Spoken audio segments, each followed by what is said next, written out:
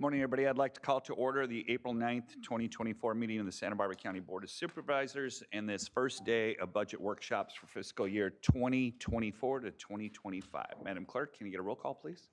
Supervisor Nelson? Here. Supervisor Williams? Here. Supervisor Capps? Here. Supervisor Hartman? Here. And Chair Lavanino. I'm here. At this time, please stand and join the board in pledging allegiance to the flag. Ready? Begin. I pledge allegiance to the flag of the United States of America and to the republic for which it stands, one nation, under God, indivisible, with liberty and justice for all. Do we have a CEO's report this morning? We'll have a longer one all day, so no, no, we don't. All right. Madam Clerk, any announcements or changes to our agenda today? Chair Lavanino and members of the board, I have a few announcements this morning. I would like to note for members of the public that intend to address the board, there will be an opportunity for public comment at the conclusion of each functional group and special issue presentation.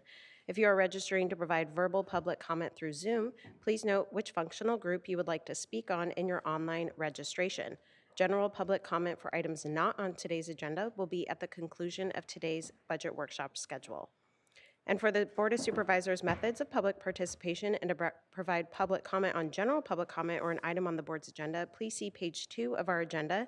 Individuals that would like to provide verbal public comment may do so via Zoom by registering in advance via the link available on page 2. If you have any questions, please contact the clerk of the board's office at area code 805-568-2240. Again, that number is 805-568-2240. That concludes my announcements for today. All right, thank you very much. That brings us to the first day of budget workshops for fiscal year 2024-2025. I'll now turn it over to CEO Mona Miyasato. Thank you, Chair Lavanino and board members. We can put the slides up, please. So this is the first day of budget workshops, and the agenda for the next few days is on the screen. I'm going to give some context to the preliminary budget. Mr. Clementi, our budget director, will give some high-level overview of the preliminary budget and some trends and identified needs. Then each of the departments will be bringing their budgets to your board for discussion and for input. And this year we only have one special issue on the capital improvement program and deferred maintenance, and that will be held on Wednesday. Because this is largely a status quo budget and because there is only one special issue, we believe we can get through these workshops Tuesday and Wednesday, but we have held Friday if necessary. Before I go further, I just want to acknowledge and thank all of the staff in our departments, and my staff in the Auditor Controller's Office whose work you're seeing today. So first of all, thank you to all department directors who are in the audience and their fiscal office and their staff who helped prepare the budgets. Secondly, the Auditor Controller's Office behind me, which reviews preliminary appropriations and revenue estimates, specifically Betsy Schaefer, our Auditor Controller, Ed Price, our Assistant Auditor Controller, Vivi Shiloh, Nick Knocker, and Juan Izquierdo. And lastly, my budget and research team, who worked with all the departments under the direction of Mr. Clementi and Nancy Anderson, our Chief Assistant CEO. And they include Stephen Yee, Reese Elstead, Dana Grossi, Shanna Dawson, Katrina Fernandez, and we have a new member, Chantel Ding, who will be replacing Reese, who is leaving our budget team after these workshops. They've been helped by Sarah Gill, as well as all the principal analysts, Nicole, Lindsay, and Ted, so thank you to my office. Budget is a year-long process, so thank you for your work. So the purpose, as you know, is to present the preliminary budget, and we are still working on the recommendations for the recommended budget, which will be printed in May and then brought to your board for hearings in June. So this is an opportunity for our departments to provide a summary of their budgets, their work efforts, their work plans for the year, updates on performance measures, and you'll see in each of the departments' reviews an update on where they are in their KPMG report implementation if they've had one to date, as well as any budget expansion requests. And as I said, we'll only have one special issue today, or this week. Tomorrow. Again, this is an opportunity to allow the board to discuss the information, ask questions, and also for us to hear from the public. And at these workshops, we're asking at the end for you to provide direction to me on any changes, policy issues, specific items you would like to see included or changed prior to the completion of the recommended budget. And on these workshops, you are not required to make any decisions this week, aside from the special issue on CIPs, where we will be asking you to affirm the recommended list or make changes. So I'm going to talk a little bit about where we are today. So this time last year, our message was buckle up and drive carefully. We said it was going to be a bumpy year. At the time, remember, we had projected ongoing revenue in the general fund being less than the ongoing expenses out in the out years, and we've seen that still in our forecast. We had heavy storms and rain causing significant damage and disasters. There was uncertainty about the state budget, as you recall, with tax receipts delayed due to the disasters. And we knew that there were major state changes afoot that would alter the way counties do business, and as we know, Prop 1 recently passed. And if you look here, we're still recovering from the major storms of 2023 and 2024. These photos show the damage that was done in March and January of 2023. We sustained over $100 million in damage, and we are still recovering with some permanent work projects still underway or awaiting funding. In 2024, we suffered damage as well at a cost of about $17 million. And just to note, we do get limited funding sometimes, or at best delayed funding from the federal or state government for these disasters. And although the state and local emergency proclamations were proclaimed for 2024, no state or FEMA cost recovery programs have been approved as of today. Next slide. So the state budget. We know that next year's state budget is in trouble again. The state is facing a $37.9 billion shortfall. The legislative analyst predicts it's greater than that. Just last week, the governor and the leadership from the assembly and state released a framework for more budget solutions, early budget solutions, but those totaled just $17 billion. The budget solutions proposed so far include things the state has done in the past, like drawing from their rainy day fund, other reserves, internal borrowing and shifting and deferrals, and some one-time reductions. So we'll continue to keep our eye on that. In addition, we know that the passage of Prop 1 will have an impact on our Behavioral Wellness Department and our Mental Health Services allocation. Just a reminder, we get $44.7 million from that allocation. Changes would not affect our county until 2026. We also know that SB 43 will become more defined in the coming year, and this was the law that expands eligibility for conservatorship. We presented a report to you several months ago, and the Behavioral Wellness Department will come back to your board this summer for a plan. So far, what we know, it appears the state budget doesn't severely impact the county's budget, but it is still too early to tell as the legislature and governor work out compromises in the May revise.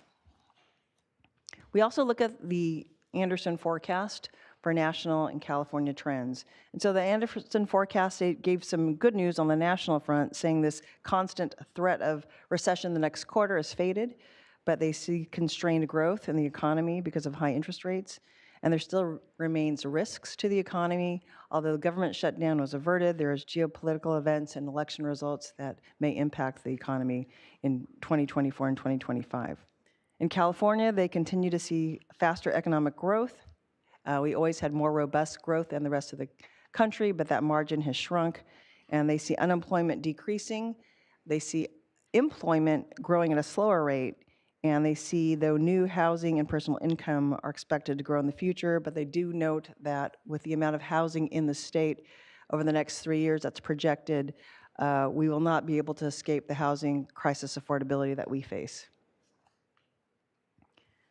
So going to a local level, this chart is showing the year-after-year growth in values in our secured property roll. So these trends impact our property taxes, but it's not the same as looking at property taxes. I just want to be clear about that. But property taxes make up 80% of our discretionary general fund, and so we track property assessed roll value very carefully. The red bars indicate recessions or changes in value that occurred over the last 30 years. And as you can see from the chart, the lowest period of growth occurred from 2010 to 2013 in the aftermath of the Great Recession. Towards the right of the chart, you see an uptick, and that is what occurred in the aftermath of the pandemic in 22-23, and it was due to the increase in sales and reassessments. That did generate more discretionary general fund revenue, which the board wisely set aside and didn't allocate. On the far right, you see the orange bar, which is what we expect to see next fiscal year. And you can see that the growth is coming down. It's a 3.75 projection, which is lower than the historic growth which we've witnessed over the past 20 years, which is typically more about 5%. And we're seeing these historic lows in the monthly transfer tax volume of units being sold, which is a leading indicator of the secured rural growth slowing down. And you'll hear us talking a lot more about that in Mr. Clementi's report. Next slide.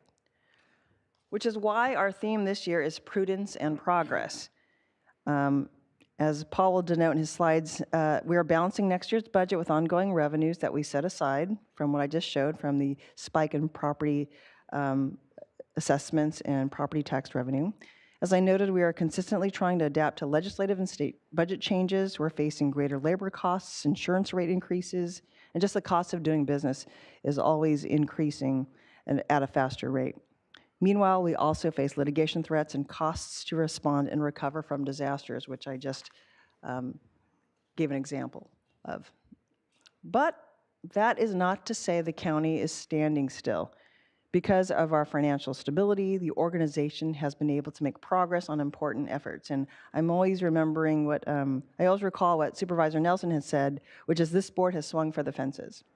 As many of these efforts underway will transform our organization, our services, and how we serve our community. A few of them are noted here, and you'll hear more about them in the department's presentations. Some of these are general funded, some of these are funded from state or federal funds. But I'm listing these because undergirding all of this has been your board's commitment to a fundamentally strong financial foundation and organization. So this is an example of what the county has achieved with the right amount of time, planning, and fiscal prioritization. From developing a plan in which the board and the county carved out almost, $24 million annually in general fund because we needed a new jail in 2011. That came to fruition in 2022, although we're still needing to set more money aside in the general fund. Shifting general fund to the fire district in 2012 to support greater community protection. Developing a plan for deferred maintenance that started in 2014, and then saving funds, ongoing funds in 2024 to issue debt for major projects. So all these efforts were done without additional or new streams of general fund, but instead relied on the property tax growth as well as TOT, sales tax, and other revenue sources. So it's just a reminder that with enough time, planning, growth, and prioritization, this board and the county has been able to make big financial commitments to achieve big things. Next slide. This past prudence has allowed our fiscal planning such that this is our 6th year without reductions, and our goal, which we set out in December with your board, was to ensure continuation and stability of services next year. So some positive factors for next year are highlighted. More funding is coming in for safety net services, and you've seen Mr. Nielsen and DSS talking about the increase, particularly for CalFresh. We've talked about using that we've had ongoing set-asides to help us in the short term. We have strong financial policies and practices in place. And just as a side note, Mr. Hagan, our treasurer, my staff, and the auditor controller, county council had done presentations with the rating agencies for our upcoming bond issuance, and they were very impressed with our practices, but more impressed that we had actually adhered to our practices. We do have one-time balances to fund high-priority capital projects, which we'll discuss tomorrow. Some of the challenges, you'll hear more about slowing growth in our general fund revenue, and you saw that from the expected property tax roll. Unusually high growth in other costs, some are listed here. We're always challenged to be competitive in salaries and benefits. Those costs never go down, and we are trying to keep up and be competitive and retain and recruit the best that we can. Deficits are forecasted in year 3 of the forecast, which could lessen if we see higher property sales, TOT tax, or other revenue sources. We'll continue to monitor these, and next year begin developing more specific strategies if the forecast does not improve. But in this context, I also want to remind us that we can't always have more. Please, sir, I want some more. What? Please, sir, I want some more. So I know for many departments, they feel like Oliver Twist, and they feel that I am Mr. Bumble. But we are not Oliver Twist. The county is not in a dire situation. We are not starving or in grave want. But I do want to give credit to our departments because it may feel that way to them because they are passionate about the services they provide and wanting to do more for the communities they serve. And you'll see in their emerging issues, there's a lot of wants and needs. And some of them are I think all of them are legitimate, but we can't get there yet. And the message I want to convey is that we have to continue to live within our means. We don't have any new revenue streams. Just last week, we saw that there's no voter appetite for new taxes. So we will need to continue to be as efficient as possible and prioritize our needs within our budgets. And while there are no service level reductions proposed for next year, if there are changes in the priorities of the board, departments, or the communities, or just emerging needs that need to be taken care of, we will need time to begin planning for that and making adjustments in one area so that we can fund new areas.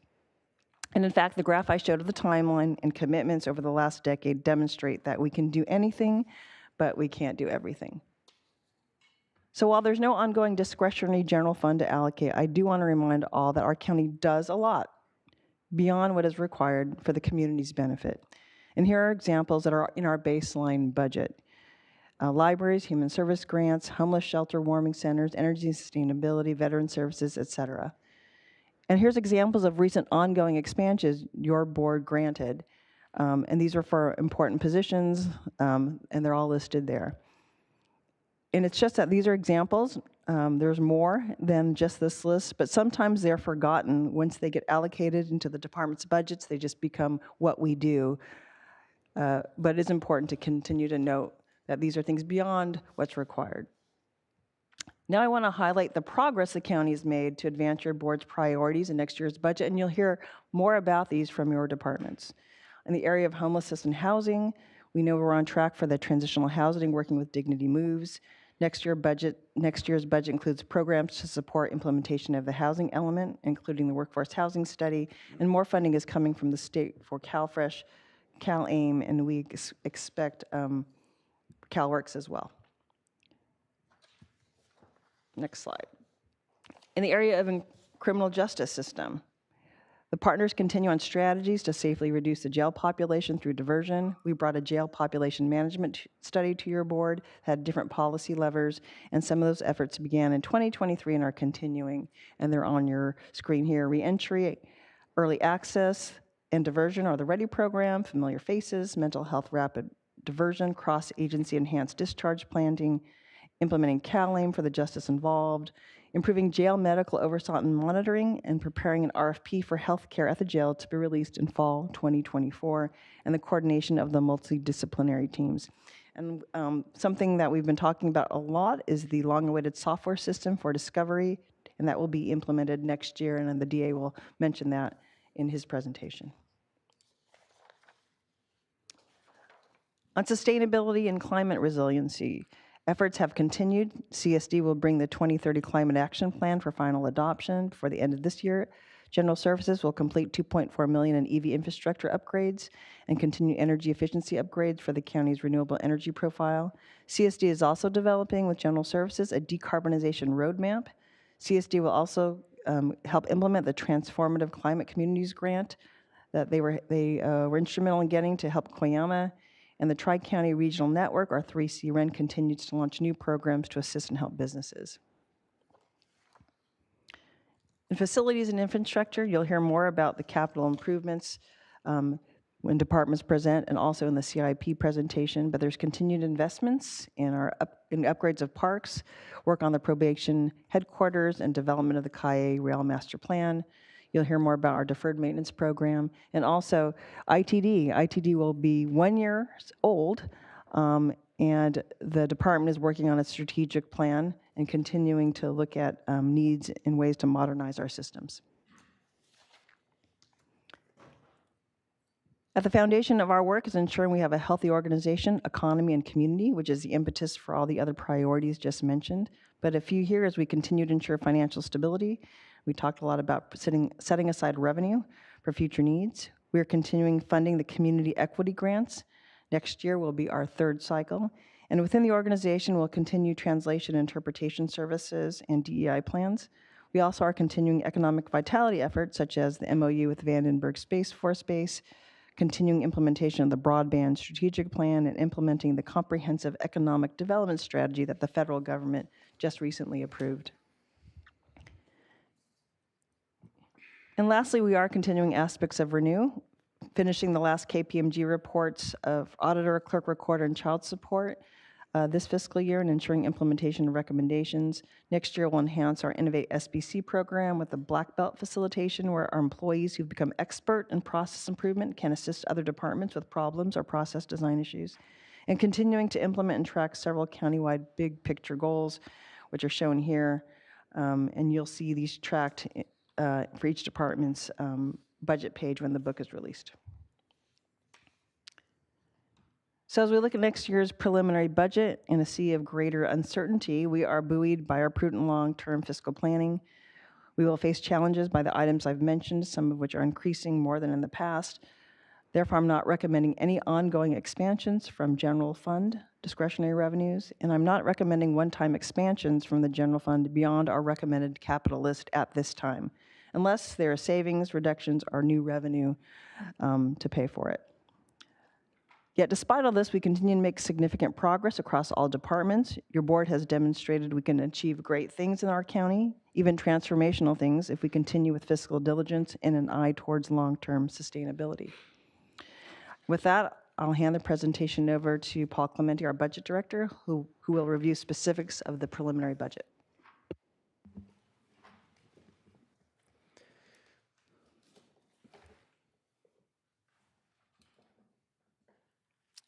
Thank you, Mona.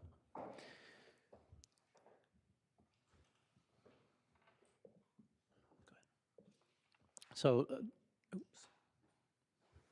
just a quick reminder again of where we're at. We took the forecast to your board in December.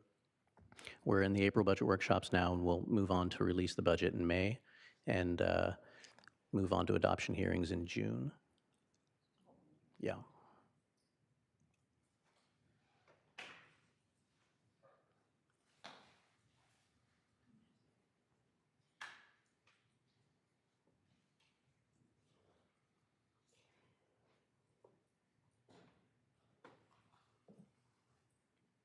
So I'll ask you a question, Paul. So what was that schedule again? What are we doing today? Trying to burn some time here. So today we're in the workshops. Okay. Through tomorrow, release the budget in May, adoption hearings in June.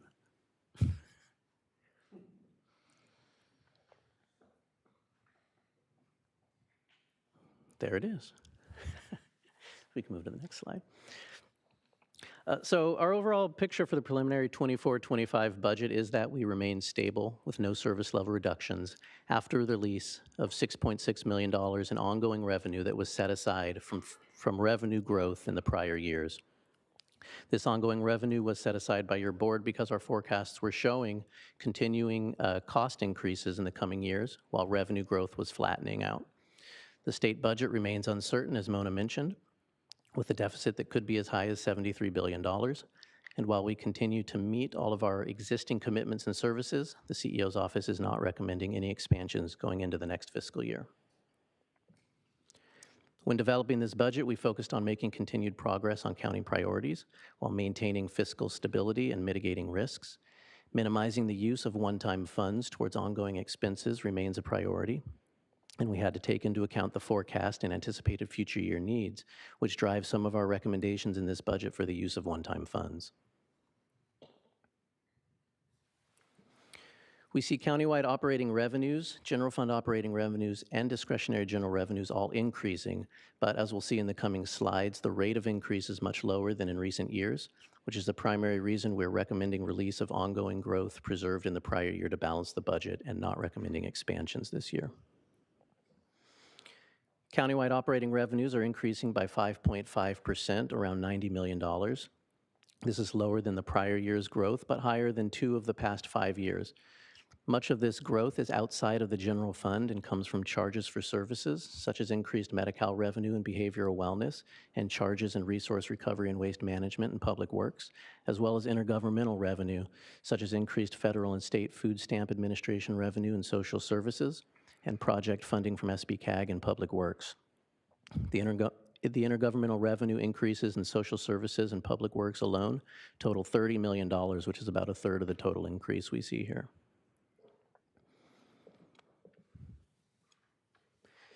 In the general fund, total operating revenues are growing at a much slower pace than total countywide operating revenues at only 2%, which is also much lower growth than most of the previous years. This is driven by slower growth in discretionary revenues, which I'll get to on the next slide, as well as flat growth in Prop 172, a state revenue that funds public safety and is generated through sales tax. And I'll just note, because it stands out on the slide here, the negative growth we see in 2021 is when we moved environmental health services, the clerk recorder function, and most of planning and development out of the general fund and into their own special revenue funds, which reduced overall operating revenues in the general fund. So that was just a funding shift, which is why that looks negative in that year.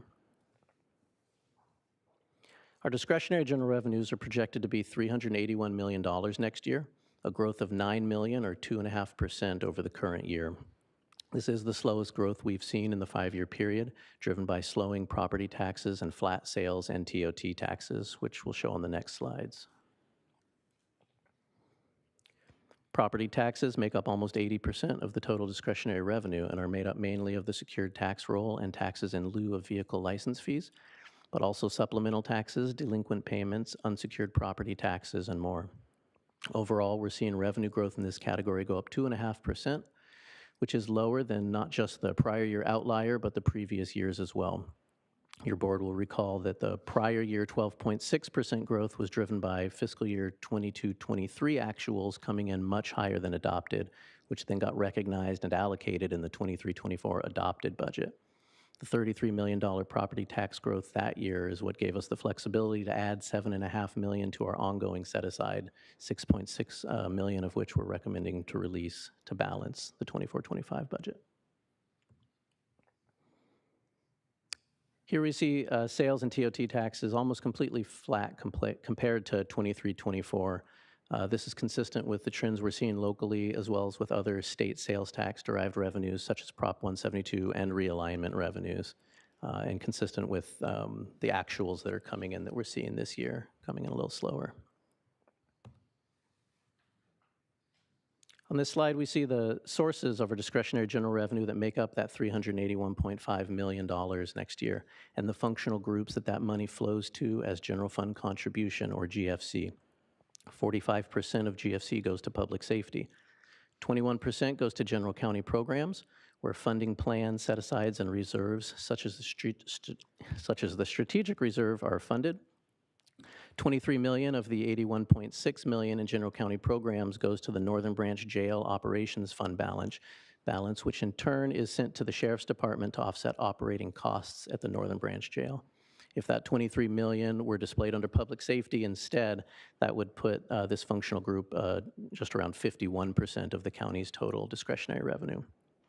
Health and Human Services has some of the largest county departments, but they receive the majority of their funding from state and federal sources, and so have a relatively small piece of the total general fund contribution, just over 7%. And on this slide, we wanted to break down that $381 million from the prior slide in a different way. There's close to 150,000 households in the county, so if we break the total discretionary revenue down by household, and then further divide that by 365 to get a daily amount, we find it equates to roughly $7 per day per household. This is very generalized to try to provide more relatable context on an individual level to what the $381 million is a very large number, kind of hard to conceptualize. It's not meant to imply that all households, incorporated and unincorporated, are paying the same amounts into the county's general revenues. It's more about breaking down where that money is being allocated in a more bite-sized, understandable way. So if we look at where the $7 per day per household gets spent, about $3.18 goes to public safety. General county programs, our next largest recipient, is at $1.51. which, as I mentioned, goes towards Northern Branch jail operations, as well as the 18% maintenance policy, plus other ongoing maintenance and projects funding in Public Works, General Services, and CSD. Goes towards planned debt service payments on the soon-to-be issued COPs, funding for the ERP system and other technology investments, the strategic reserve annual growth, and more. The remaining functional groups each received less than $1 per household per day of the county's discretionary general revenues, with general government support services at 93 cents and the other three groups hovering around 50 cents each. Oh, and we'll take a closer look at how GFC is split amongst departments within functional groups during the functional group presentations later on. Total operating expenditures, which are comprised of salaries and benefits, services and supplies, and other charges such as utilities, liability insurance premiums, and IT rates, are increasing 6.7%, around $100 million, similar to the prior year. $41 million of this increase is in salaries and benefits, and $42 million is in services and supplies. The services and supplies increase is driven almost entirely by behavioral wellness and public works, with public works seeing increases in project contract expenditures, mostly in transportation and flood control, and behavioral wellness driven by increases to community-based organization service contracts related to the delivery of mental health and drug and alcohol treatment and prevention programs. We see on this slide that total FTE are going up 118, from 4,644 in the current year to 4,762 in 24-25, with over 60% of that increase being the social services positions added in the current year for CalFresh and other program administration, and then being realized in the next year's adopted budget. The per capita cost is going up $7,000 to $173,000 per employee. Increasing salary costs, pension, and healthcare costs are all contributing to the overall increases in costs per FTE. And with many of our bargaining group MOUs ending by the end of this fiscal year, we've had to make assumptions on salary increases until successor agreements are in place. The overall SMB increases we see here include an assumed 3% increase in salary costs for those unions currently in negotiations or beginning negotiations soon. Total salary and benefits countywide are projected to be $824 million next year, which is a majority at 52% of the county's total operating expenditures. Another expense we wanted to highlight are the increasing costs of general liability insurance and IT rates. Countywide, these two expenses totaled $45.4 million in the current year adopted budget and are increasing to $55.3 million next year, a 21.8% increase. Together, they've been increasing around 20% a year for the past 5 years. Many departments, particularly those in the general fund, did not see their other revenues grow enough to cover these increases in every case and required additional GFC to offset these increases and avoid service level reductions. I'll talk about additional GFC allocated to departments to cover S&B and rate increases on an upcoming slide.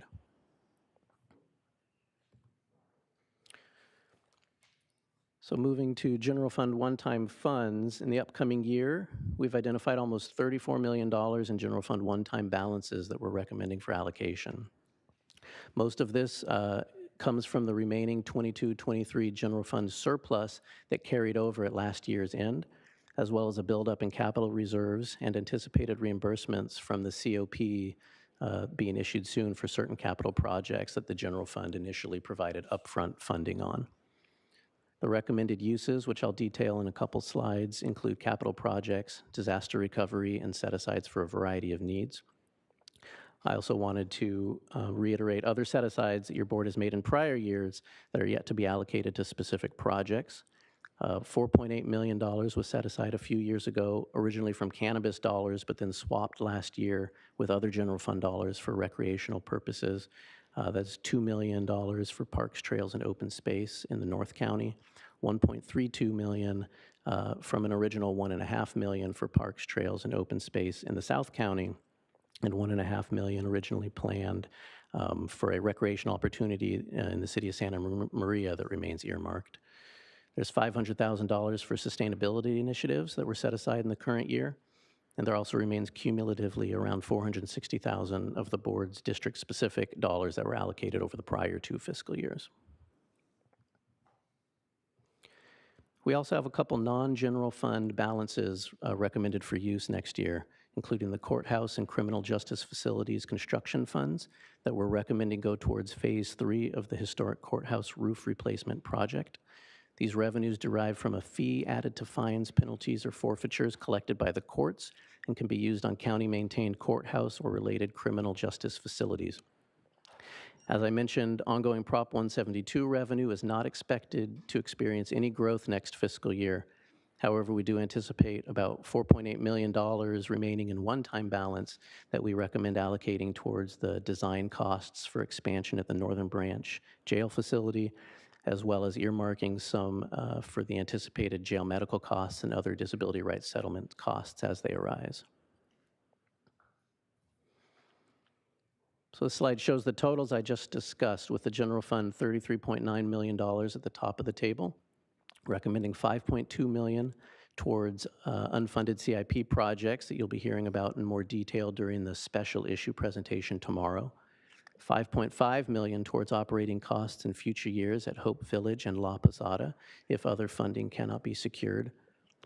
$9.6 million towards COP-funded projects, which would lower the ongoing cost of the planned annual debt service. $3 million to Public Works Transportation for recovery work related to the 2024 storm damage. $6.4 million for disability rights, jail medical set aside, which, when combined with the $2.9 million down below on the Prop 172 table and $700,000 we currently have set aside, would make a $10 million set aside to address needs related to settlement implementation in upcoming years. And finally, $4 million in a remaining set aside to help mitigate future year deficits in the forecast or other priorities that materialize. The other two tables, we see the non-general fund balances I discussed on the prior slide, and the two CIP projects listed here are also part of the special issue presentation tomorrow.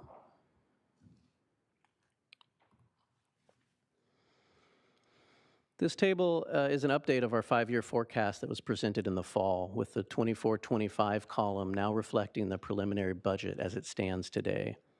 The anticipated growth in discretionary revenue of $10.8 million, which excludes cannabis because we don't allocate that towards ongoing growth and ongoing costs because of its volatility. That $10.8 million was not enough to cover growth in salary and benefit costs, Northern Branch jail operations increases, and GFC needed to help balance department rate increases, as well as estimated costs of a 1-year extension to the status quo jail medical contract, which is currently in negotiations. To cover these cost increases, we anticipate releasing about $6.6 million from the total $10.7 million ongoing revenue set aside. And as discussed in the fall, this leaves enough ongoing reserves to balance the 25-26 budget as well, should these costs and revenue assumptions bear out. But starting in 26-27, we do see shortfalls. Higher revenues than projected, or new revenue sources, or lower costs could help balance. But on the flip side, continued slowdown in revenue growth or higher labor costs, jail medical, or other unanticipated costs would accelerate the use of remaining ongoing reserves. On this slide, we wanted to highlight the additional GFC that was allocated above and beyond the GFC growth that departments receive based on our adopted methodology that was necessary to balance department costs and avoid service level reductions. Each department has a slide in their individual presentations on this, so I won't walk through each line here, but the total was $5.7 million, a significant amount, and the main reason we needed to release reserves. Most of the reasons you'll see here are rate increases and S&B costs. We have expansion requests from 3 departments that you'll hear from during their presentations, totaling $23.2 million. Totally 23.2 FTE, $4.6 million in ongoing costs, and $1.2 million in one-time. Due to the fiscal situation outlined in this presentation, the CEO's office isn't recommending any expansion requests this year.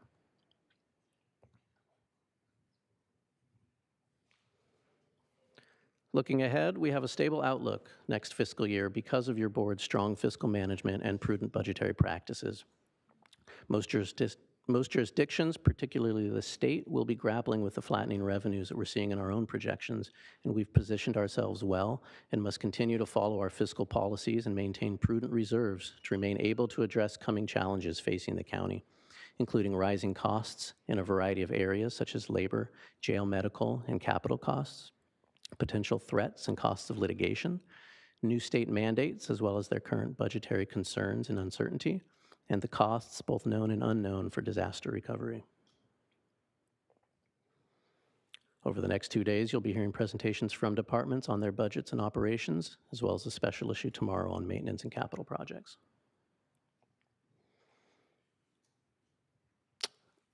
And just as a reminder, after workshops, we will be finalizing the recommended budget to release by May 30th, holding budget adoption hearings on June 11th, with the 13th held if necessary. Recommended actions we'll reiterate again at the end of workshops. And that concludes my overview. All right, thank you very much. So that takes us to our first functional group. Mr. Yee, good morning. Good morning, Chair Lavanino and members of the board. I'm happy to be here with you today and throughout workshops to provide you a brief overview of each functional group. As noted, the Public Safety Functional Group is comprised of the District Attorney, Probation, Public Defender, Sheriff, Fire, and Court Special Services.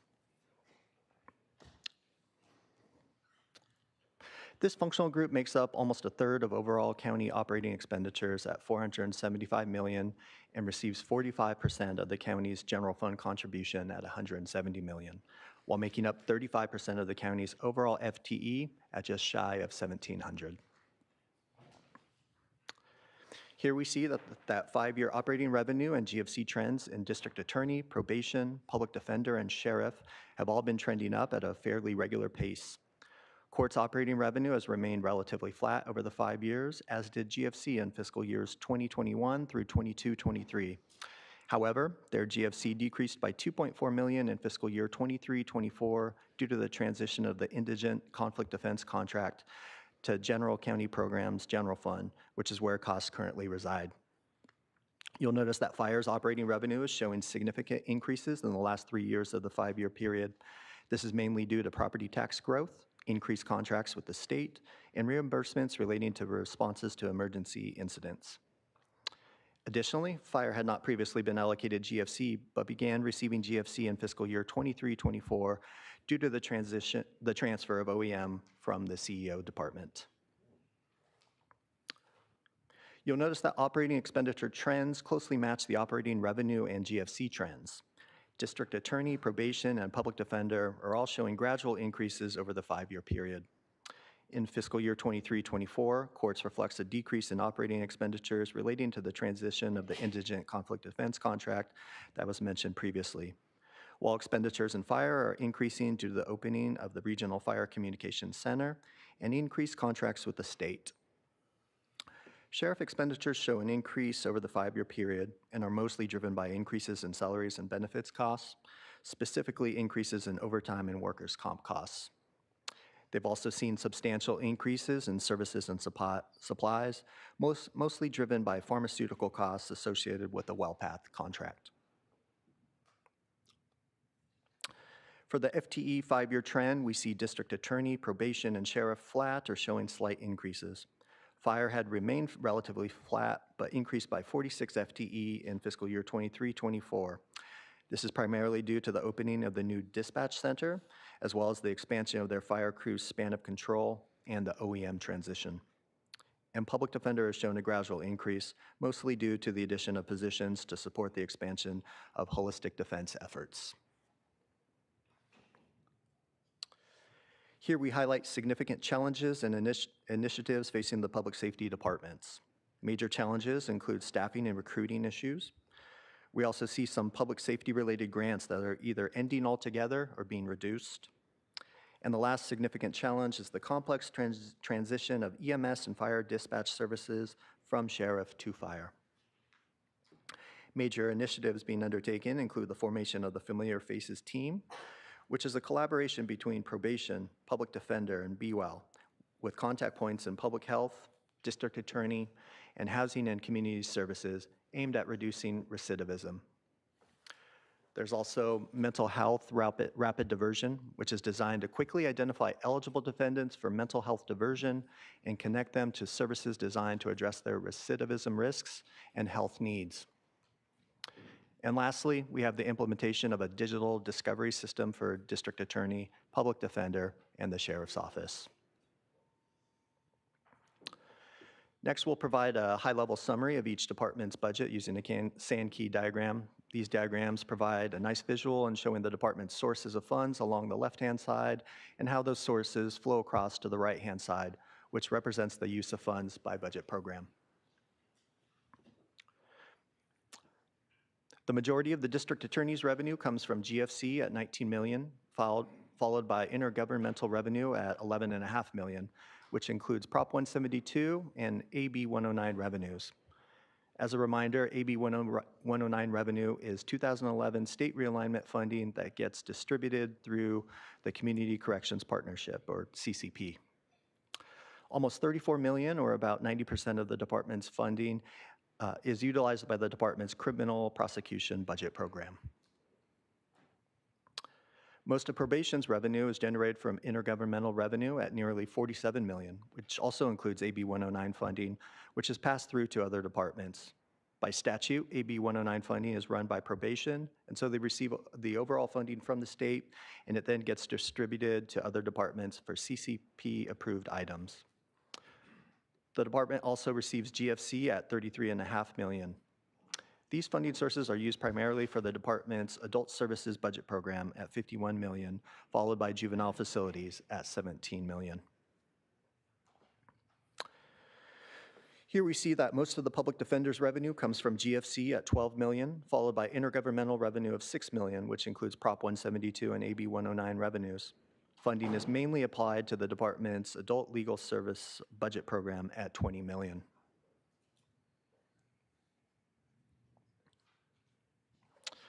The Sheriff's Department receives the largest allocation of GFC of any county department and comprises their most significant funding source at $95.5 million.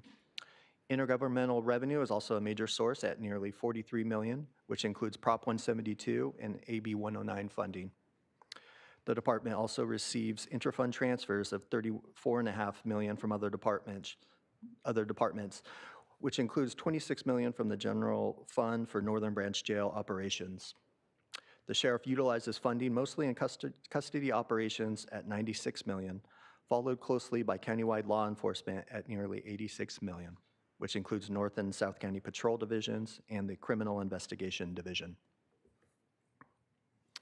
In the fire department, we see that most of their funding is generated through property taxes at $76 million and charges for services at $40 million for services provided relating to state contracts and mutual aid. The department does receive a GFC allocation of $2 million that funds emergency management specifically.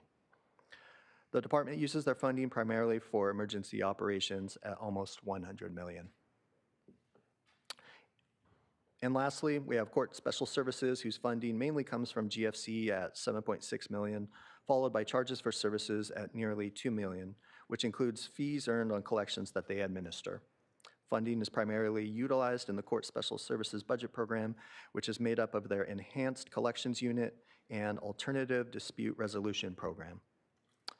And that concludes the Public Safety Functional Group summary.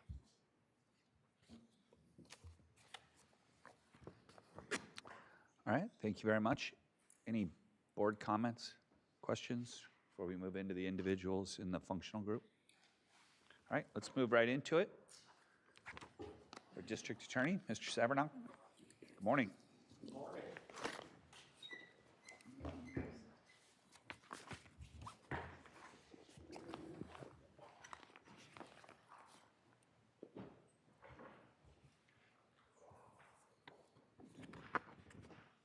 You good, Nicole? All right. Chair Levanino, members of the board, with me today at the podium are my Chief Financial and Administrative Officer, Michael Soderman, my Business Manager, Nicole Myung, Also present are Assistant District Attorney Kelly Duncan and Caressa Stevenson from the business office. All will be available to answer any questions. This budget presentation actually serves as an opportunity to highlight the breadth of public service provided by the District Attorney's Office. The DA's office is the primary prosecutor of all state law misdemeanors and felonies. Cases involving everything from DUIs, domestic violence, forcible rape, and murder are the responsibility of prosecutors in the office. The DA's office handles cases even after the initial trial phase, such as appeals, post-conviction relief requests, and parole hearings. We are the voice of victims in criminal cases with a dedicated Victim Witness Services Division, a role which often continues after conviction, such as seeking restitution and appearing at parole hearings for defendants who received life sentences. We are the hub for the receipt and distribution of terabytes of criminal discovery. The DA receives, processes, distributes discovery in all filed criminal cases. The DA's office does in-depth analysis and provides legal opinions on officer-involved shootings involving armed individuals and in-custody deaths.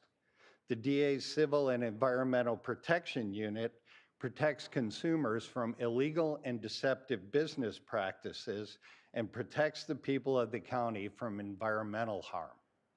The DA's office appears in juvenile court to engage in prosecutions of the often very serious offenses committed by youthful offenders.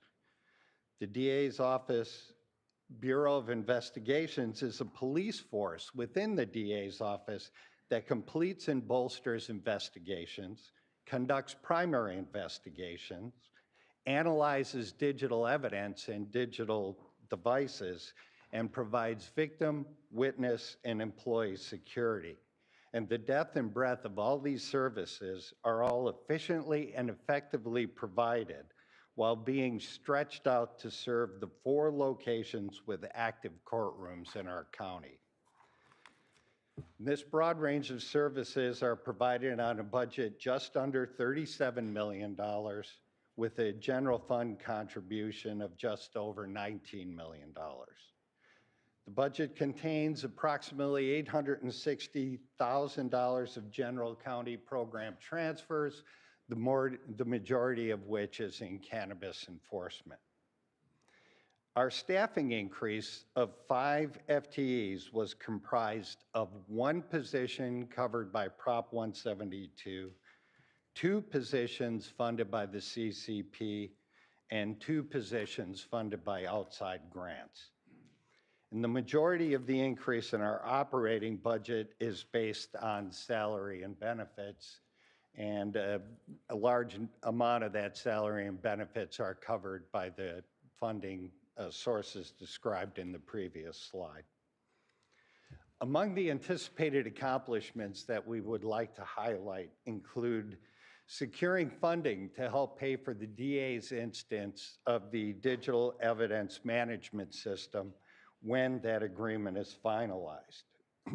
We have spent additional time in collaboration with law enforcement on cold case homicides, resulting in 7 cold case murders being filed.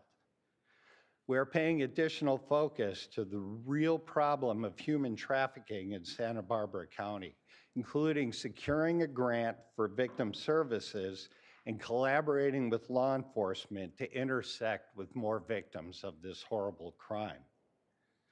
We've increased our victim services capacity to address an increase in North County domestic violence cases.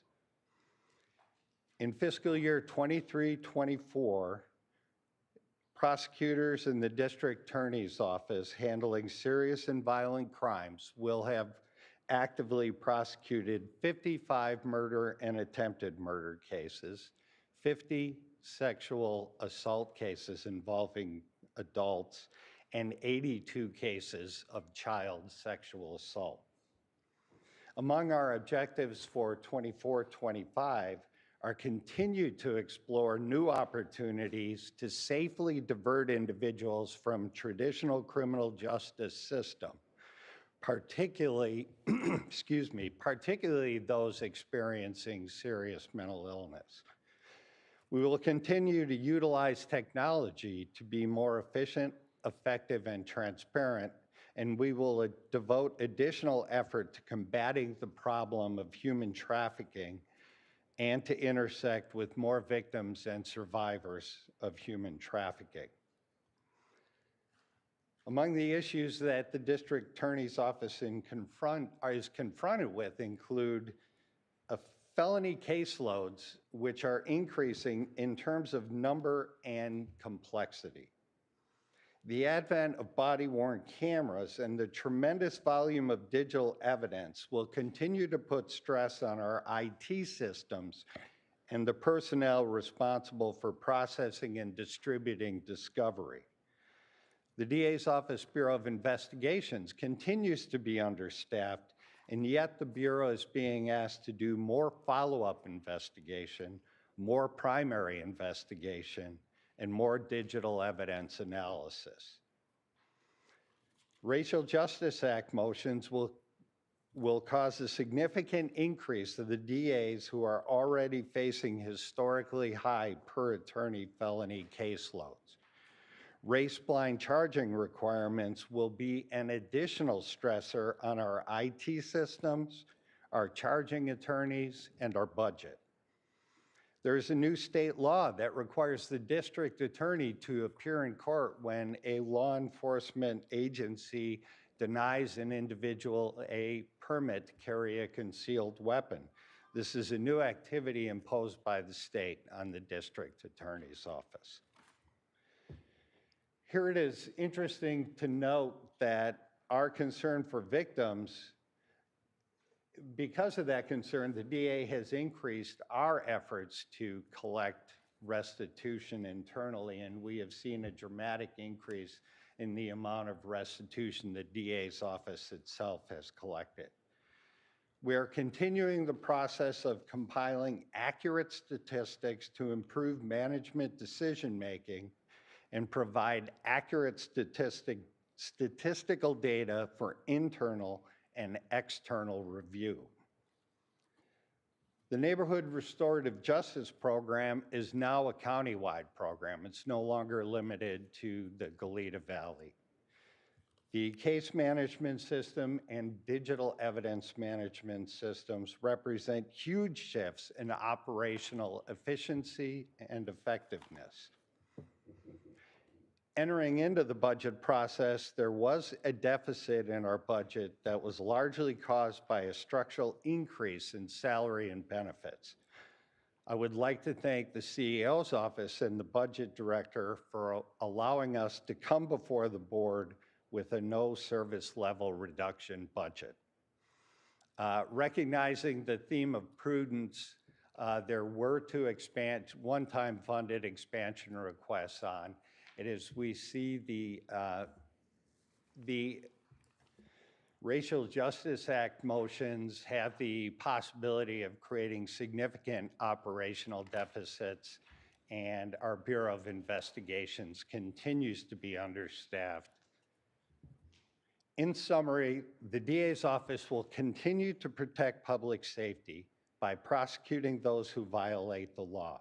We will also work with other justice partners to explore opportunities to safely reduce recidivism while exploring technology and systems that allow us to be more efficient, effective, responsive, and transparent.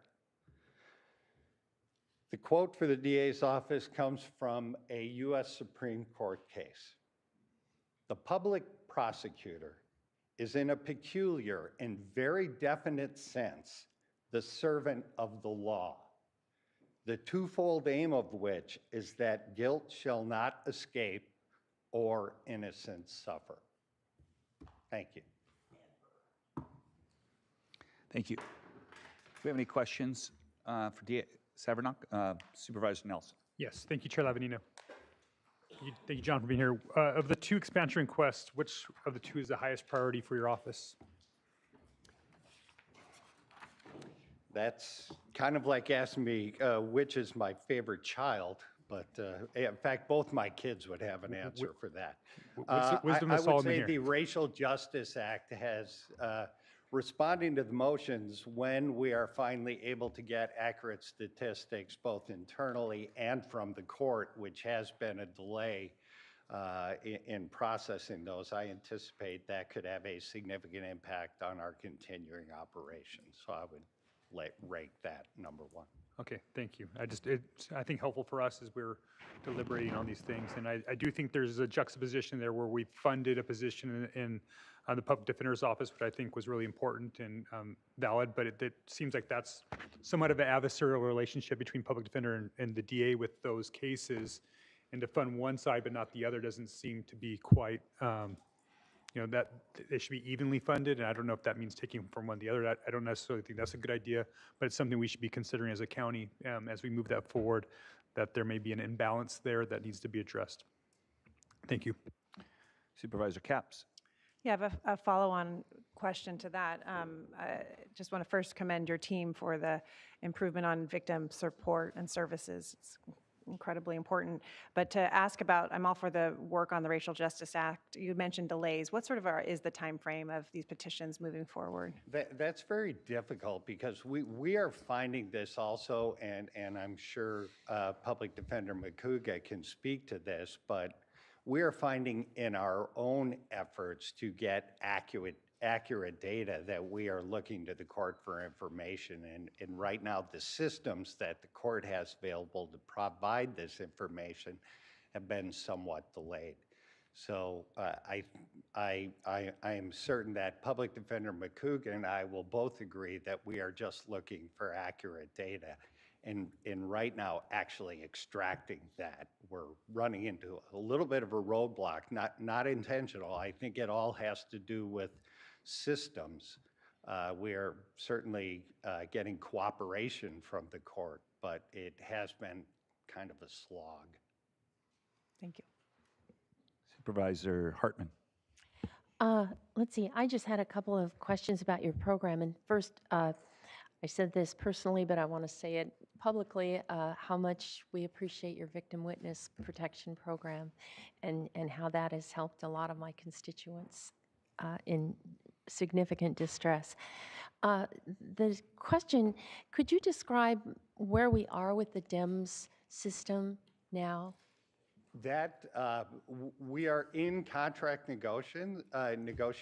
I'm certain probably at this point, County Council could address where they are, but we have been informed that we are just in the nitty-gritty, the little hang-ups that come to completing a contract. So when would we expect in contract with the vendor, or we are negotiating a contract. So when would it become operational? That would depend on when the contract is approved. Once the contract is approved, we are anticipating approximately 9 months. Okay. The effort at the DA's office, linking it to the public defender's office is one thing. The instance that the sheriff's department will get is significantly more complex. We will be receiving, processing, and distributing all the information, but the sheriff's department has multiple. The DEMS will be grabbing digital information from a multitude of systems in the sheriff's instance, but we're anticipating approximately 9 months. And it went by quickly, but the establishment of a DA diversion director, could you talk more about that? That was a position funded by the CCP. I believe have we posted that job? We're working with HR to actually post the position. I know we've had several interested candidates.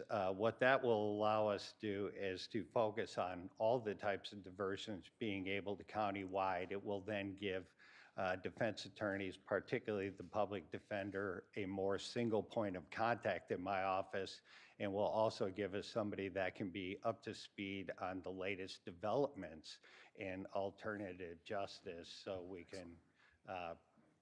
can propose and participate in additional forms of diversion or alternate justice. And will that person also be collecting data so that we have better information on which programs work? Yeah, the data is central to this. That is one of the reasons that we contracted with Securo, and in our neighborhood restorative justice program are working with Dr. Sharkey.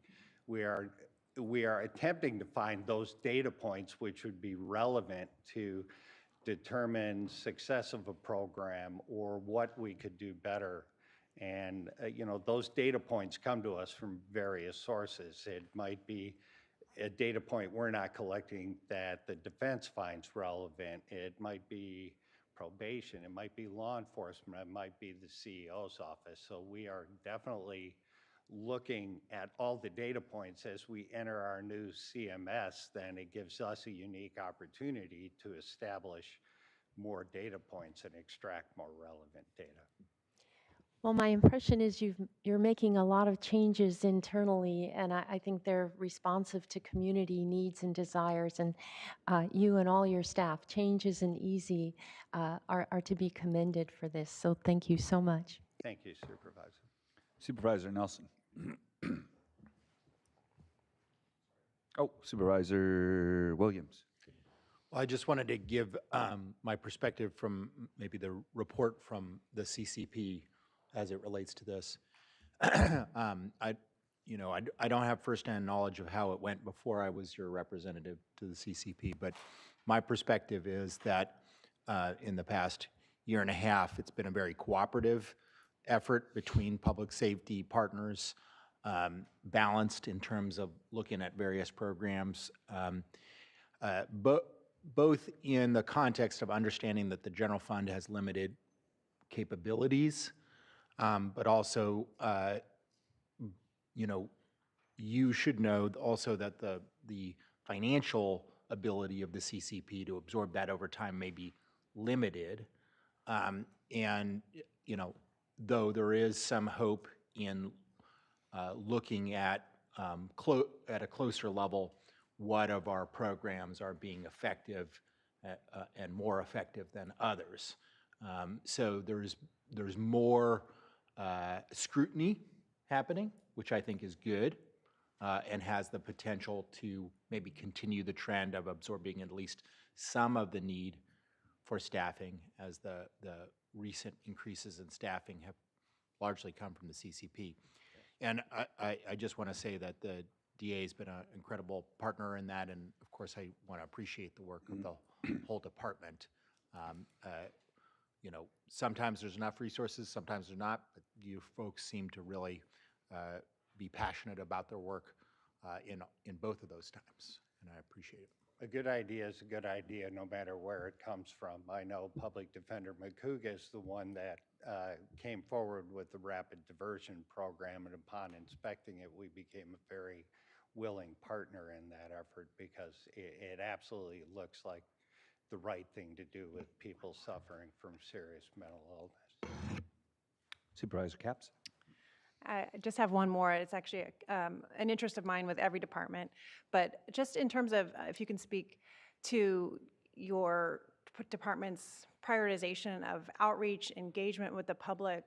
I see some sort of new efforts on social media, but I just was struck as we met last week with so many advocates on jail healthcare, just how engaged the public is in criminal justice and how important it is. I mean, we're making a new emphasis on with data, but data only means something if we're communicating it. So if you could just speak generally, I would love to know, who sort of on your team is tasked with really working with the public and making sure that new initiatives and things that you are pushing are understood. Yeah, there has definitely been a focus on that, and I will say we're a very public-facing organization, particularly with our victim witness program going out and events such as we have made significant inroads to getting Mothers Against Drug Driving more active in Santa Barbara County. We are leaders in the Human Trafficking Task Force, and we are outreaching numerous times there. We do not have a public information officer in the DA's office, but we are actually in background for a new administrative assistant for mine, and one of the job duties of that assistant was going to be to do more public-facing work, particularly communications, both on social media and otherwise. And also a large part of our statistical analysis is to make sure we have an accurate, up-to-date, and modern forward-facing dashboard, which would then be part of the public's ability to intersect with what's going on with our office. Thank you. I'm all for that. Thank you. I just have a couple of questions. One is, have you had enough work on the new case management system yet to determine what its efficiencies are going to be, and what will that mean of either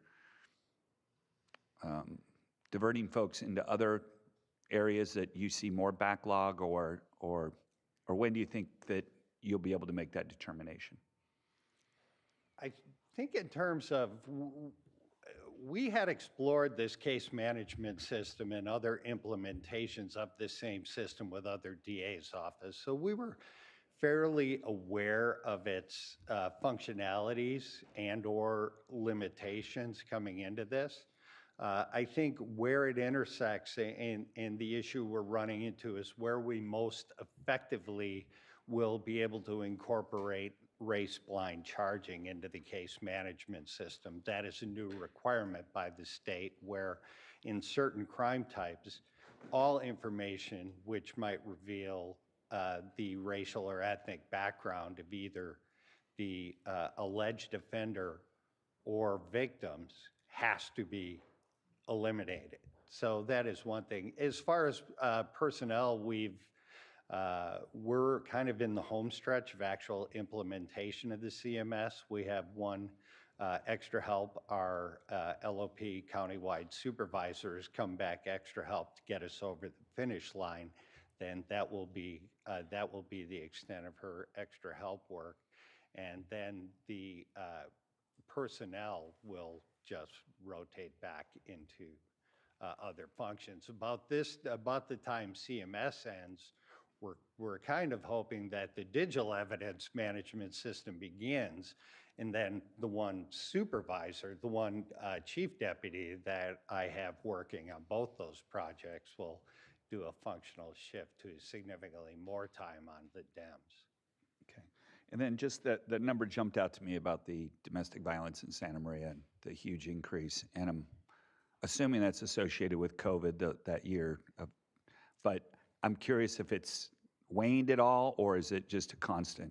No, we have seen an increase. Our response was actually, our request for that additional victim advocate was actually post-COVID. Some of the cases certainly did carry over, but we are finding disturbingly that domestic violence continues to be an issue. That's everywhere. It's approximately historically it's been around a third of our felony caseload has been domestic violence. We're not actually seeing a significant decrease in that. Okay, then my last one is just, I think like a lot of other people, really interested in cold cases, probably because of TV.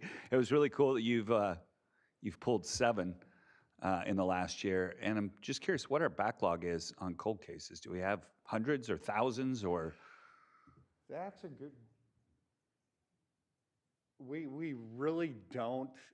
We would have to work with the sheriff's office and each individual police agency, because a number of what are defined as cold cases actually have never made it to our office. You, so it's right. not a stat that we I get would it. Okay, possess. so then it comes from them. Then, so that's why you've filed, when you said you had filed 7, that those are now have come to you at this point that were cold cases, and you've filed charges at this point. Yeah, when an agency, what we've done is we have a very experienced homicide prosecutor that is doing office-wide training and also filing homicide. So when an agency then says, we have this older case we're working, they then work with our attorney to see if they can develop sufficient evidence to file. With the ever-increasing abilities of a DNA analysis, that has certainly made a lot of cases that otherwise would have remained unsolved, solvable. Excellent. All right. Thank you to your team. Appreciate it. Thank you. Okay, that takes us to our second member of this functional group, and that will be our probation chief, Holly Benton.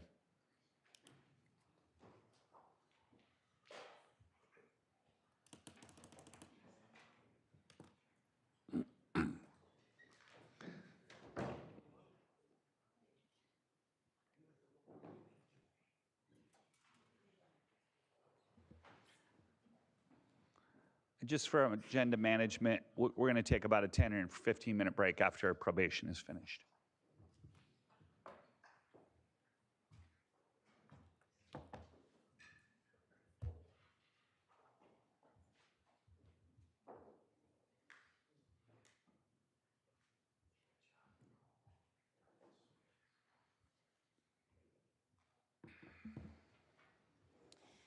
Good morning, Chair Lavanino and Supervisors. I'm Chief Probation Officer Holly Benton, and with me this morning is my executive team, Damon Fletcher, Sam Leach, Spencer Cross, and Melinda Barrera.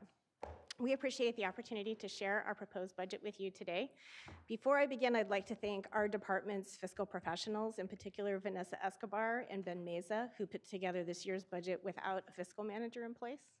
And also, I'd like to thank the CEO's office and budget personnel for their insight and assistance during this process this year.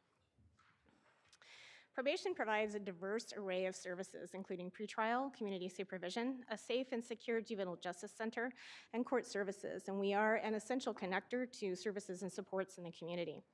To accomplish our mission, probation is engaged in over 40 collaborative and multi-agency partnerships and projects, with more on the horizon. The department's proposed operating budget of $74.8 million is balanced, with no restoration requests. $2.37 million of ongoing operations are supported with one-time funds, primarily AB 109 growth funds, and there is sufficient AB 109 fund balance that this use is not a concern. 69% of our 328 full-time staff are sworn peace officers.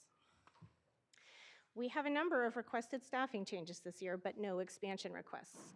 This year, we have focused on enhancing existing programs where funding was available, and we used workload analysis to determine where our remaining funding could be used to fill gaps, particularly in collaborations which benefit your board's criminal justice priorities. I'll be talking about some of those later in the presentation. In the current year, probation used new and increased funding to restore 2 DPOs, one for pretrial supervision and one for the county's new whole person care program. Including these positions, our proposed budget shows a net increase of 6 FTE. The proposed operating budget is $74.8 million, is increasing by $4.7 million.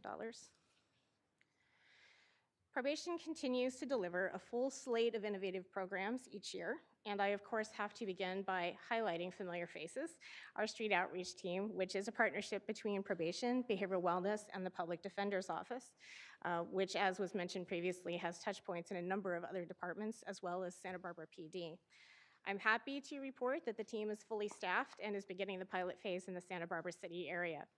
The genesis of this program was that in 2021, more than 800 individuals cycled in and out of the Santa Barbara County Jail 4 or more times. The Familiar Faces team seeks to understand some of these clients' needs and provide basic care like food, clothing, and specialized shelter, while completing a comprehensive assessment and helping them to accept services. And we will have more to report on their work in the months to come. Continuing with the theme of service connection and collaboration, we've dedicated an officer to the public health-led whole person care initiative to break down barriers for community members who come in contact with any of our departments and put them directly in touch with a person who can assist them in any other department. with an eye toward retention and succession planning for the 31 new hires and 25 promotions we've made in the last year.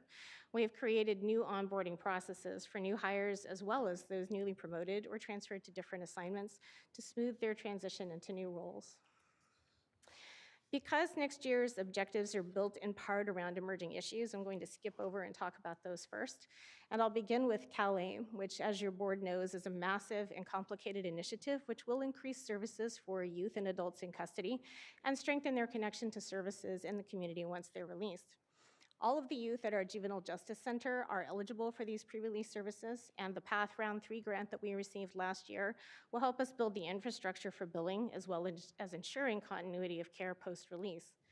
For our adult clients, there will also be some challenges with bridging the gap from discharge planning in the jail to probation's case management and ensuring a warm handoff to supports in the community. Next, I need to spend just a few minutes on the repercussions of juvenile realignment and its local impacts. Put simply, I think all of you know that realignment returned responsibility for custody of the youth with more serious charges to the counties as state facilities were closed. These youth, who are referred to as Secure Track or PEAK locally, are now committed to our local Juvenile Justice Center, and they may remain for many years in a facility that was built for stays of a few weeks to a few months. We currently have 13 PEAK commitments in our facility. In the long run, housing this population is going to require some physical modifications to our JJC, and those changes are continuing through the design and the costing process. But in the meantime, these youth will transition from being children in custody to being young adults.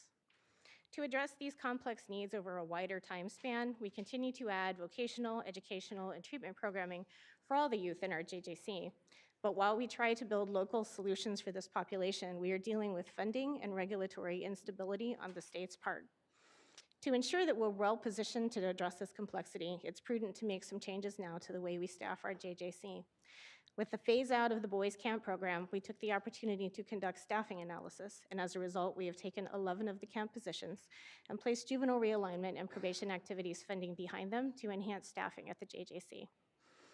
Our juvenile institutions officers have been working mandatory overtime for about 2 years now.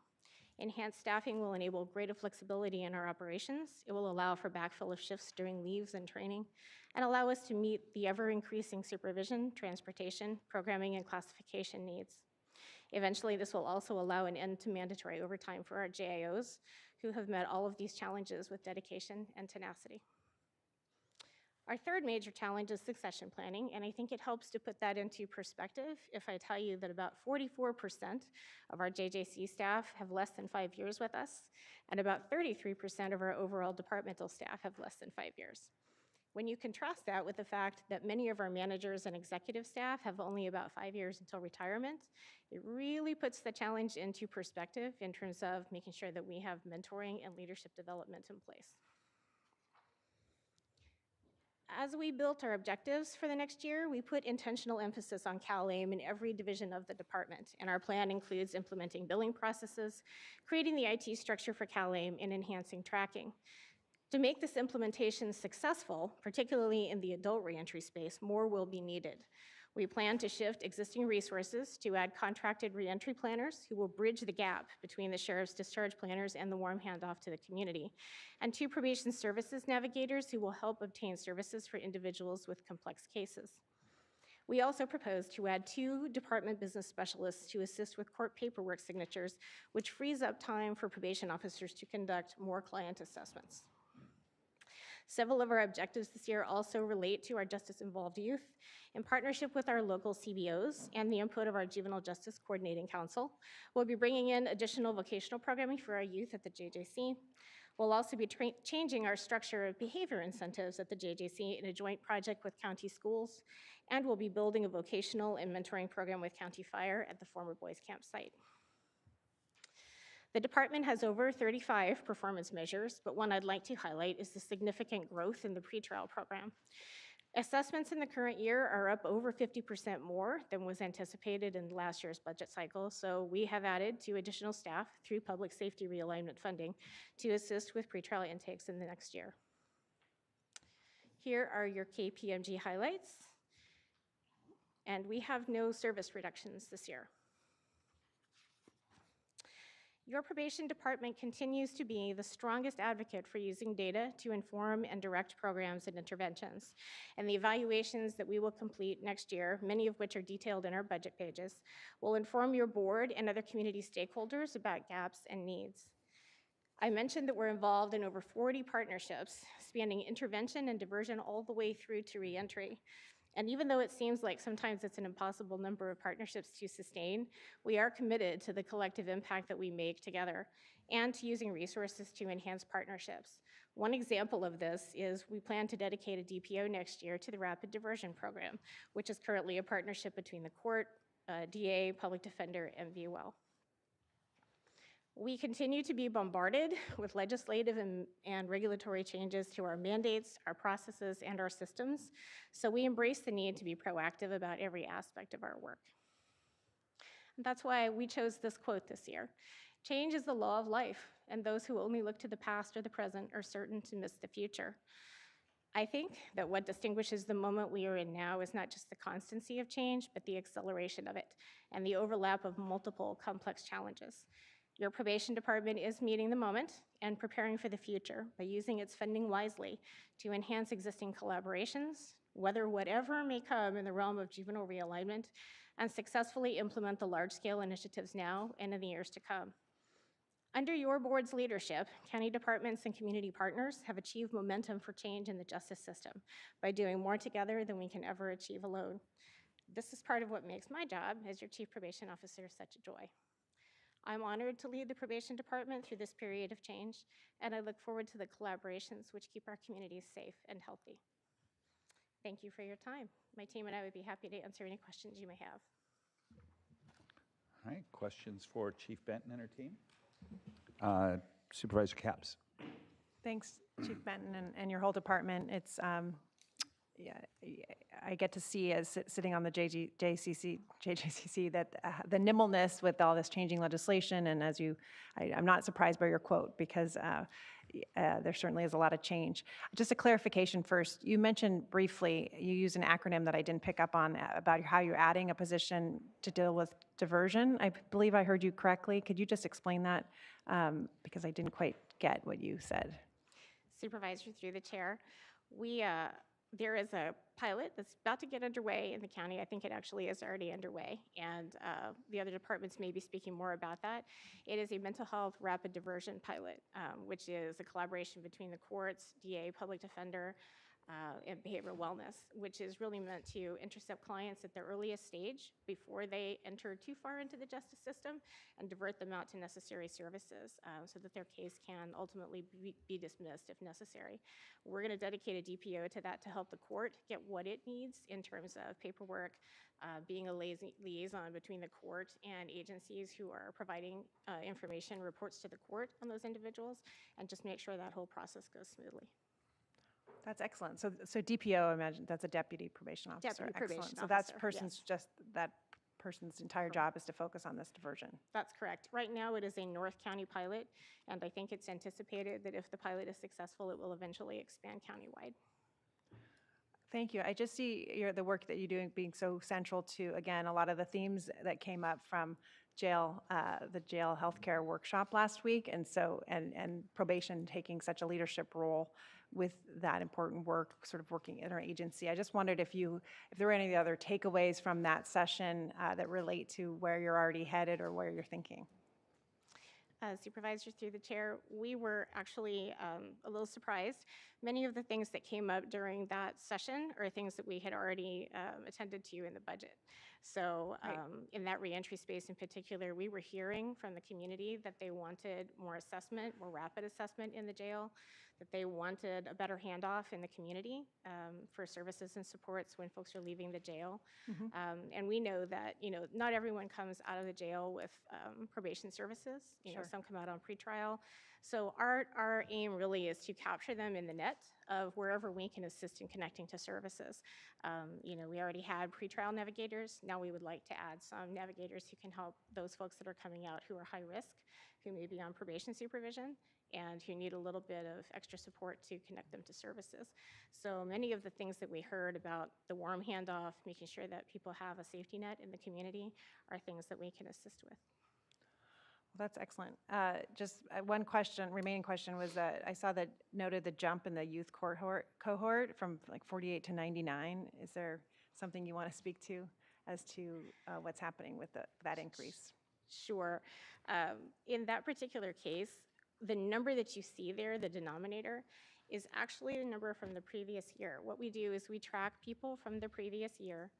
It's not the number of youth that are on probation. It's actually the number of youth in the previous year. We track them for 1 year to make sure that they did not have an additional arrest or additional recidivism in that year. So that's the number that you see reflected there. It's not the total number. It's the number of people that had a new contact in that previous year. So they're still sort of in the system is what you're saying, rather than... We're making sure that that person did not have an additional law enforcement contact in that year. So okay, so it's not necessarily a spike in... That's correct. Right. Okay, thanks for explaining. Thanks for your work. Supervisor Williams. Well, I just want to thank you and your staff for the amazing work of both protecting the public through supervision, but also facilitating diversion efforts and facilitating long-term rehabilitation and reduction in recidivism. And I just think that what I see when I talk to someone in your department is folks that are focused on both with equal intensity, and it's really amazing to see. Thank you. Supervisor Hartman. Thank you, Mr. Chair. Let's see, the first thing, I just wanted to make sure I caught this statistic. How many people cycle in and out for the familiar faces? In that, Supervisor, through the chair, in that particular study that was done in 2021, it was about 800 individuals. 800, okay, that's what I wrote down. Just want to make sure, because that's an important number. When I think of the probation department, I think of a department that's guided by research, data, and studies. I think that's something that your department does extremely well and kind of a model for other departments, among some other things you do well. But what's drawing my attention today is the workload analysis. And as I look at your, the staffing changes. So it seems to me, and tell me if I'm correct here, that you're doing an analysis, you're looking at how you have people deployed and thinking how they should be redeployed. And so you're not always asking for more, you're trying to figure out how do I use what I have more efficiently. And is that correct? Supervisor, through the chair, that is correct. And given the changing needs. So again, I think that's a model given our projections. We're trying to have more systems, more IT systems, but I think that's very, very significant. I don't know if there's anything more you can say that would inspire all of us about how you go about this, but I think it's really notable. Supervisor, through the chair, we had an opportunity this year, and we seized that opportunity with the phase-out of the camp program to really look at those operations and see, where those positions could be better used, if they should be better used, to look at our other operations and see where we had positions that we really didn't intend to fill, and could they be deleted for us to be able to use those funds for something else. And we knew that we had challenges in the Cal-AIM realm in particular, and also we knew we had challenges at our juvenile facility that we needed to meet. And so we began rearranging chess pieces, trying to figure out where we could best use those funds. Well, I think you deserve a real gold star, because so often in government there's an accretion over time of, and everybody's doing what they're doing, and it's, they're working hard. But then every now and then we have to ask the question, are they working at the right thing? How do we reallocate given the new changes that we're seeing? The final thing I'd like to just mention is really appreciate your engagement on Cal-AIM. I think both for youth and for adults in the jail system, that has the potential, along with familiar faces, to make a huge difference in reducing recidivism and helping people get on the right track. And it's an innovation, it's an experiment. We're going to see how it works, but I have a lot of confidence that with you all engaged, it's going to work well. Thank you. And I'll just add my 2 cents. agree with Supervisor Hartman. I think this department is one that embraces change and looks for new ways to do things that, we haven't even asked for. It's that just looking at trying to figure out most efficient ways to deal with things with the budget that we're dealt. So really appreciate the leadership on that. Thank you. Okay, that takes care of probation. I think what we'll do is why don't we do a 10-minute break and we'll come back at 10 till.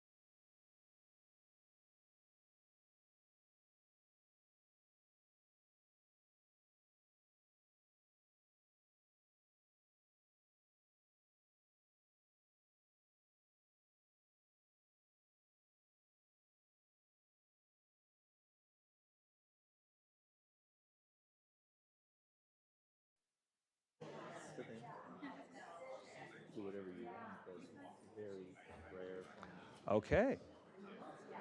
All right, I'd like to call this meeting back to order of the first day budget workshops for fiscal year 2024-2025, and we are now heading to our public defender, Tracy McCouga.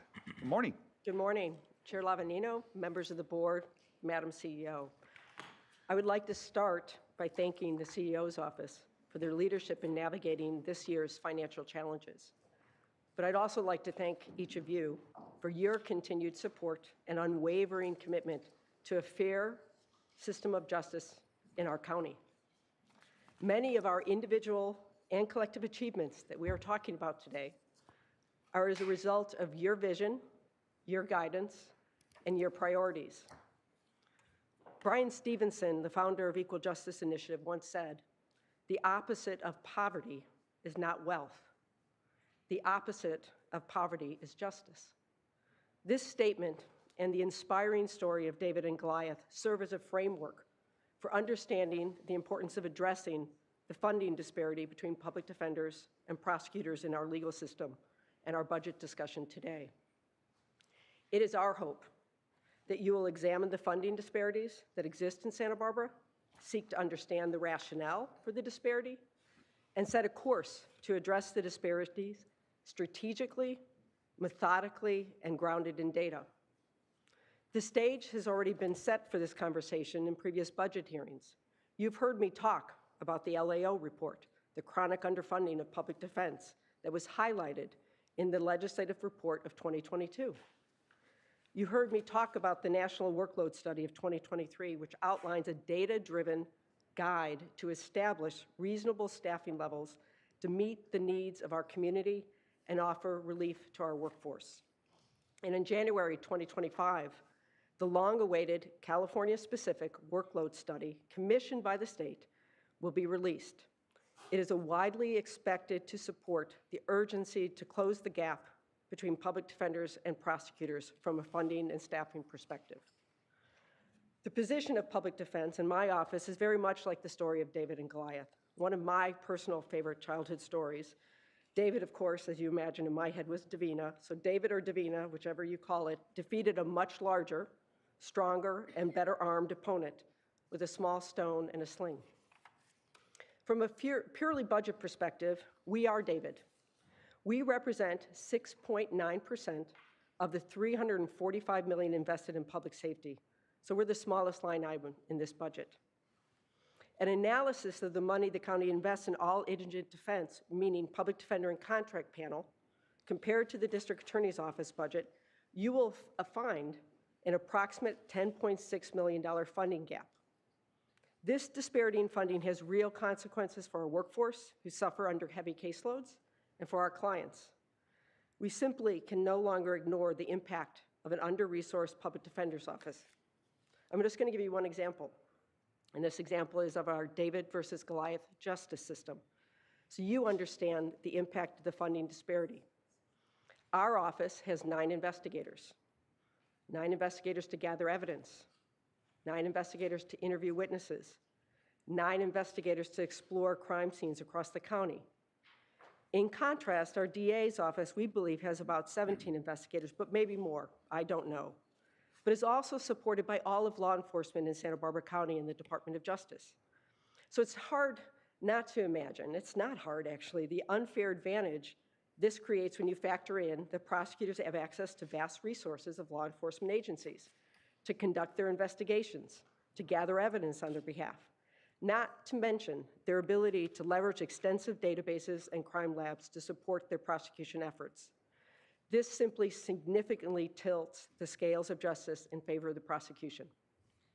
In contrast, we must rely on limited resources, as I said, 9 investigators, and juggle very large caseloads. The real and devastating impact and the consequences, maybe we miss evidence. We don't interview a witness.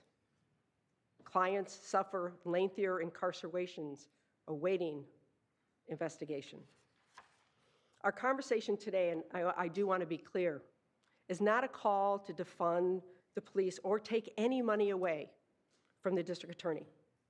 Nor should you interpret this, and I hope you do not, of an absence of gratitude for the support we have received from you, our CEO, our partners, and the community. But it is a call for action.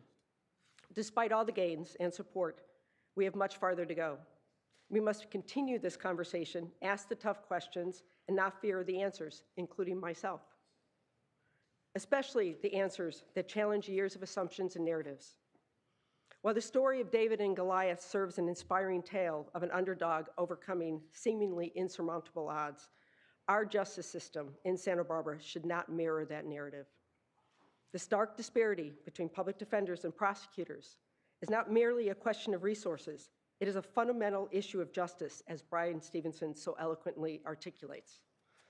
I would like now to invite Lemire Kyle Griffiths, our Assistant Public Defender, to provide you an overview of our accomplishments, our promising programs, and our goals for next year.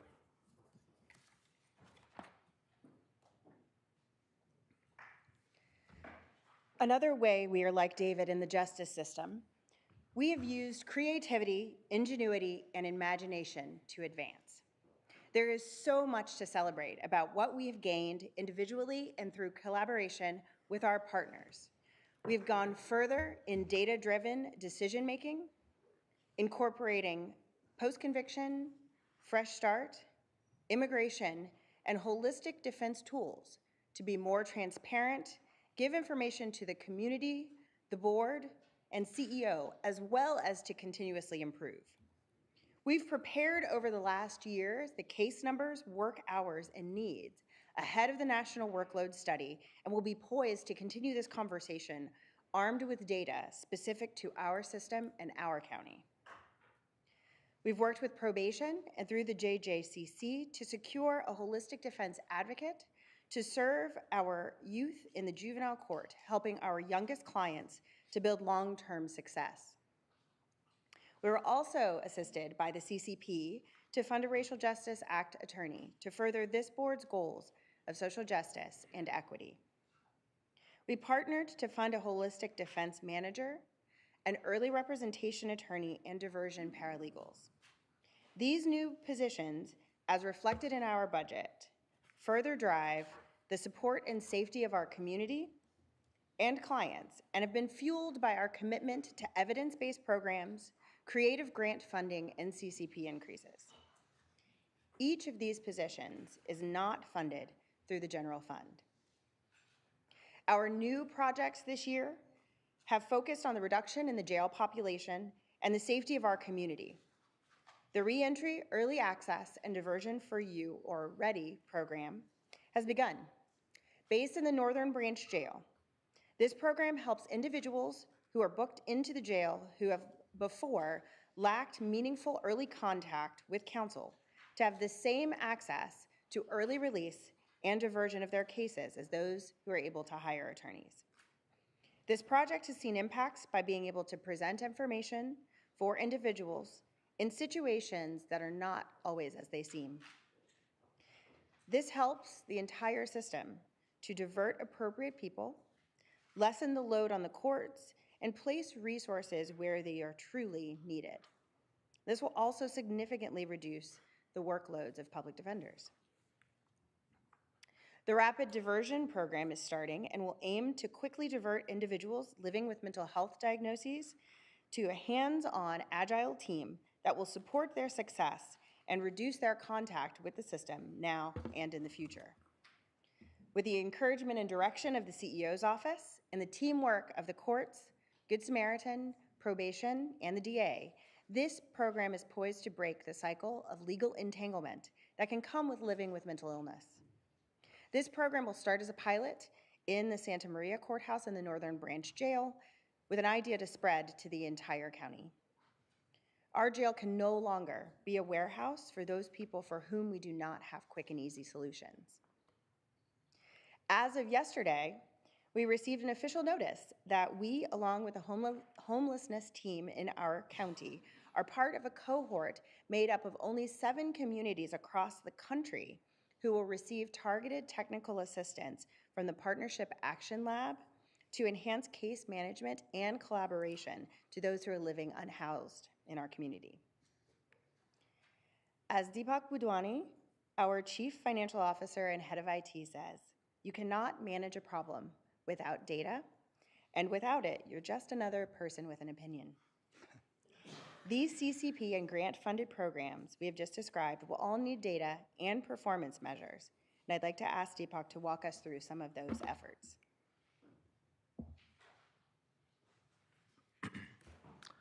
The board, the CEO, and most importantly, the community has made it clear their desire for transparency, alignment, and collaboration amongst the public safety departments. The goal is to improve the effectiveness, efficiency, and fairness of the local criminal justice system. We have answered that call.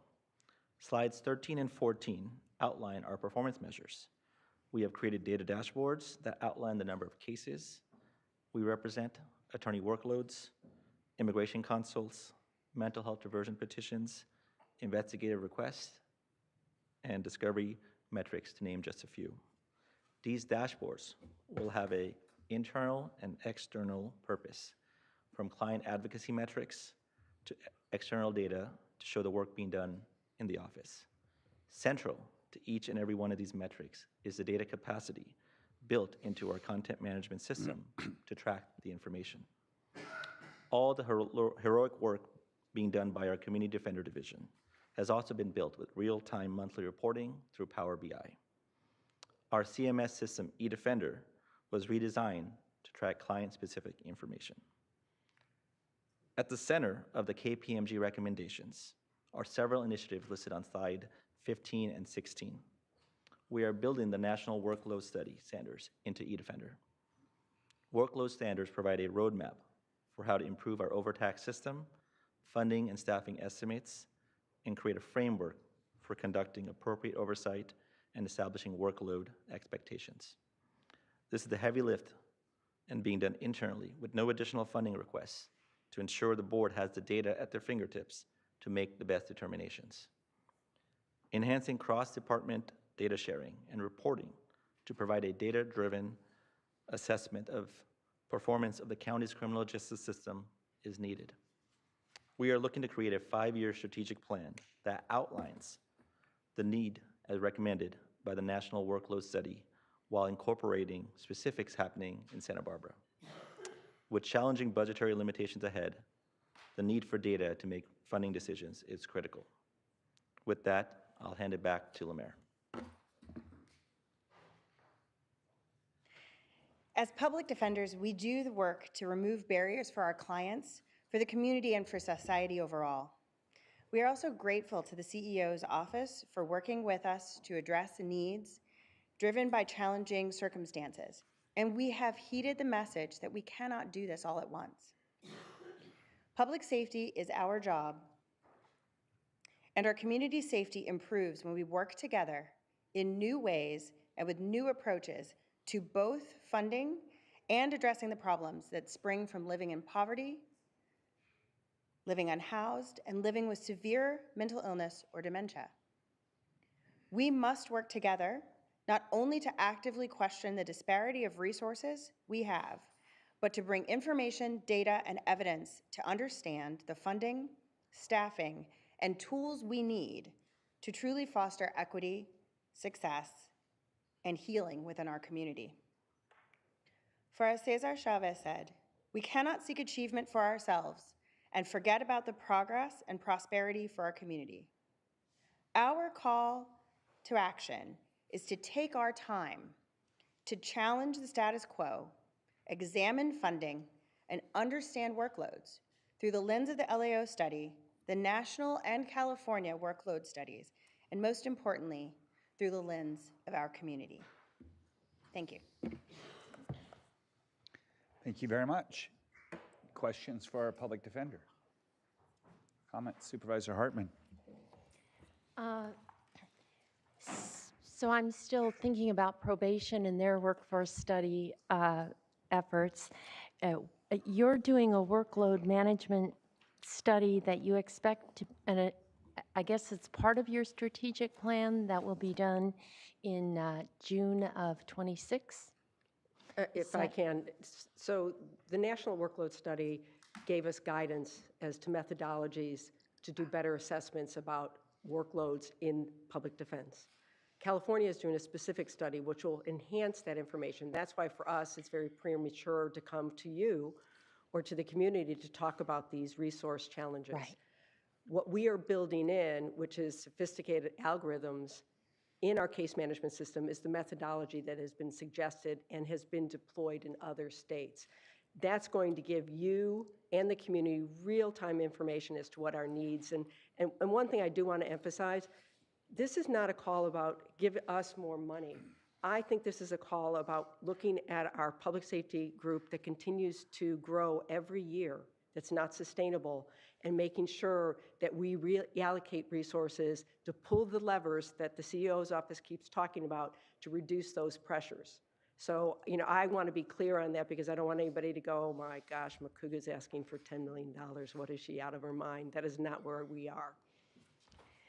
Okay, that helps. So you're waiting, so the National Workload Study gave you some strategies, frameworks, techniques, and you're already incorporating those to build the data. And then when the California Workload Study comes out in January of 2025, how will that's more specific yet? So there have been a number of studies, and I'm trying to figure out how they all fit into what you're doing and when that might come to the board, when we would understand more about it. And I assume they're only looking at public defender, and our public defender has, you've innovated a range of programs. I'm not sure how applicable some of these other studies are given the programs that you're looking at. So can you unravel that for me a bit? Absolutely. So first and foremost, the National Workload Study was important, but we recognized, because we are data-driven, that it doesn't really apply to our ecosystem. So I was not going to come here and peddle that study to this board, to our CEO's office. We are waiting for the California study, because what is wonderful about it, and kudos to the legislature when they wrote the legislation, they want to look specifically on public defense and holistic advocacy and holistic defense. To marry those together, because we are very fortunate. This board, our community, and especially our partners, and I'm so grateful to each of them, have supported whole person advocacy for our community to better serve the community. So we're excited about that. So in 2025, we're going to get that. And in 2025, that will obviously be turned over to the CEO's office, our partners, because we want their input. And then hopefully go into conversations, because that's all I wanted to do today, conversations about how can we do this better, how can we serve the community better, how can we have less people in our system and more people being served in the community. I personally would like to see less money overall involved in public safety and more in the community. So once the California study comes in, you have a year and a half to develop your plan and look at your workload allocation. Okay, I guess that now I have the framework. Thank you. Thank you. Supervisor Capps. Thank you. Well, you've given me my my new favorite quote. That Brian Stevenson quote is incredible. Thank you for that. And thanks for explaining again that you're not trying to take away, but understand that the discrepancy, which isn't just here, but I understand nationally in terms of public defense. So if you could speak about, you talk about whole person, and I know a lot of what you all do incredibly well is referrals to wraparound services. Can you speak to those services? Just give us more of a flavor of that, and also what are the barriers to referring someone to better housing, better mental health care, et cetera?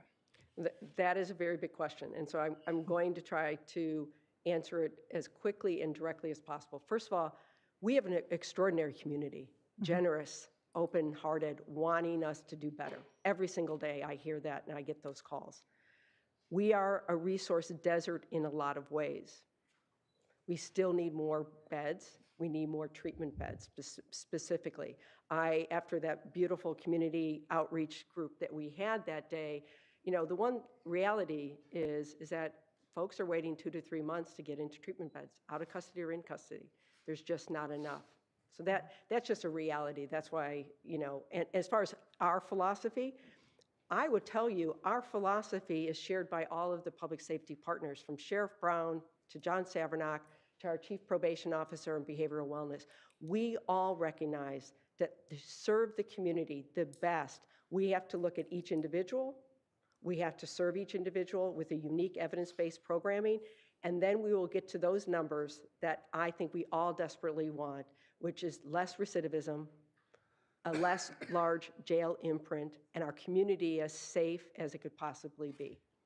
So I don't know if that really answers, because I can tell you what we do is work with everybody in the community, work with all of our partners here to do better every single day for the people that we're all trying to serve. No, it definitely helps. And my final question, just if you could speak to the role of poverty, since you led with that. I mean, I know that's a very general question, but we do have such high rates of poverty, and how does that impact your department? It impacts every aspect of our lives, not only locally here, but nationally.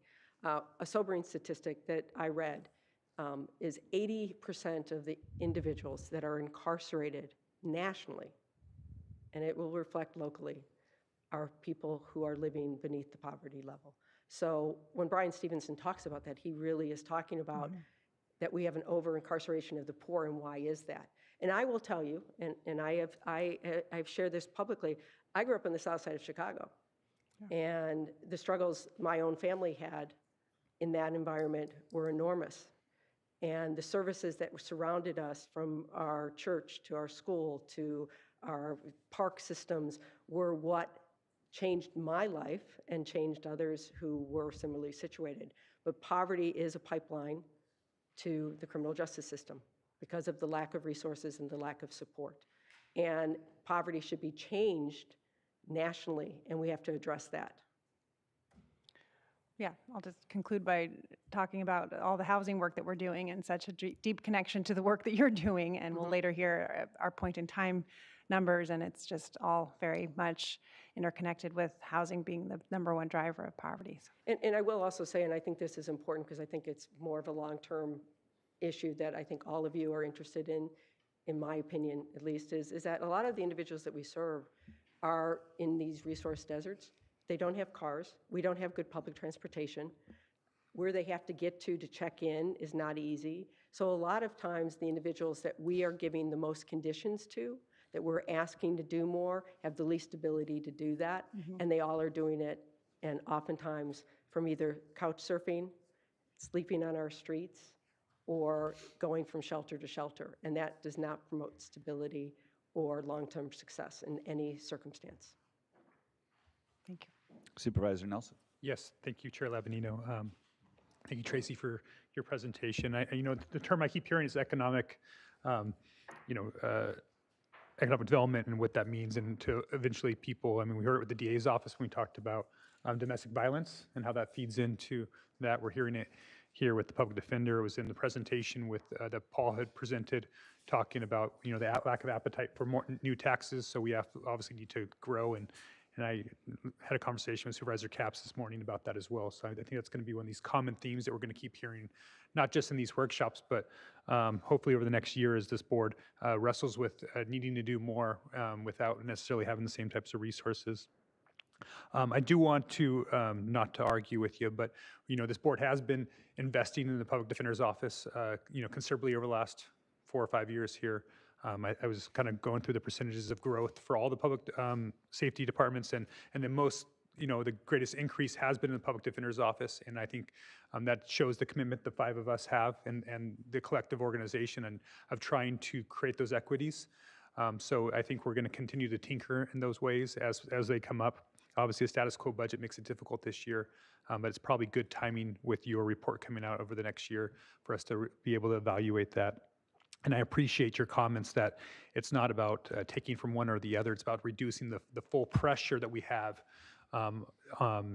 in the community, and whether that's over incarceration or really just what leads to incarceration is people who are committing crime. And so it's again getting back to those basic needs and functions that people have. Many of our departments are very reactive, right? In that they're reacting to the activities that are happening. I'm sure Sheriff's Department, DA would love to not be able to have to deal with some of the people in our community and that are committing these acts. And so it's not just those institutions, but us as a society that we need to address those problems. So again, thank you for your presentation. Looking forward to getting some of that information over the next year. And thank you. And I do want you to know, when I was putting the presentation together, I wanted to be really measured because I did not want any of you to feel that we did not feel supported. I say every single day to my colleagues up and down the state that I could not have a better board, I could not have a better CEO office, and guidance that we get has been incredible, and the support that we get. And hence why we stand here today asking for nothing, grateful for no service reductions, and enormously appreciative for the CEO, their team, and each of you who make us better every day. Thank you. So I was looking at the numbers myself. I'm not sure how we had a public defender's office in 2021. We only had 71 people in there. I don't think we did. I'm not sure what year you started, Tracy. 2016. Okay. So the numbers don't go back that far, but, and I know there's a lot of people waiting, all these things, but can you just give me a 1-minute difference between when you got here to where it is now, what the commitment has been, and what it means to people that come to you?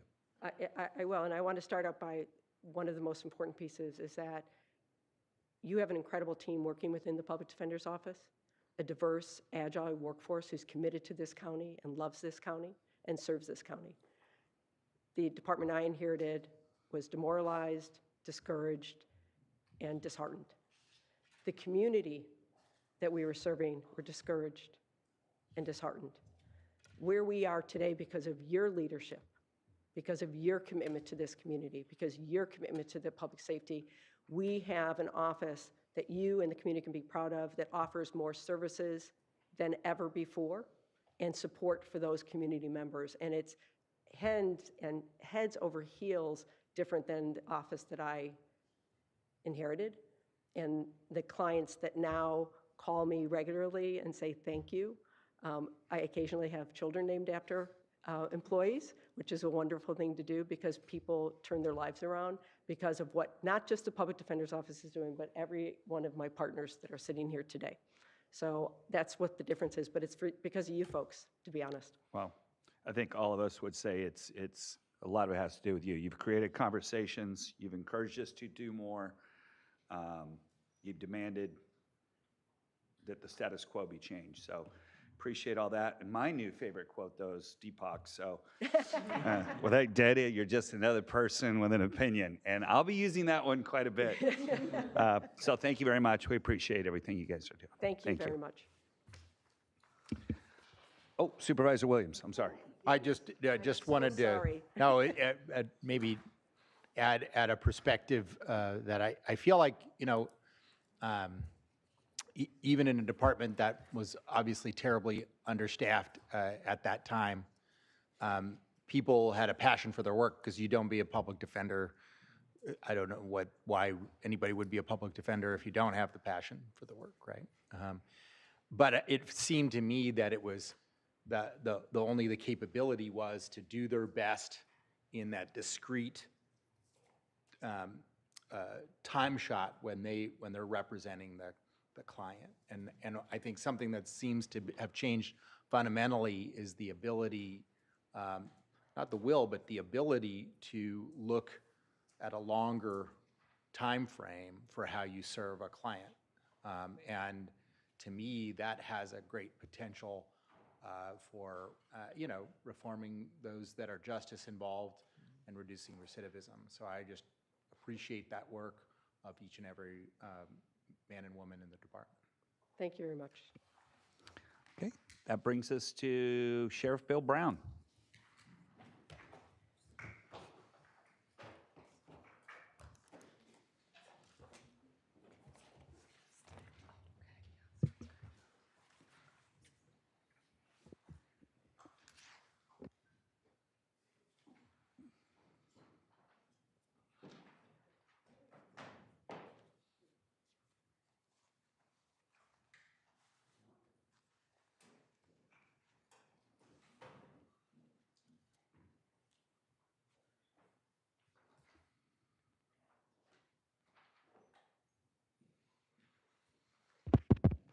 Well, thank you, Chair Lavigno, members of the board. Once again, I'm here to present the budget for the Office of the Sheriff. Once again, the Sheriff's Office is facing some significant challenges. These include the need to recruit and retain sworn deputies, both sheriff's deputies and custody deputies. This is not just our challenge, this is a statewide and a national challenge for law enforcement and corrections.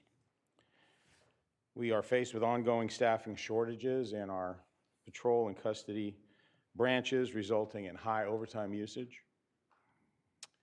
We are experiencing and dealing with a proliferation of illicit drugs in our community, the primary factor in the overdose death crisis that our county is experiencing. We're working to achieve a lower jail average daily population, but doing so predicated on preserving public safety.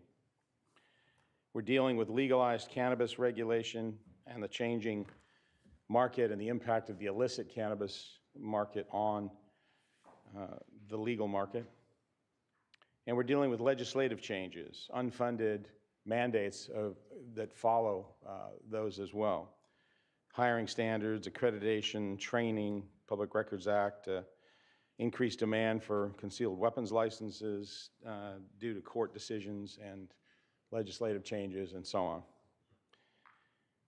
But last week, I gave you a full presentation on what really must be considered the most significant challenge that we face in this county, and that is the surge in overdose deaths that we are experiencing. This continues to be a crisis of epic proportion. And at the same time that this is happening, the Sheriff's Office and our allied agencies are staffed with the lowest number of full-time narcotic investigators than we have been in 30 years or more for our agencies. So again, we're asking you on behalf of those we protect and serve, and on behalf of the families who have lost loved ones to this terrible scourge, and on behalf of the victims and the families of those who can be saved if more of these lethal drugs are removed from our county, to once again fund a second sheriff's narcotics team of 5 investigators. In terms of potential to save human life, there is no greater or more immediate need in our county than this. Today, I also ask you to reimagine how we can adequately and properly staff the Sheriff's Office and its patrol and custody branches. Since the Great Recession, we've been operating at minimal levels in both of these critically important parts of our organization. We are still down 50 general fund positions in the Sheriff's Office, lost since 2007. That's a daunting number, and year after year, when we've asked for these positions to once again be funded, we were told, for good reason, that there were inadequate funds to do so. But once again, I ask for a change in thinking about how we go about this, an incremental approach to staffing in custody and in patrol, to start the gradual process of upstaffing our agency to get us on a path of having a proper number of human resources in these crucial areas. And again, I ask you to think where we would be today if we had been doing this for the past 10 years. We'd be 50 positions closer to where we need to be instead of 0 positions closer. And likewise, think of where we will be in the next 10 years if we don't change our strategy and begin to adopt such a plan. And I understand that there are challenges with filling our existing positions, let alone adding new positions. But we are making significant progress in that area. And again, I can't overemphasize to you the message that would be sent to the men and women of the Sheriff's Office if this board is recognizing that we are understaffed, that the many different staffing studies that have been done have been valid, and that there is a need for this, and that some action towards accomplishing those optimal levels of staffing are achieved. The key services that we provide are referenced in this slide, and they're referenced in our mission statement. The Sheriff's Office mission statement is, we, the members of your Sheriff's Office, are responsible for enforcing the laws, upholding the constitutions, and providing custody and court services. We are committed to enhancing the quality of life through effective partnerships, protecting persons and property while serving as role models to our community. And I can think of no greater way that we can preserve the quality of life than by preserving that life itself. Now I'm going to hand this presentation over to Hope Vasquez, our Chief Financial Officer, and she's going to walk you through the details of the proposed Sheriff's Office budget. Good afternoon. The Sheriff's Department budget is $207 million proposed for next year. That is a 3.5% increase to last year's, and our general fund contribution is 5% higher than it was last year at $28.5 million. Capital expenditures consist of ongoing capital replacement and purchases through grants, including the Operation Stone Garden patrol boat and the Homeland Security bomb suit, as well as annual equipment replacement and year 2 of a 5-year replacement plan for the new Taser 10 deployment for law enforcement and custody. The following items are transfers to the department not included in our general fund allocation. These include the North Branch Jail, which is funded by the set-aside set up during construction, the funding of the cannabis enforcement team from cannabis tax revenues, and also per the remedial plan in the Murray case, the funding of observation and legal consultants in custody operations, the implementation of a workers' compensation carve-out program to facilitate the expediency of return to duty, and also per the Murray case, the implementation of the Guardian RFID in our custody operations. Staffing reflects a net change of 2 less FTE of non-general fund positions from the prior year due to changes in grants. Our operating budget is $7 million higher than last year, which is, like I said, a 3.5% increase, with the largest change being in salary and benefit costs. I'll now turn this over to Under Sheriff Craig Bonner. Good morning, Supervisors.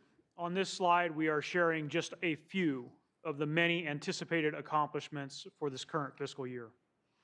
Our custody team, in conjunction with our WellPath partners, have implemented 5 behavioral health units with a capacity to serve up to 88 eligible incarcerated individuals.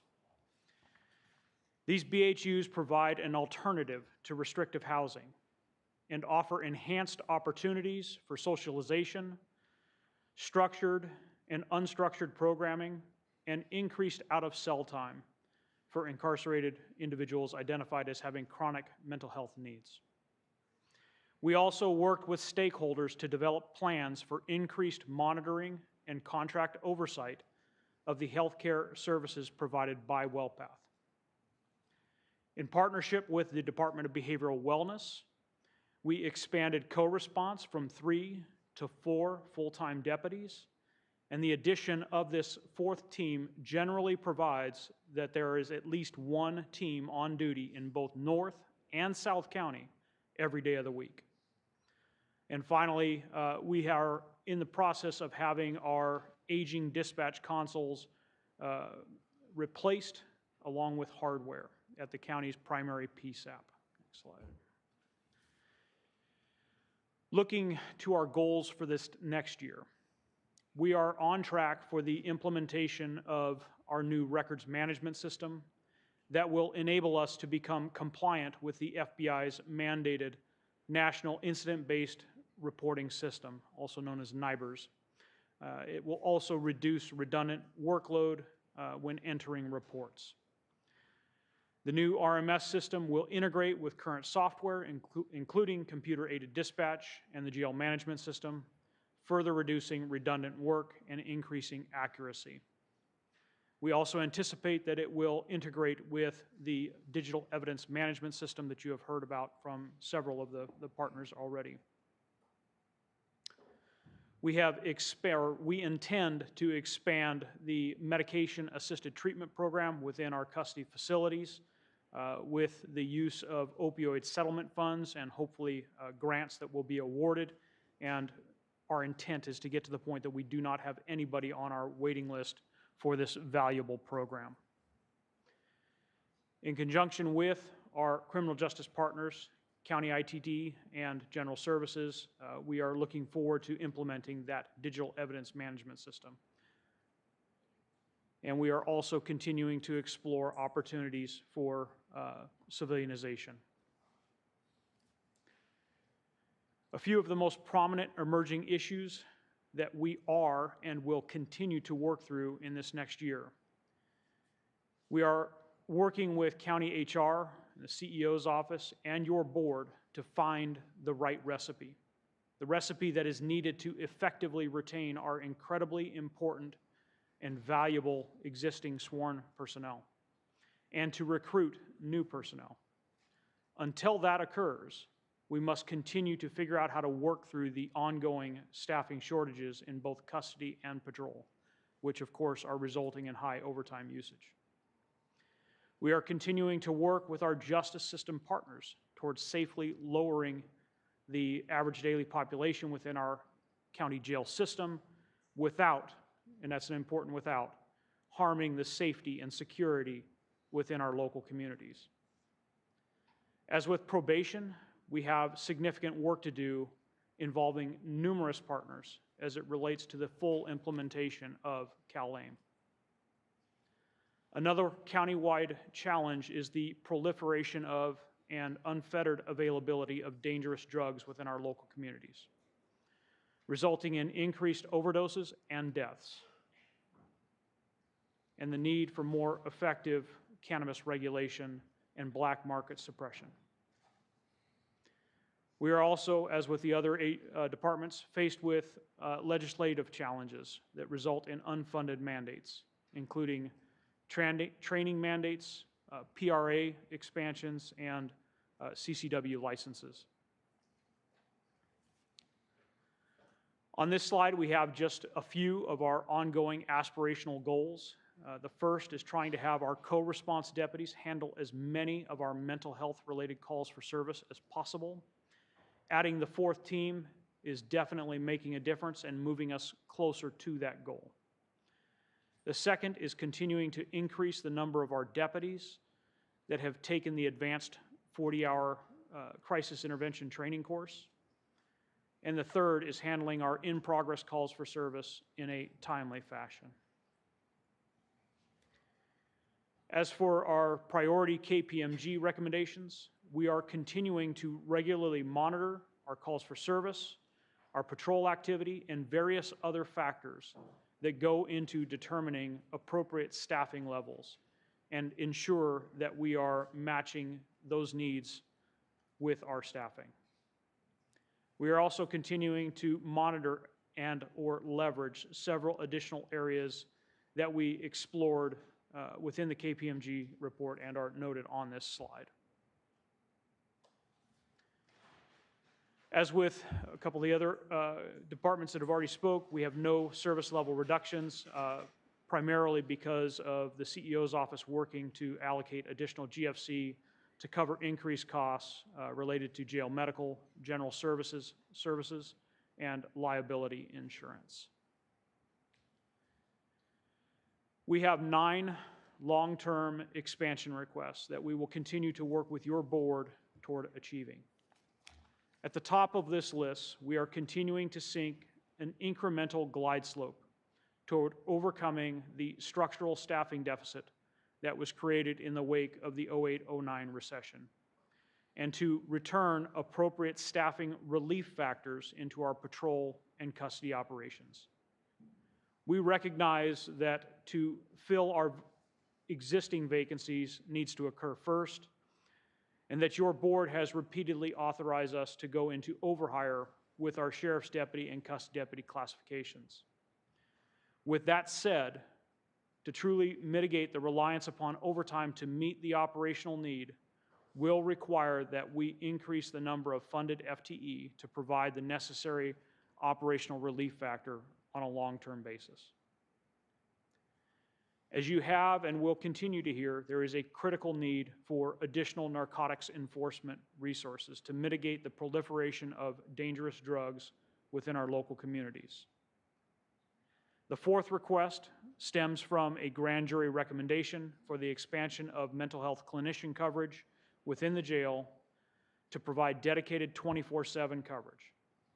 Of note, we are currently working with our Be Well partners to leverage their existing after-hours clinician coverage to help close the gap during those late night and early morning hours.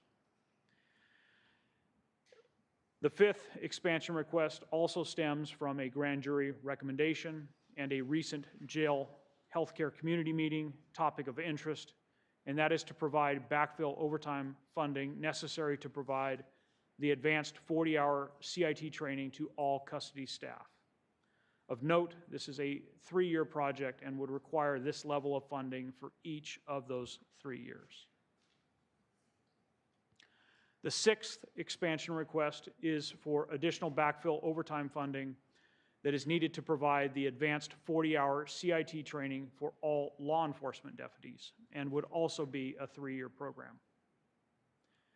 The seventh request is for funding to continue our ability to use the Andy Rapid DNA system, which allows our coroner's unit to quickly establish the identity of otherwise unidentifiable decedents and to bring timely closure to their families.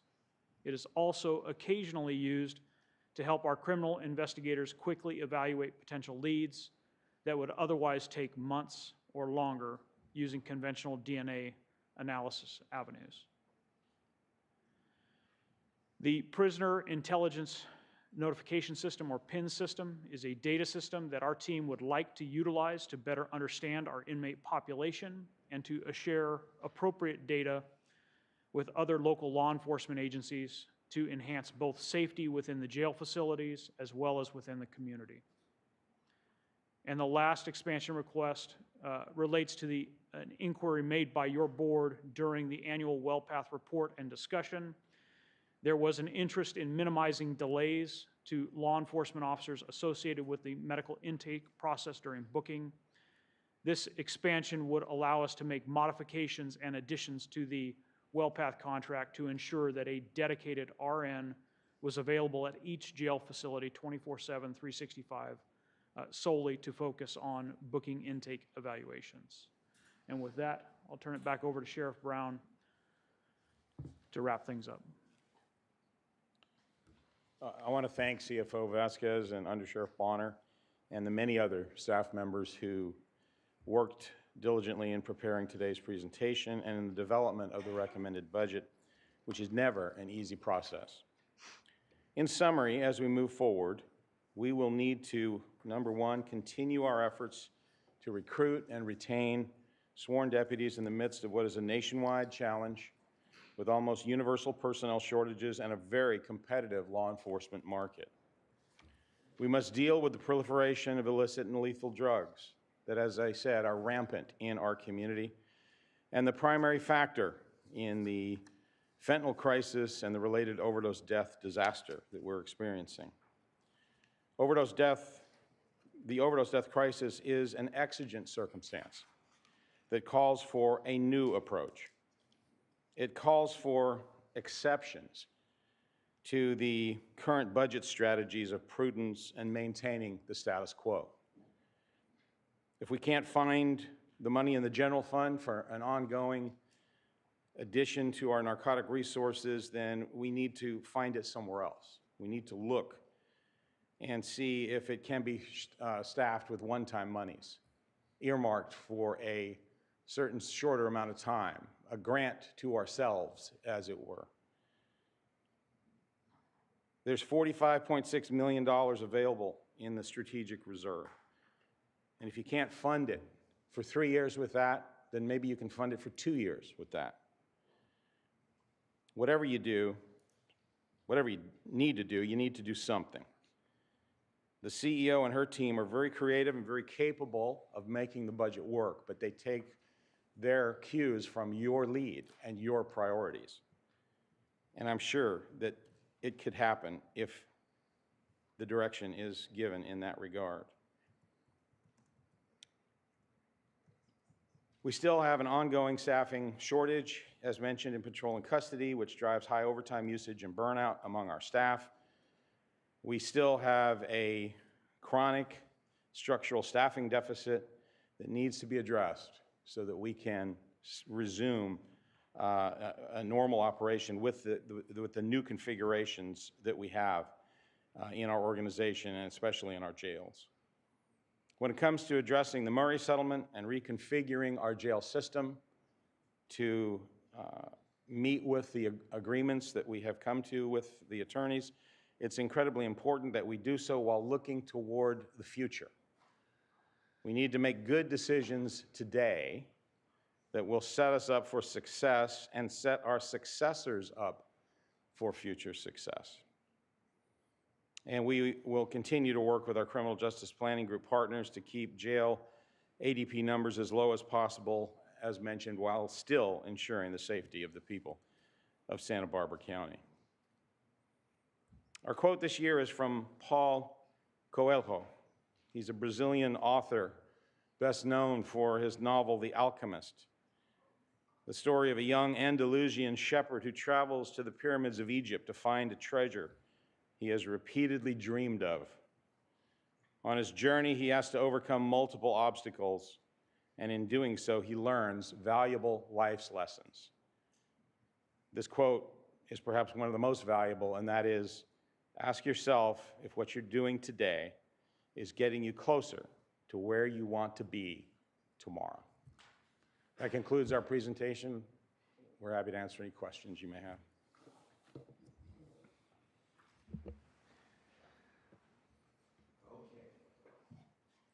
Here we go. Supervisor Nelson. Yes, thank you, Chair Lavanino. I guess my first question is for the Undersheriff. On slide 9, going through department goals and objectives, getting to expand in custody medical assisted treatment, you mentioned the use of opioid settlement dollars, and I guess I didn't think we had that discussion yet here at the board. So was it aspirational, or was that?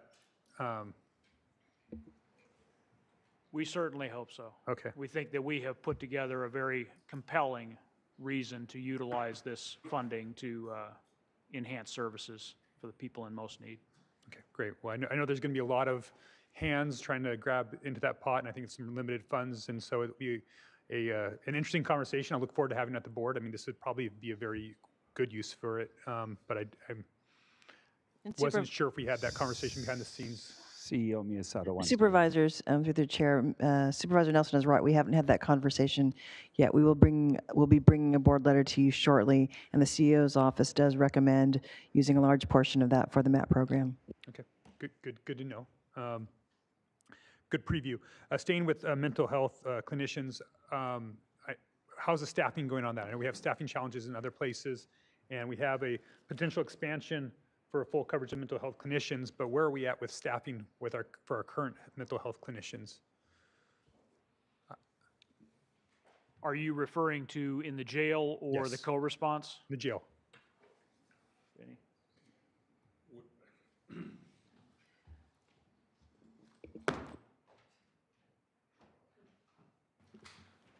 WellPath has hired several of them over the last couple of weeks and is actually, I think, full staffed at the Northern Branch Jail and still has one opening at the main jail for mental health clinicians. That's great news. I understood at one point we were down to a single clinician at the North Branch Jail, so that's good to hear the update on that. Sheriff, did you? There's some incremental projects. I just wanted to add, though, that there is, with respect to the co-response teams that were mentioned, there are continuing challenges for the Department of Behavioral Wellness also to hire in this category, and so we've been experiencing some struggles there in terms of staffing. Well, I appreciate you mentioning that because it is a high priority for this board. We've continued to put additional funding towards that on patrol, and we expect that behavioral wellness, staffs up accordingly so that we can fully utilize those dollars and the successes of those programs. I am in favor of an additional narcotics enforcement team. I was last year. I put that out there as my highest priority, I believe, last year.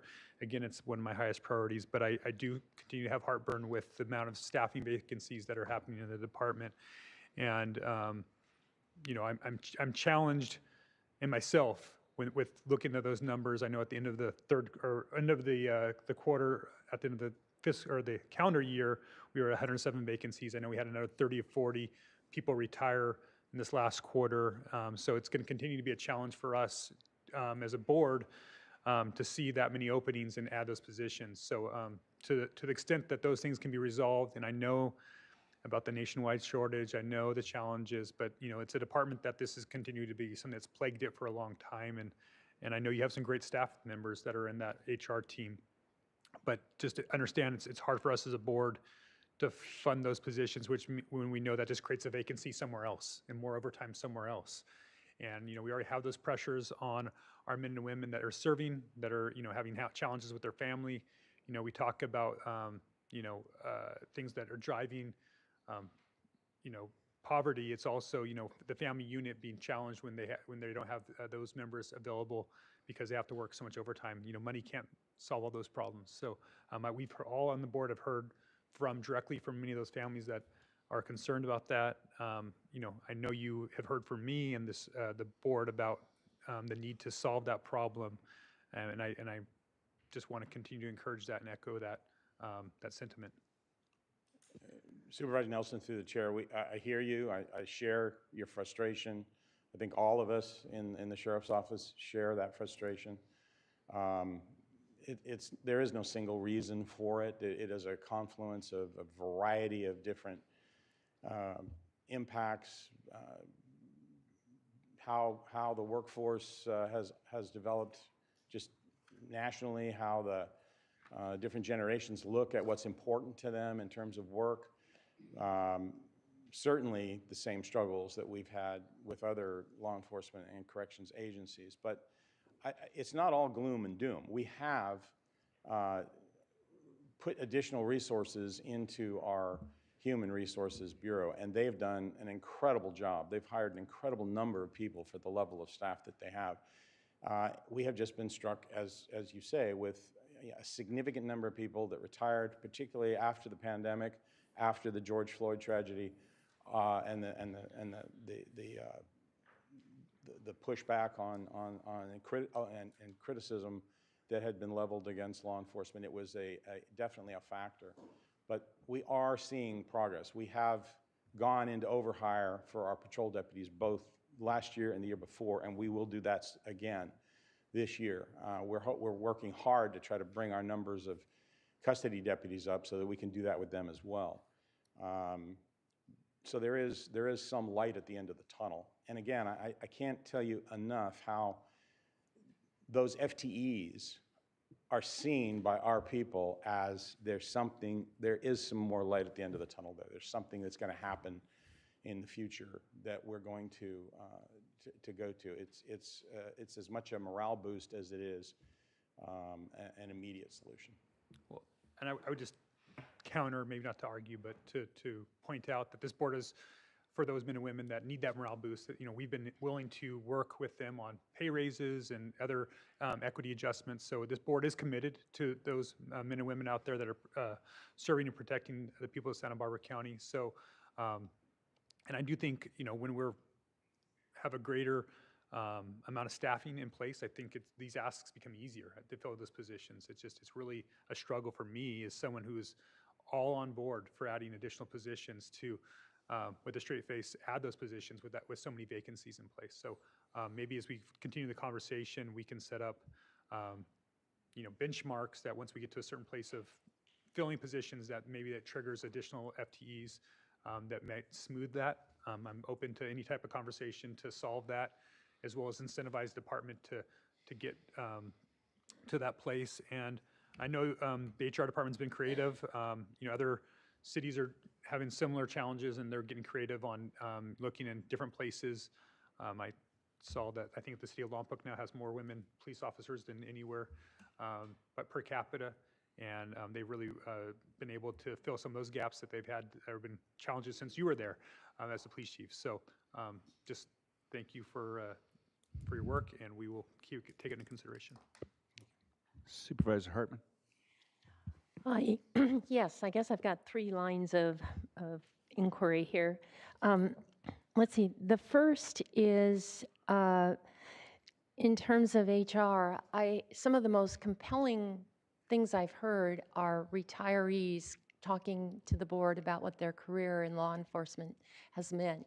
And if there were any way to capture that in a film and use that in your recruiting, I think it again and again testifies to a life well spent. I think we really have opportunities there that haven't been fully exploited.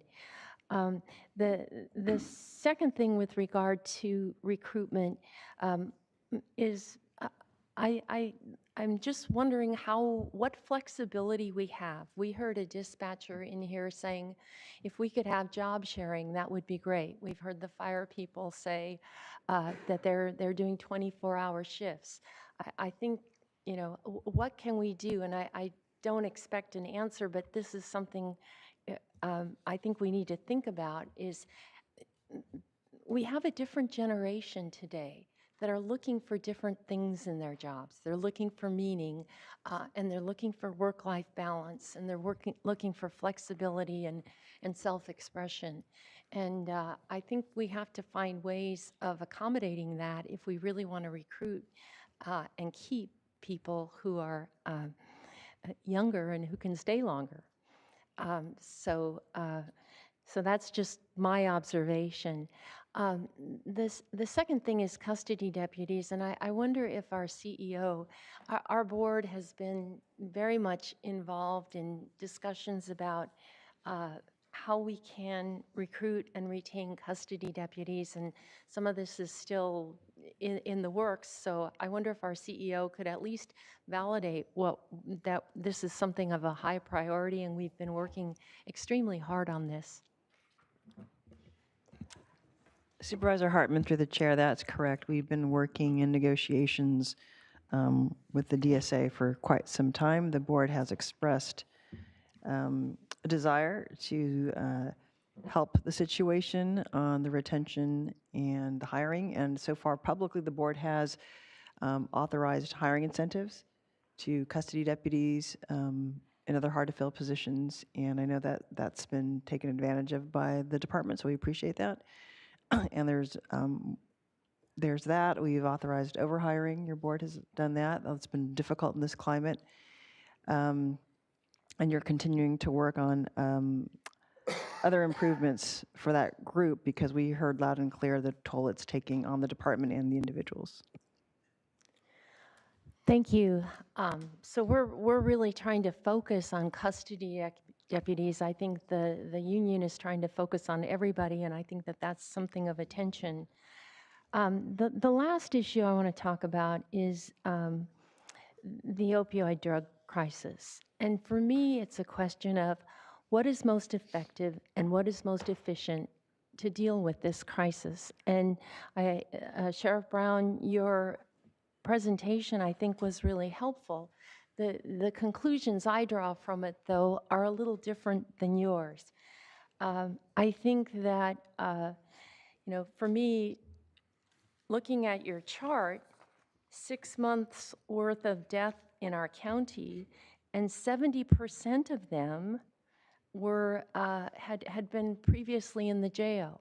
I mean, that is staggering. And that means that we have a population that we can work with in the jail, and we are, and we want to get, I think there's a lot of support for medically assisted drug treatment. With CalAIM, there's going to be a lot more that we can work with people. I think there's another element of this, though. I've been with you, Sheriff Brown, and I've seen email messages with people who say, when they have drug problems and they hit bottom and they go in jail, that's what they needed to recover.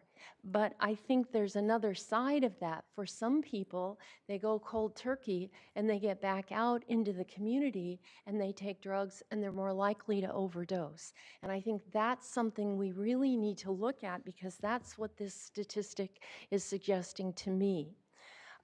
So I think really targeting the 70% in the jail would be, for me, a way to focus our investment and our resources. The second thing is education. I look at the statistics you gave us that deaths among younger people are going down. From 18 to 34 years old, that decreased. I think we have to ask ourselves, why is that? I think education is a big piece of it. And if we look at where deaths are going up, then 35 to 54-year-old males, how do we target them? They're not in the schools. What do we do? But I think education is really key. And then Hispanic overdoses have increased. What programs can we use to focus specifically on the Latino population? To me, that's another question that I think is really, really important. And then Narcan, that's shown to be really significant with fentanyl overdoses.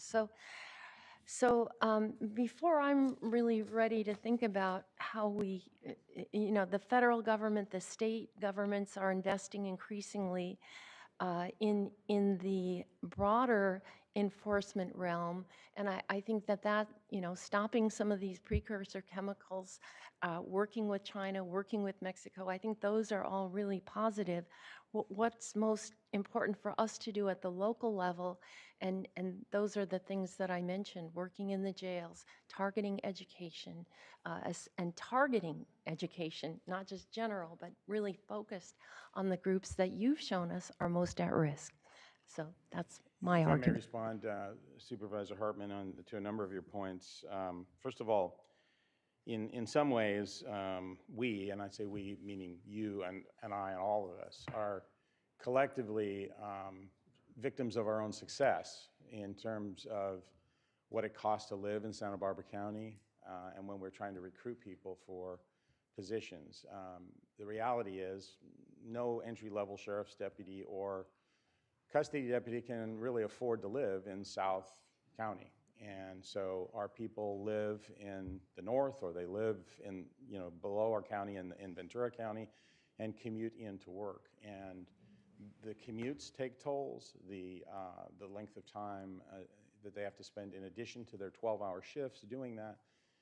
And when other opportunities open up for them to make a move to somewhere where they can pick up time like that, there's no way that we can counter that, unfortunately. So we have to recognize that and work around those realities.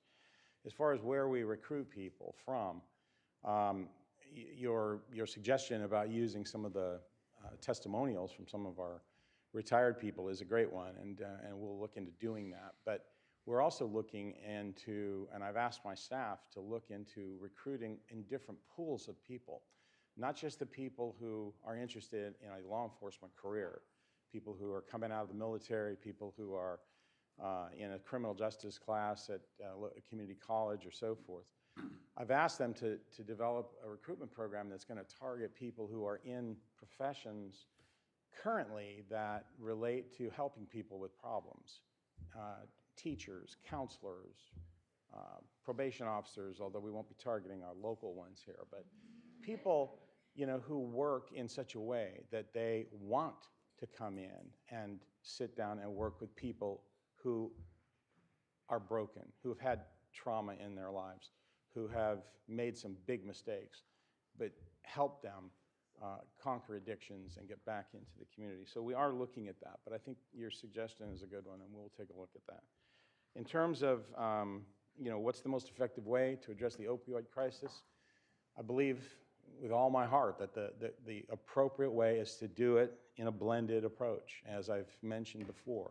That includes prevention and education. That includes harm reduction so that we can keep people alive that otherwise would die, so that hopefully they'll get into treatment, or maybe they'll get arrested and get into treatment, whatever.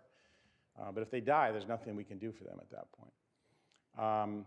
Then we have treatment, and the treatment programs that are offered both within the community in Santa Barbara County and in our jails are wonderful, and we're obviously looking to expand those opportunities. The Sheriff's Treatment Program has been in effect probably more than 40 years and has been very successful in turning lives around and helping people achieve sobriety.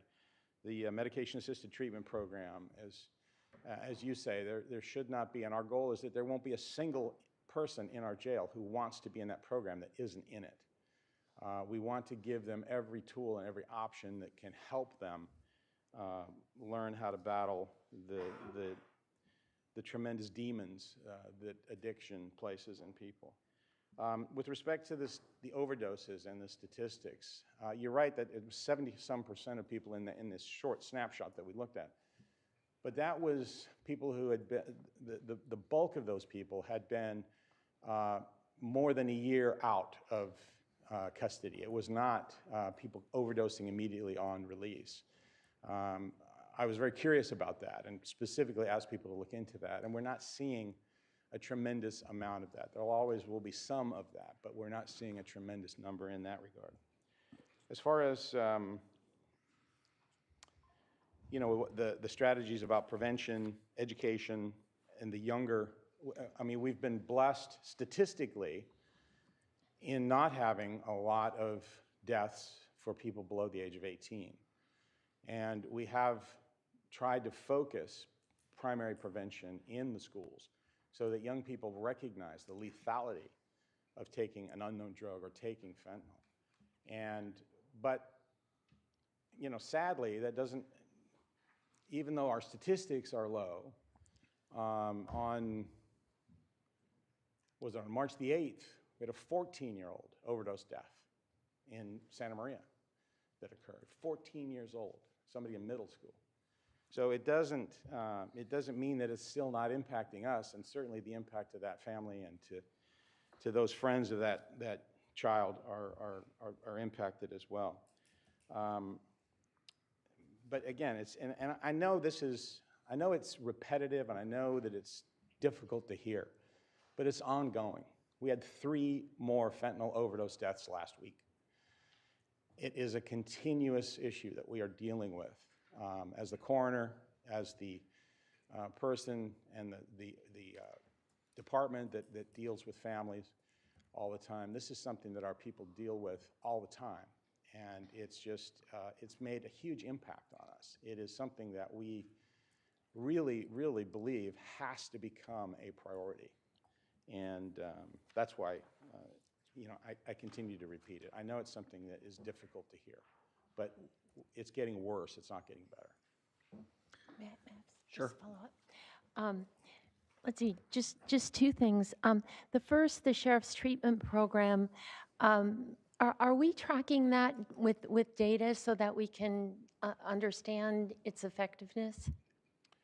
We just had this conversation last week, as a matter of fact, and Chief Wazlewski, who's a wizard with going back into the system and making correlations like you just suggested, is actually working on that right now. Great, because we need to decide which programs are working, and I've seen some of the emails from people coming out of your program, but would like more than anecdotes. It's difficult, right? Because we can check and see if there's, you know, if there's a return to jail for someone that comes into our jail, but obviously we're not going to capture if they move out of the county as well. So it will be an incomplete number at best, but it will be at least something to take a look at. The other thing that struck me as I listened to you is, you know, we've never had custody deputies in numbers that we could fully staff our jail. And we're working now on our housing element and where we're going to build housing and who we're going to, you know, employer-based housing and who it might go for. And it seems to me that custody deputies for county-sponsored housing would be a top priority. It would be great, and you know, I've had discussions with Supervisor Williams. We had a discussion not too long ago that my dream would be to have some publicly developed housing for public service employees, not just all in law enforcement, but to have a blend and a mixture of law enforcement, corrections, nurses, teachers, and offer them a place to live for a period of years that's at a reduced rate that they could save money towards down payment of a house. And And hopefully while they're all living together, there's some romances forming there, and maybe we're going to end up with, you know, some dual income families that can then. It's a family show here, Sheriff. That can then move out and buy a house somewhere else and then make room for someone else to come behind. Well, at the end of the month, we're going to be rezoning, but that's a top priority for us is employer-based workforce housing and looking at ourselves and our own workforce. We're doing an internal workforce study, and maybe that, you know, again, where do we have real trouble recruiting and keeping people, and custody deputies in particular? So finding alternative incentives that we could bring into If I play. can just add, and I know we're dragging on here, but your action in authorizing the bonus money, we haven't seen the full effect of that yet, but what we have seen is a significant increase in applications. And we did our initial testing where we do the physical agility testing for both sheriff's deputies and custody deputies. We do it at the same time. It's the same course. And for the first time that any of us can recall, we actually had more custody deputy applicants than we had sheriff's deputy applicants. So that is a positive sign as well. Supervisor Williams. Well, I appreciate the direction of the discussion, and I do think that employee housing is really one of the long-term ways to address this issue in this department in particular, but in multiple departments, with the cost of living in the South Coast in particular, but throughout the county being so intimidating for our employees. You know, I think it's important, this discussion about Matt in the jail is really important. I appreciate you and your team having the discussion last week. It's never fun to have like that much scrutiny over any operations. You know, like, and if you told me it was fun, I wouldn't believe you. But I appreciate that you guys handled it with constructiveness and you know, and in particular, I appreciated the discussion about Matt. The panelist wasn't specific when I asked the question publicly, but was later on specific with me that though you're successful in making sure that people are seen by Matt before they're released, that often an addict will wait 6 to 8 weeks, occasionally even longer, for that treatment. And I just feel like, okay, if there is a low-hanging fruit on how we improve the situation, that's there right there. And you know, the sheriff, when I approached him, just so everybody know, handled it really constructively and had a great suggestion about disbursement of the drug treatment that Matt provides usually. And so I guess, you know, one of the things I would like to take away from this, that maybe general fund augmentation is not appropriate for this, but maybe if there is the potential for staffing in your expansion requests, that we should be looking at the opioid settlement funds for, at very least, providing the drug, but maybe even more, to make sure that we can, you know, if somebody wants, if an addict wants treatment and is in the jail, you know, that seems like a low-cost way to make sure we don't get them back in the jail or dead. So, you know, I think that's something that we should try to concentrate on. And I appreciate the suggestion that Supervisor Nelson had of, again, trying to look at triggers by which overhire is appropriate. And I might not be willing to vote for additional bodies in you know, in this budget, but I might be very committed to voting for an augmentation, even a 4-vote augmentation later, if we are in the position of having the opportunity to overhire. I think, as evidence, the board has not said no to that since I've been here. And to me, it's not just because we like you, we do, but it's because it's not over-hiring would be being penny wise, pound foolish, right? With the amount that we spend on OT, you know, it's a easy dollars and cents calculation that over-hiring can save us money. So, but I appreciate that is a suggestion for how we could handle it as a board from Mr. Nelson. Supervisor Capps. Thank you, Sheriff, and to your team. I wanted to start off on a positive and just acknowledge the work that went into this weekend with Deltopia and 30,000 plus young people coming into our area and no major injuries and no fatalities and alarming number of other things, medical calls, et cetera.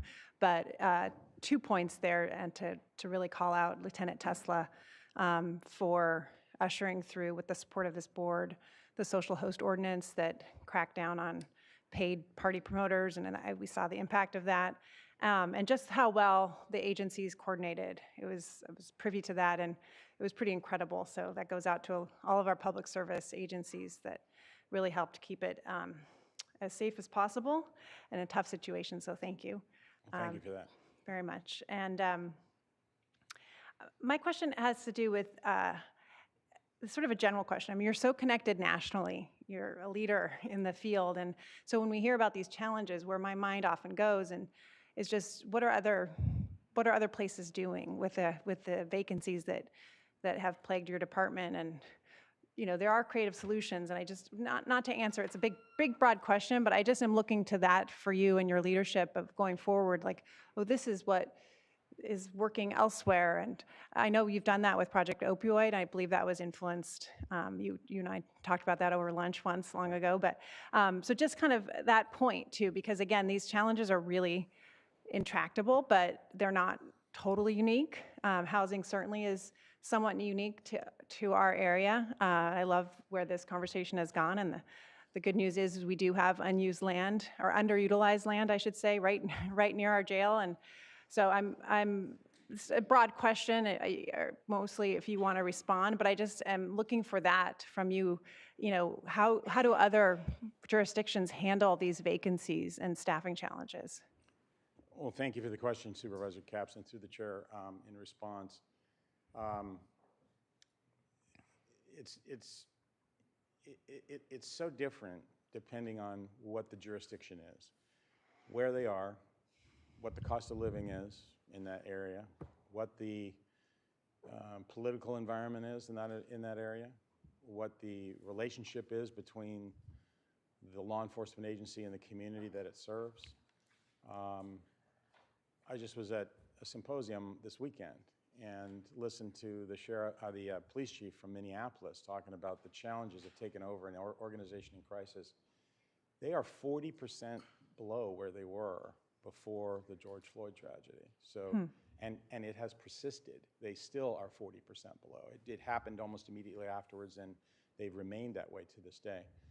Other agencies that, you know, I have some colleagues that, you know, work in areas that are relatively low crime, low cost of living in areas and so forth, and they don't have the same level of problems that most of us do have in the business.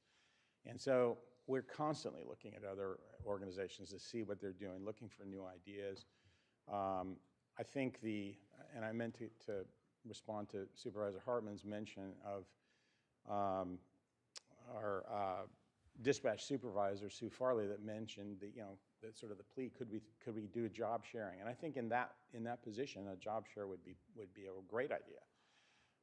Wouldn't probably work in sheriff's deputy or custody deputy just because of the ongoing training challenges and issues, but in dispatch, it probably could work. Childcare is something that's universal, not just to law enforcement, but is there something that the county could do to look at that issue?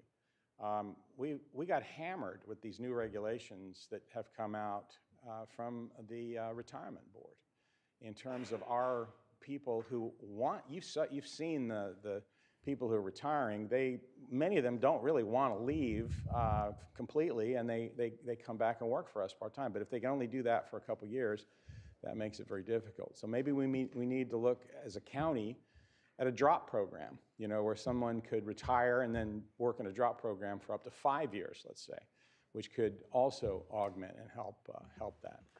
Those are just a few elaborate what ideas that other is? agencies are doing. And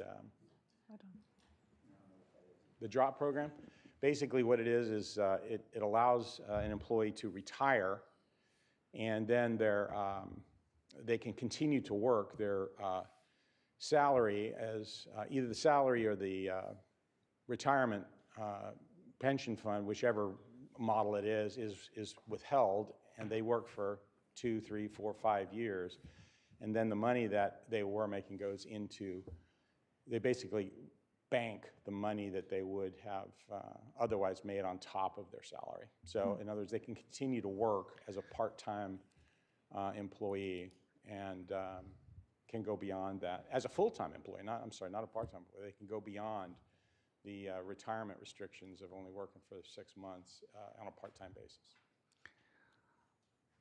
Well, based on, yeah, go ahead. If it's No, I was just going to say, based on, that might work in other states with PEPRA. I mean, I think this is what we were trying to avoid, but it's worth examining. But go ahead. Just my last question was crisis intervention training was such a theme of our workshop, and the importance was really drilled home for me of how important it is and all that it entails.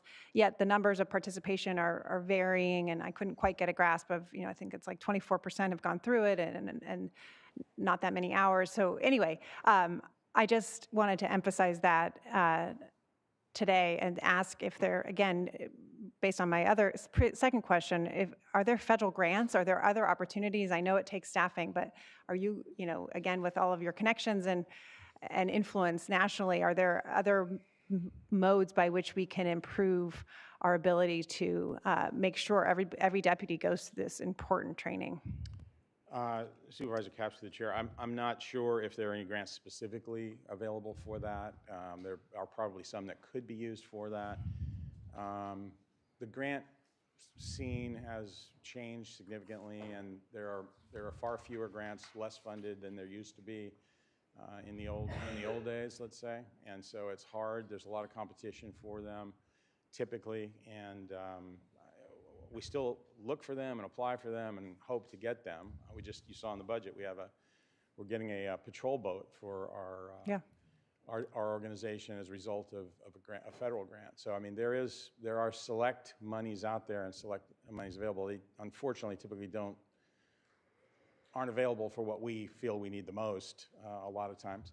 But with respect to the CIT, I think it's important to understand everyone in our organization, every sheriff's deputy, every custody deputy, every dispatcher and call taker has a base level of CIT. Everyone goes through the minimum, which is an 8-hour training. The 24% that you mentioned, I believe, is those who have completed the 40-hour training on the patrol side or the law enforcement side of the house. And we are desirous of and working towards, I would love to see everybody get the 40 hours of training. Our partners to the south in Ventura, not only in the sheriff's office, every single law enforcement officer in Ventura County goes through the 40-hour training. But it's an expensive, challenging, logistically difficult scenario to put that many people through it, particularly in a shorter period of time. It also is a strain on our existing way of doing it with our behavioral wellness manager, basically presenting the classes. And you can imagine that's a week at a time, so however many classes she has, that's that many weeks that she's taken away from her other duties to do it. So we can overcome that, but we're going to need some additional resources to be able to accelerate what we're trying to do. Well, I was very impressed with that 40-hour schedule too, and would love to see that too. Thank you, Sheriff. Great. Thank you, Chair. Supervisor I'll come and Williams. audit the class. Supervisor Williams. Well, I was so drawn into your topics that I almost forgot to talk about what I wanted to talk about, which is piloting EVs in your department. And I did talk with the Undersheriff who indicated the real stumbling block is they need more chargers behind, chargers that would be reserved for operations. And I just want to say I intend to try to remedy that. I'm working with 3CE right now on seeing how much we could provide for that even in this fiscal year, as opposed to next. Not the next fiscal year that we're talking about, but this fiscal year, because there is still funds available.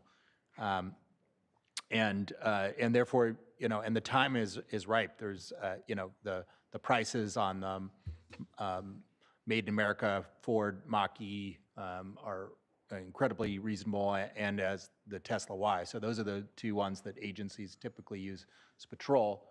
And, the thought of piloting one of each, and then, of course, you have plenty of operations vehicles that have even more leeway than patrol. But it would be great to get a pilot started. And if you're open to it, I would of course work with Mr. Bonner and General Services to see what we could do. We are indeed open to it, Supervisor Williams, and we in fact had a discussion about it yesterday. So you show me the money, we'll make it happen. Great. So I guess it's my turn. So I know you didn't mean it this way, but when you say you guys have to do something, we need to do something, it's frustrating for me because the last 10 years, we've been carving out and we've been putting other people's budgets. I've been looking at where to trim other people's so I can cut out the $20 or $23 million we need to operate the North County Jail. Not to mention the millions of dollars that have gone into the South County Jail for maintenance. Not to mention, by the way, we had to spend $40 million, which I support, and these are all good things, and I support them, $40 million to build the North County Jail of our own money. Plus, now we're borrowing $20 million to upgrade the South County Jail, and we're setting aside, I think, $10 million out of this year's budget for DRC upgrades to the South County Jail. And I know you don't rely just on the public safety radio network. You're not the only one, but that's another $53 million investment in that. So we are doing something. I mean, we've done more than I think, I think, honestly, with the cards that were dealt budget-wise, I don't think there would have been very many boards that would have approved a new North County Jail. And we would be in a horrific mess if we hadn't done that. So I'm not going back and questioning that, but what I'm saying is at some point, there has to be a realization from your department that there's not a grove of money trees in the backyard that we can go harvest. And I thought this might be the year where it happened because nobody else came in with expansion requests. 9 of the 12 expansion requests came from your guys' department. And so either you're not understanding us or we're not understanding you. There's a miscommunication somewhere, and it seems like we do the same thing every single time, and it's frustrating. Let me see if I know you're frustrated too, but let me see if I can clarify something for you. First and foremost, we get it. We understand that our budget has increased significantly. We understand that it's challenging because of the size and the cost of our organization. We are in that position because our organization has a greater breadth and depth of responsibility than any other county organization. We are a single department, but we're really multiple departments put together. We're a law enforcement agency, we're a corrections agency, we're a coroner's agency, we're a court security agency, we are a specialized, we'll lump them all together, specialized law enforcement unit agency. We have all of these hats that we have to wear, and we are spread out throughout the entire county, 27 different work sites for our people, and it's a huge challenge for us, but it's a huge challenge for you. We get it, to operate, and our salaries, to be competitive, have to be high. The benefits have to be maintained. All of that is a challenge. But what I'm saying when I say this, and don't look at it as that we're not grateful for the increases that we have. I don't want you to be grateful. I just want you to acknowledge that it happened. I'm grateful that you were, at the time, the sole supervisor that voted for we could have had 228 jail beds that we wouldn't have had to worry about right now. I was trying not to bring that up, but yeah, that was funded, right? But you were the sole. That was a major mistake. Nobody was here. Nobody was here. Yeah, and nobody else, none of you were here as well. The reality is, when it comes to the opioid crisis, and the reason I am so passionate about it, the reason I feel so strongly about it, is that it's the only one of our problems where people are dying now. And my belief is that if we do something a little different, and as I said, I'm trying to throw out, and I think maybe you can come up with some other ideas on how to throw us some temporary funding, but I know that if we could put some additional emphasis on taking some of these drugs off the street, we could save lives. And I don't think it's a fluke that in 2007 we had 27 narcotics detectives in this county working on this problem, and we had 33 overdose deaths that year. And this past year, we had 230 some deaths, and we've got 5 detectives that work full-time in narcotics.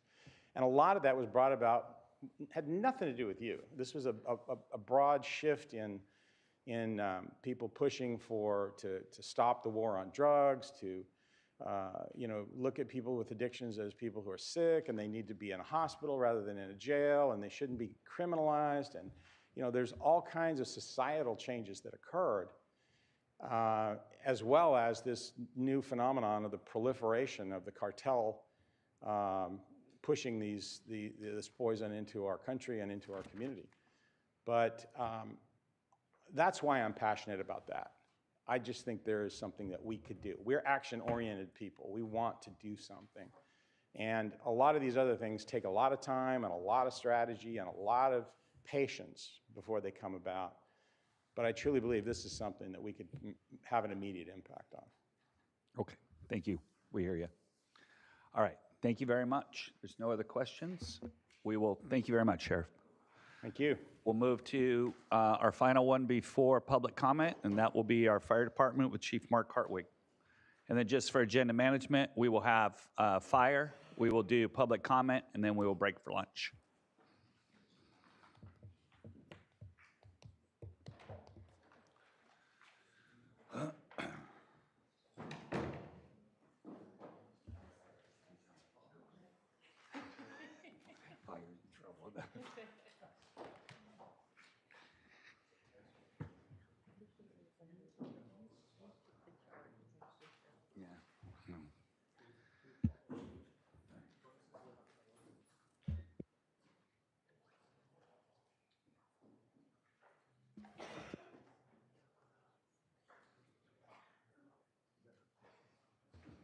Whenever you're ready, Chief.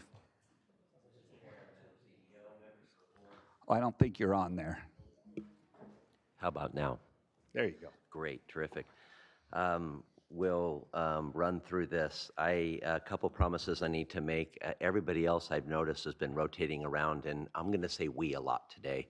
And I'm not talking about me. It's the hard work of the people that we have here and the team. So next year I promise to rotate around, and you're going to hear a bunch of other people besides me. So that's a promise for next year, but it occurred to me too late to throw them to you today.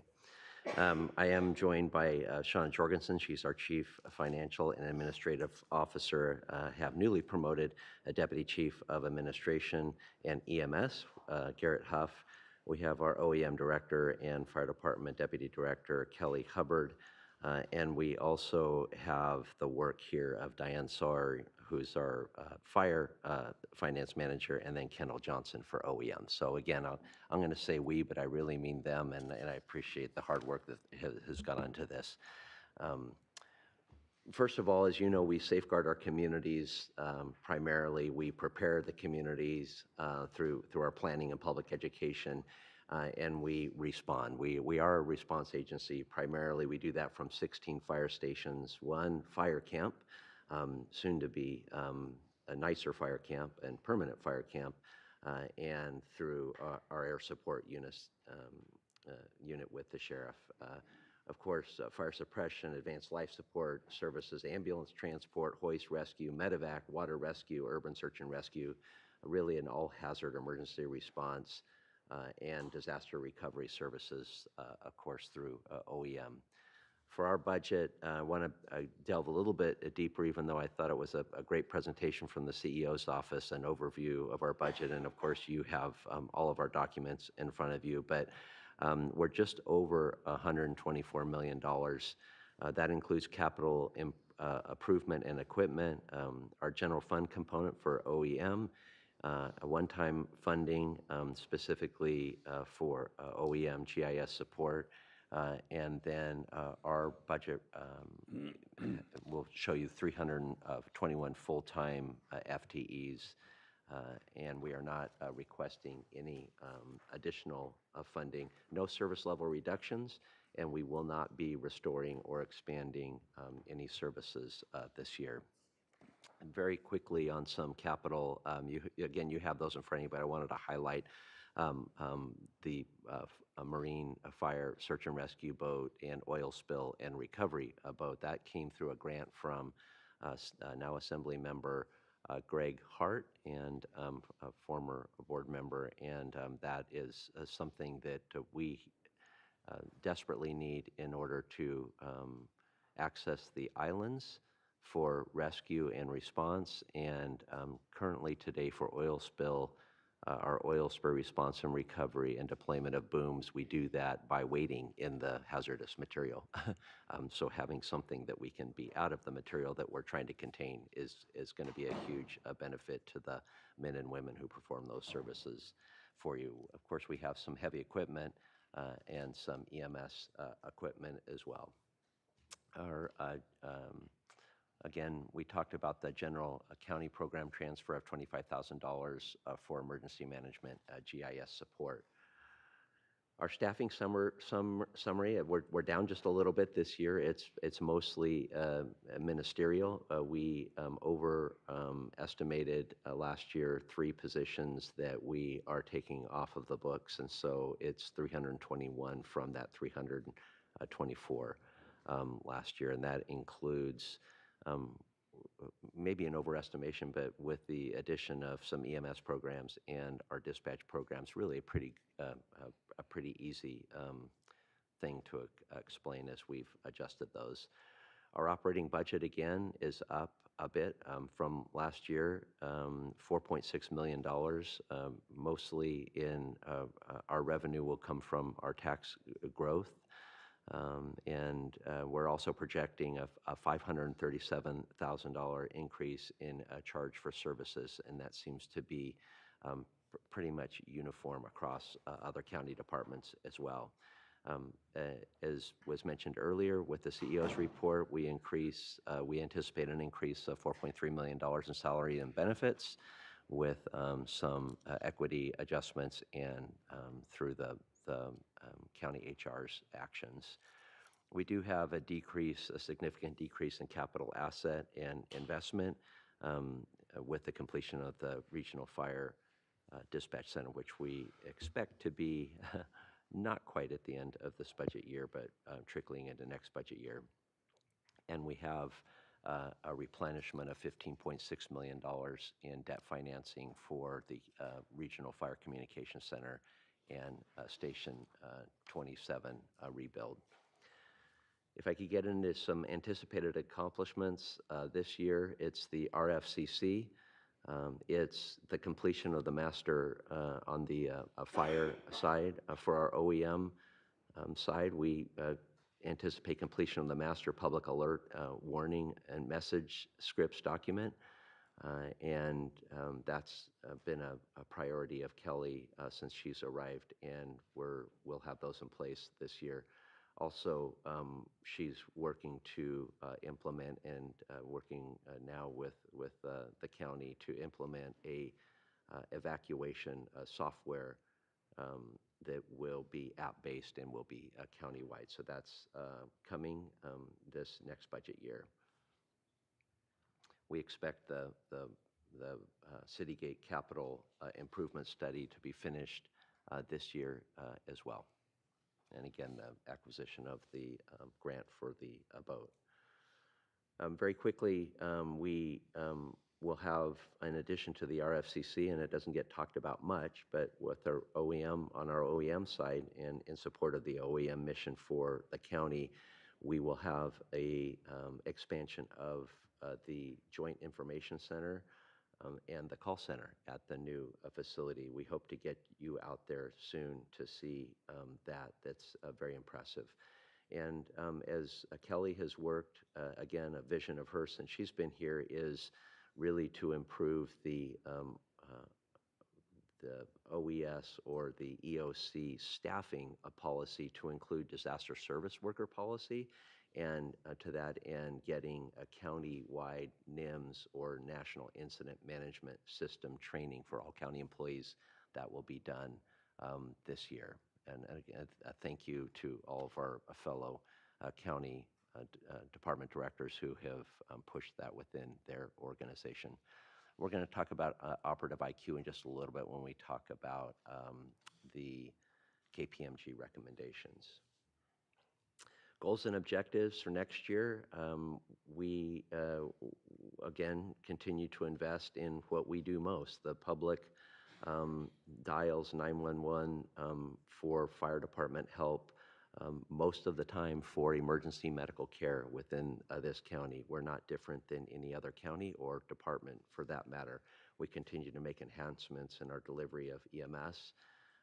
We are to that, to the end of joining our partners in an RFCC. We've continued to standardize our response training for our op area departments, knowing that when we dispatch out of one center and we essentially drop borders, that we will be working much more like each other. And again, maybe an example for that would be we can't, it's hard to throw ladders differently and pull hose differently when you're on the scene of an emergency and interacting with each other more seamlessly as we move forward.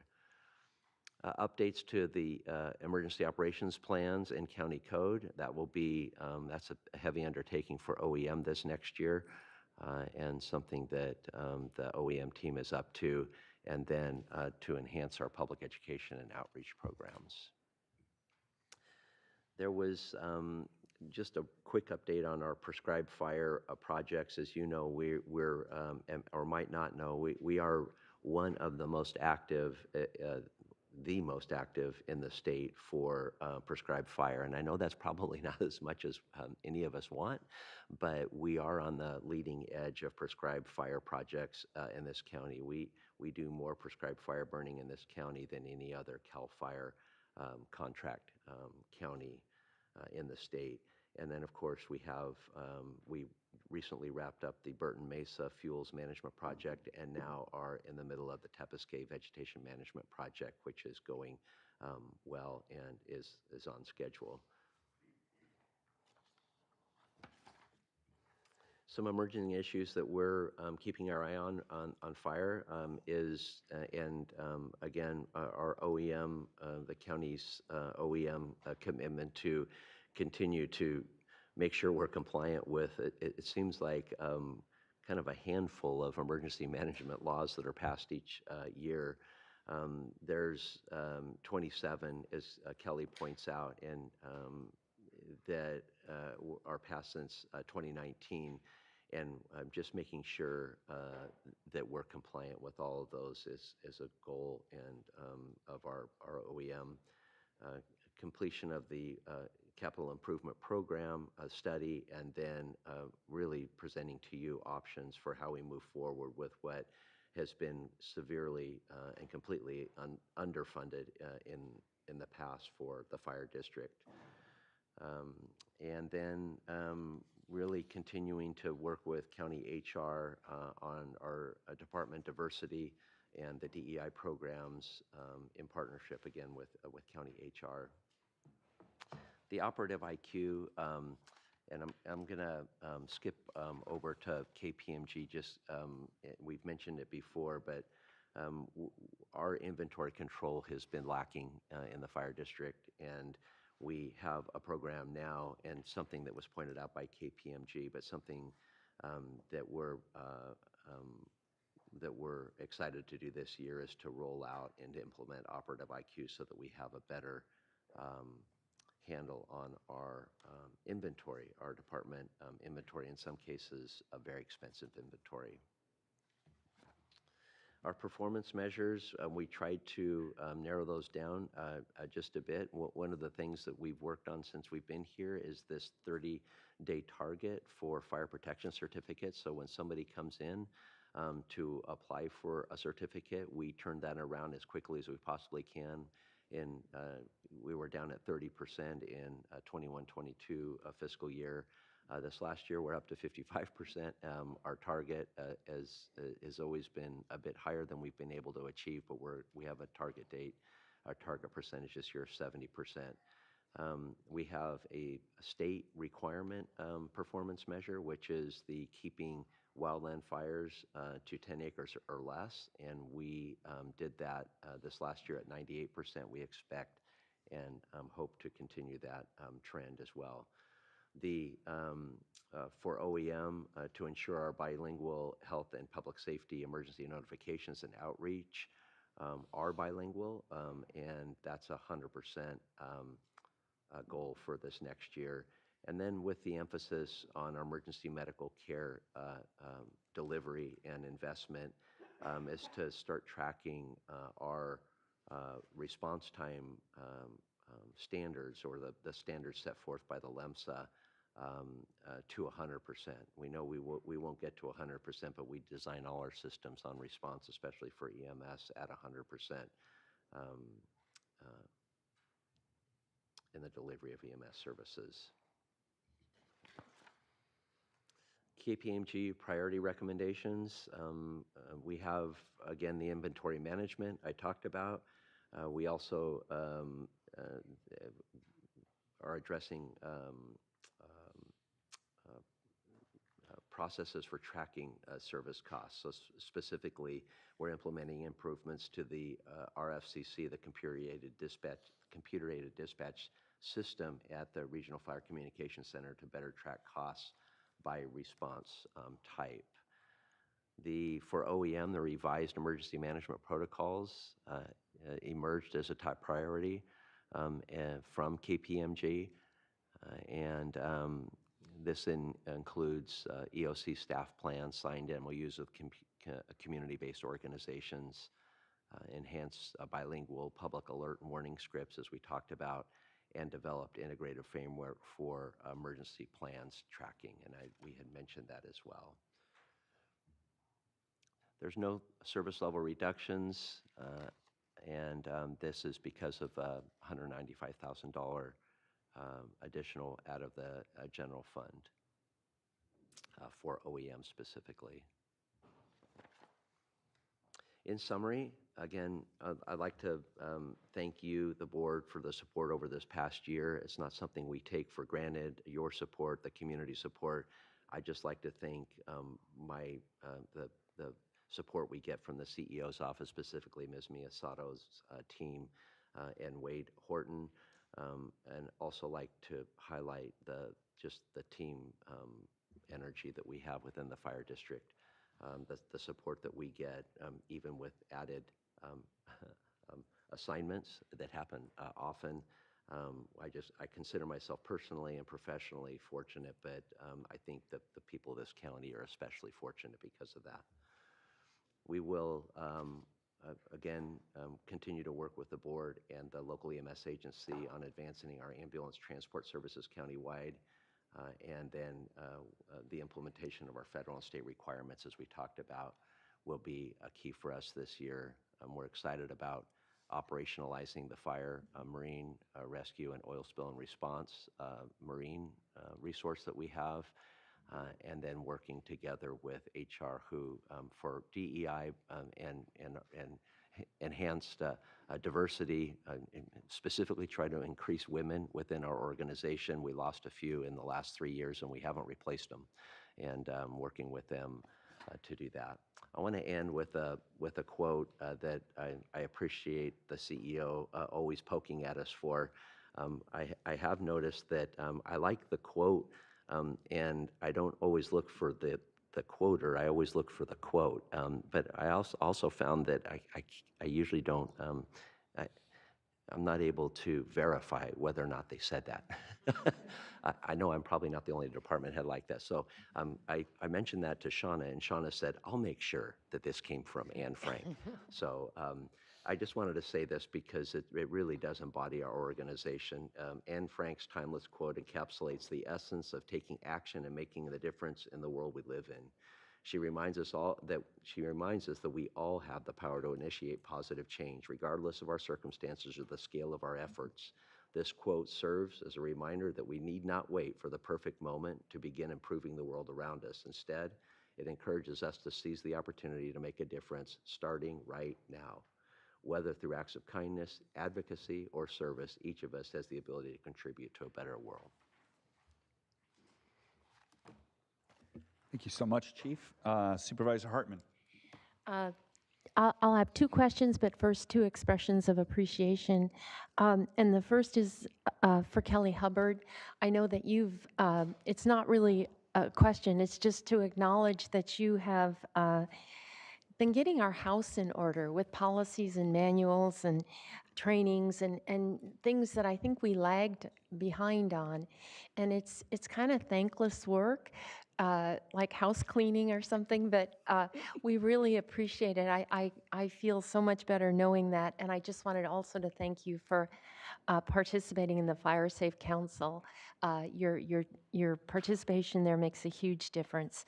And then the second acknowledgement is just in general to the fire department for the support for the Fire Safe Council. And I think you all understand that safety is a shared responsibility, and so our work is with the community, and we're working on grazing and chipping and inspections and community wildfire protection plans, but all of that depends on working hand in glove with your department, and I really appreciate all of that support.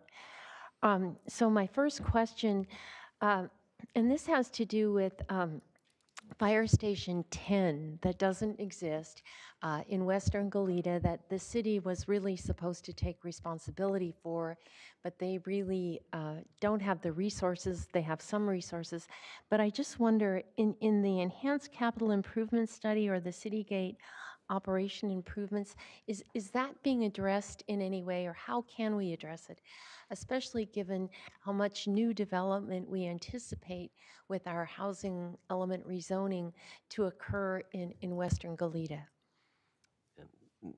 If I could, through the chair, Supervisor Hartman, and that's a great question. We inherited an agreement, and I say we, the current city leaders, and I inherited the agreement that we have for Station 10. It calls for the city to build the station, pay for building the station, and then us to staff the station once it's built.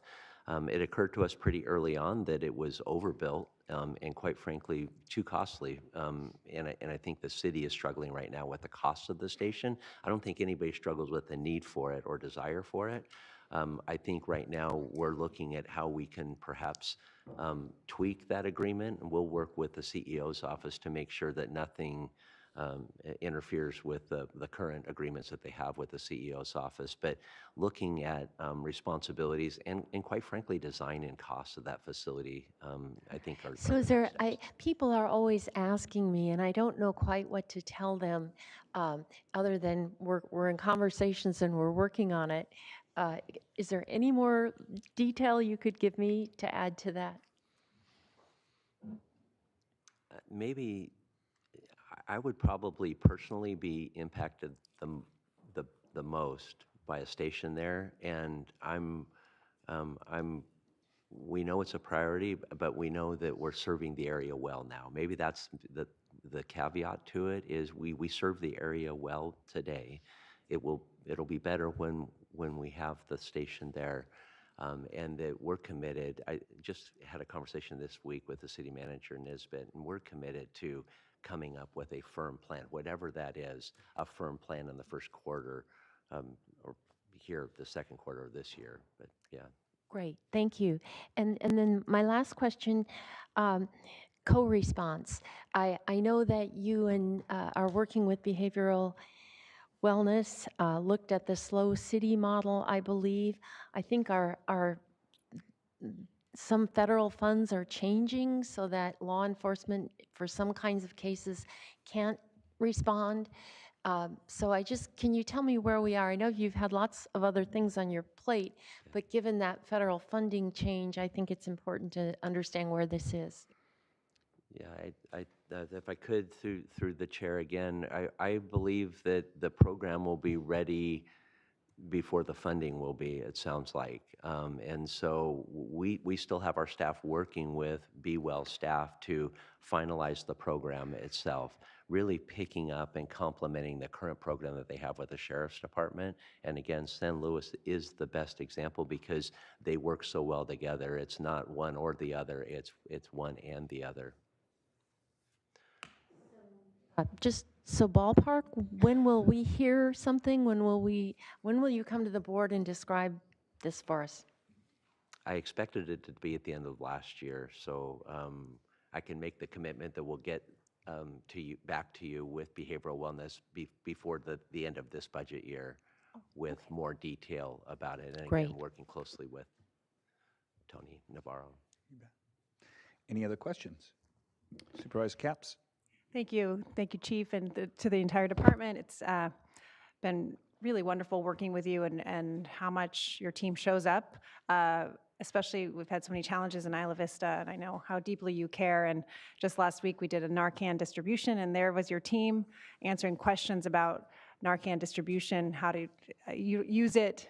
We had 50+ volunteers, and people were really interested to hear from your folks who know exactly what to do, because that's unfortunately a lot of the calls that they get. So thank you for that. And my question does relate to Isla Vista with, as we've seen these bluffs erosion and people having near accidents and obviously fatalities tragically.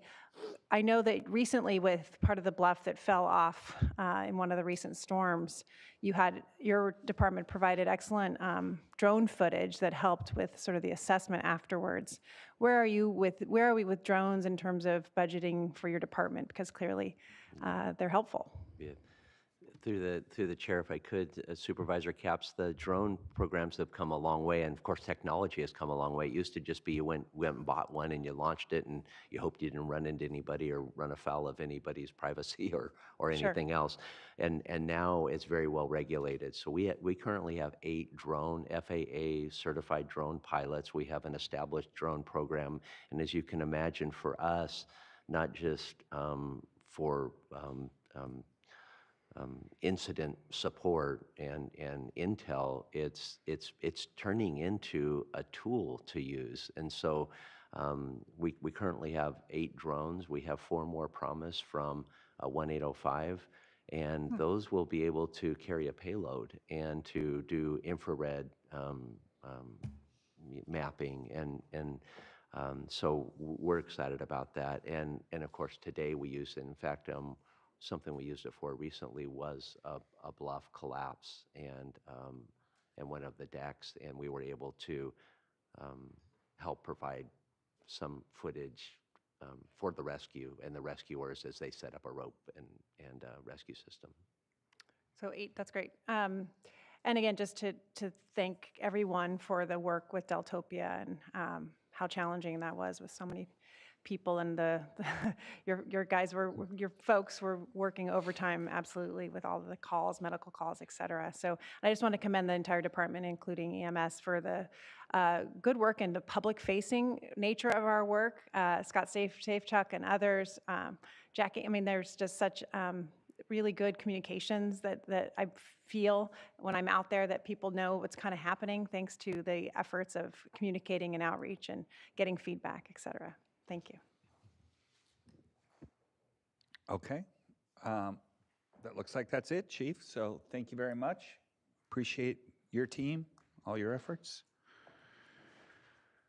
And I think that takes us to public comment on our first functional group. Madam Clerk. Chair Lavanino, members of the board, we have 4 requests to speak on the public safety functional group. We are going to begin on Zoom with Lizzie Rodriguez, to be followed by Maureen Earls here in Santa Barbara. Lizzie?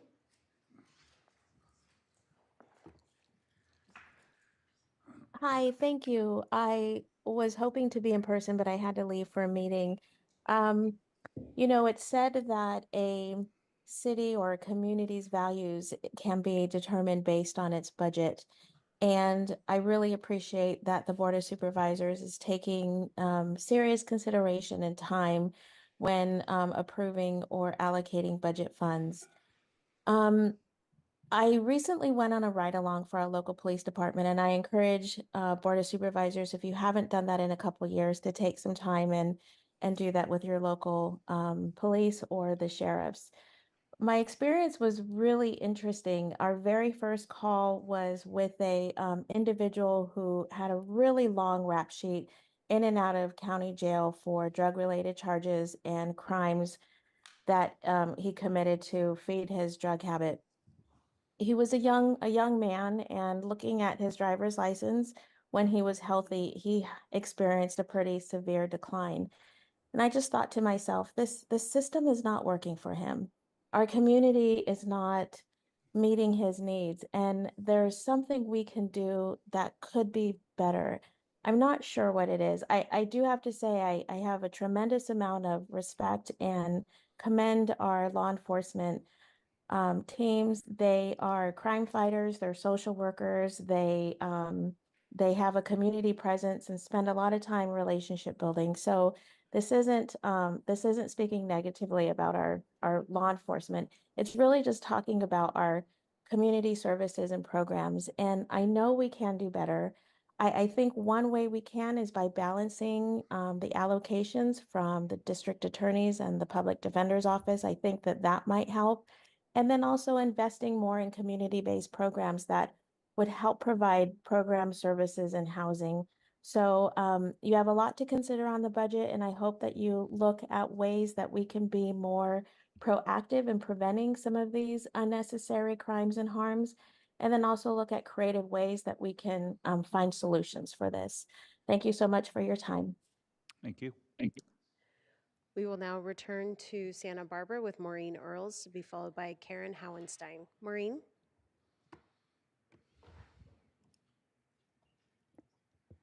Good morning. Several months ago, our team was here when the Sheriff's Department brought to the board the request for funding an opioid team, and we opposed that siloed approach. CLUE and the community seeks a funding solution that includes reducing the root causes of the drug problem. We hope today for a county comprehensive collaborative funding plan with Be Well and Public Health that includes rehab and preventative approaches, a balanced plan funding, as Supervisor Hartman and Supervisor Nelson have addressed. This was a specific stated language when the state came up with the opioid funding. We asked for not a silo funding solution, but a county comprehensive funding approach before any budget decisions are made. Thank you. Thank you. We will now go to Karen Howenstein, to be followed by Cheryl Trotsky. Karen? Hello. Public safety is the first and most affected aesthetic, which absolutely decreases our standards of living in Santa Barbara County. When you talk about this one county thing, we are one county. We're all the same citizens. You mentioned, Laura Capps mentioned that we have 300 new, is that new residents in our county? Or 30,000 new residents in our county? Somebody was mentioning 30,000 something when you guys were talking earlier. Regardless of what our population in our county is, are the people who are coming into our county appropriate candidates for employment? I want to know what this county is doing and this board is doing to push back against the idiocy being hoisted on us by the state. I mean, I don't like labeling things like this. It's not liberal ideals, it's wacko, weird mandates that are coming down from the state which do not allow our county to behave anywhere near the way it's behaved to our citizens for the last 10 years. All of a sudden, you guys are having to do stuff that doesn't make much sense to us. I love investigations. Official investigations document facts, not all these opinions that run around everywhere. They multiply and they spill over into the facts. The quality of investigations is affected when you do not have personnel. I think we should be looking at decreasing funding in other departments of the county where we have not so much need for public safety. Public safety is the first priority. I challenged myself to shake hands and touch the hands of more homeless people than important people. I suggest you do that also. We will now go to Cheryl Trotsky, who is our final speaker on the Public Safety Functional Group. Cheryl? Members of the board and staff, thank you for your hard work, and I really appreciate the opportunity to speak. And I want to give a special shout out to the fire department. They are amazing. I just want to also offer an idea that with all the budget constraints that we stop creating criminals. In light of the state budget deficits forecasted in this county, and county deferred maintenance of nearby,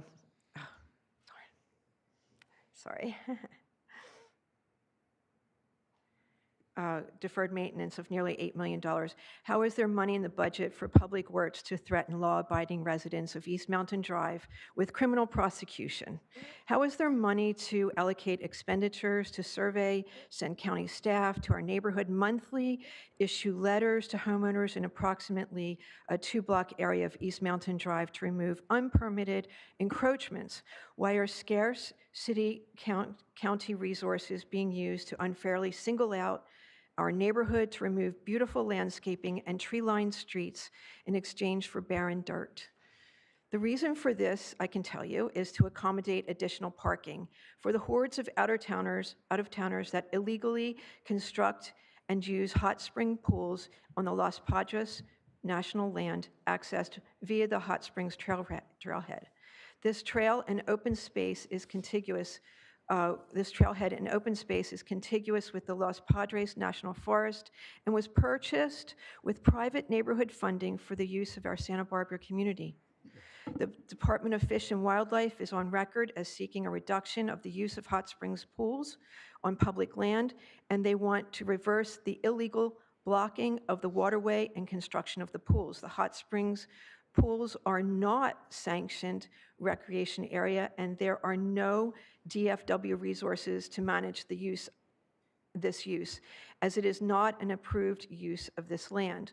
The hot springs pools have been constructed are not permitted and are in violation of every state and local waterway stream bed law, and yet the county, instead of working with the Department of Fish and Wildlife and the residents of Montecito to discourage the use or enforce current law, they have instead decided to use valuable county resources to enforce a discretionary encroachment regulation by threatening the law-abiding taxpayer residents of East Mountain Drive with criminal prosecution. The very same residents who contribute significantly to the county budget. A majority of the visitors to the illegally constructed hot spring pools blocking the stream flow and polluting the water are from out of the town, as noted by the ranger. This ranger posted at the trailhead Ma'am, your in time's- cooperation is your up. time's up. Well, I want to suggest that you stop prosecuting our law-abiding citizens and instruct the Public Works Department to cease the prosecution of our neighbors by this arbitrary discretionary enforcement. Thank you. And that concludes public comment. All right.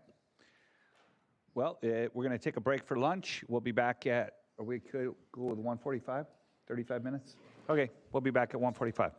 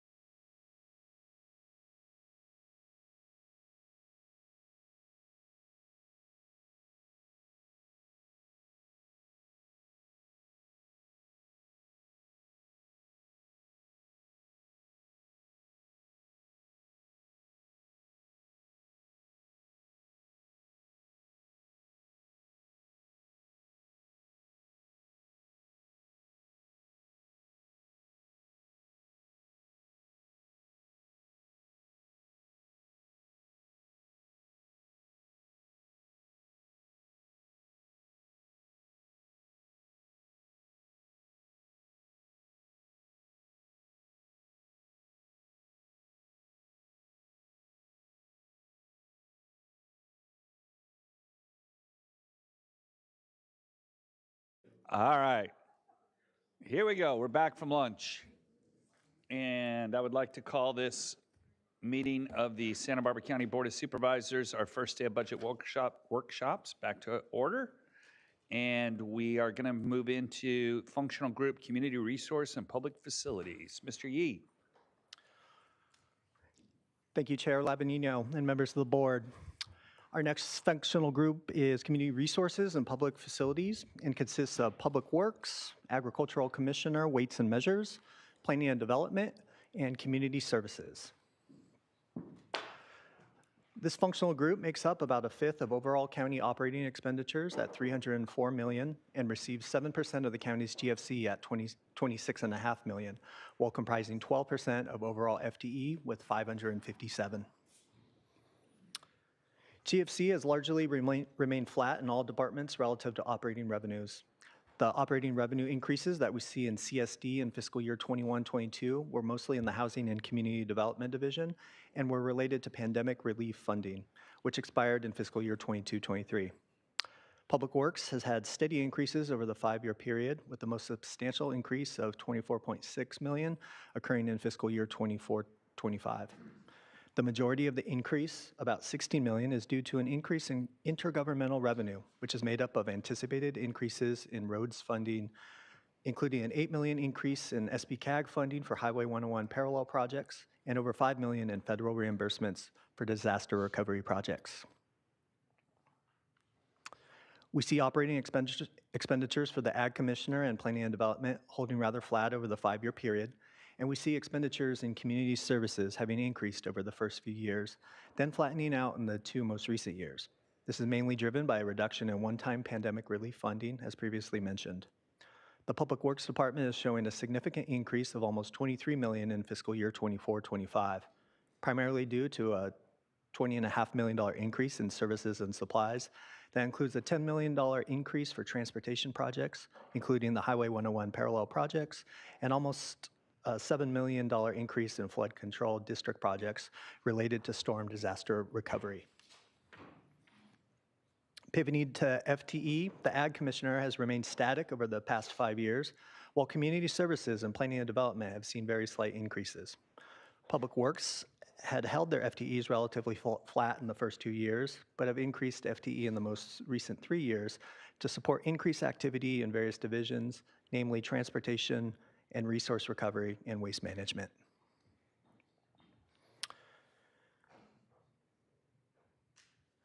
We show significant challenges and initiatives for this functional group in this slide. Major challenges include storm recovery efforts and cash flow needs, sustaining critical services and housing for the homeless with limited term grant funding, and lastly, the growing cost associated with maintenance and construction projects. Major initiatives being undertaken include efforts to provide education and outreach in multiple languages, such as bilingual pesticide trainings conducted by the Ag Department for farm workers. The functional group is also continuing collaboration with General Services to electrify county buildings, vehicles, and equipment as we approach the upcoming adoption of the 2030 Climate Action Plan.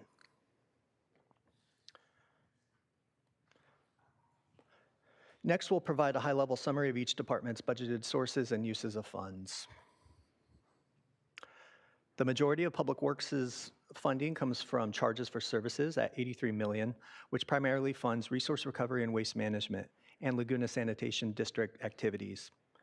Intergovernmental revenue is also a major funding source at $76.5 million and is comprised of regional transportation funds from SBCAG, as well as state and federal funds, most of which are used to fund the Transportation Division projects. The Ag Commissioner Weights and Measures Department's major funding source is intergovernmental revenue from federal and state sources, totaling just over $4 million, followed by GFC at $2 million. Funding is primarily used to support agricultural programs that include pest prevention and pesticide use enforcement. Here we see that the majority of Planning and Development's funding comes from permit revenue at $16 million, generated mostly from building and land use permit activity. This funding is largely used to support permitting, inspection, and compliance activities. GFC is another significant source at $4.6 million and primarily funds long-range planning and code enforcement efforts.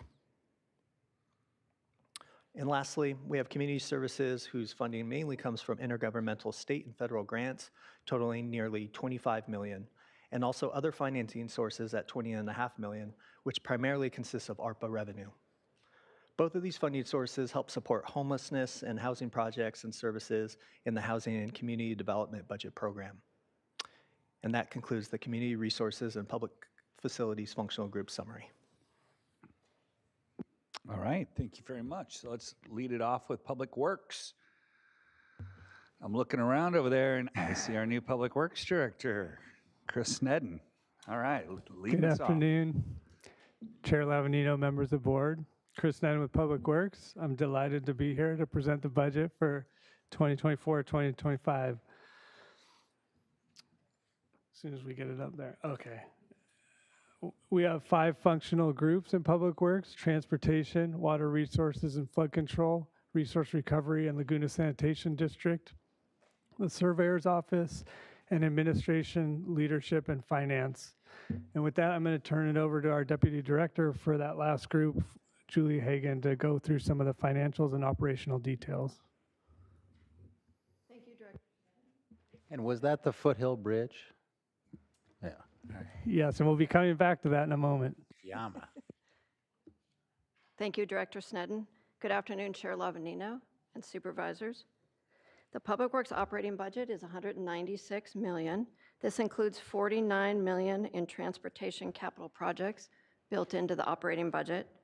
Our capital budget for the remainder of the department totals $52 million for our water resources and resource recovery divisions. The general fund contribution for operations is $5.3 million. This funding goes to Project Clean Water, Surveyor, and Transportation. Our proposed budget includes 305.75 FTEs, and there are no service level reductions, restoration requests, or expansion requests.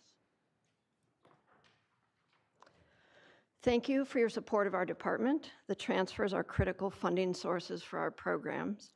The first 3 are for transportation, with the 18% deferred maintenance funding for PCI being the bulk of it. There is also an annual base roads contribution of $500,000, and the $340,000 listed here is actually for Refugio Path. We'll discuss MODOC later in the presentation. There are also transfers for 2 important projects in Santa Maria, the levee study and the Santa Maria River Alignment Project. The Santa Maria River Alignment funding is for final work and revegetation on the Big River Realignment Project we worked on this year in the Guadalupe area. Here are some of our large capital projects. The Bonita School Bridge design is planned for 24-25. This will be a federal high-cost bridge project with reimbursement coming to the county for most of the costs. This is the same way we were able to fund the large Floridale and Foothill Bridge projects that you're familiar with. The Santa Claus Lane streetscape, the utility relocations are underway and we are scheduled for construction to start late summer. We plan to start construction on the Buena Vista Debris Basin in the spring of 2025. This is a multi-year project with completion planned for fiscal year 25-26.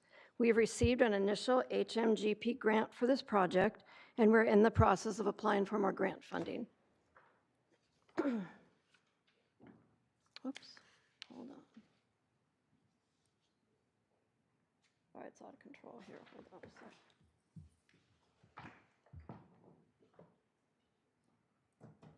Okay, back on track. Oh, thank you. Much easier. Okay, with the storm damage, we had multiple damaged sites due to storms in early 2024, with work needed to repair slip-outs, slides, sinkholes, and slope erosion across the county. And MODOC project in fiscal year 24-25 will complete this critical regional multi-use path network from Goleta to Santa Barbara. And finally, the Solomon Creek project is in Orchid and consists of lining older parts of the trunk line system constructed of clay pipe that is located near creeks. We are recommending to add 7.5 positions. The first 2 are related to KPMG recommendations, an engineering tech and a mapping analyst, and will be paid for out of our transportation funds. 4.5 of the positions are in resource recovery and Laguna Sanitation. related to increased workload and paid for out of those enterprise funds. The operating budget of $196 million is an increase of $23 million over the prior year. And as Stephen briefly mentioned, it's related to storm expenses, major capital projects, and the resource center transition from the previous operator. And at this point, I'm going to hand the presentation back to Director Snedden. Thanks, Julie. The next couple slides have just a few of the anticipated accomplishments for the year that we're proud of. In the administration area, we're continuing our leadership and training programs with emphasis in two areas. The first is onboarding professionals and getting them up to speed as quickly as possible with the skills and tools they need to be highly productive as quickly as possible. And then we're also focusing on training for the next generation of leaders in our organization. In communications, we've developed a robust outreach plan for project development, and we've implemented it on a couple projects this year.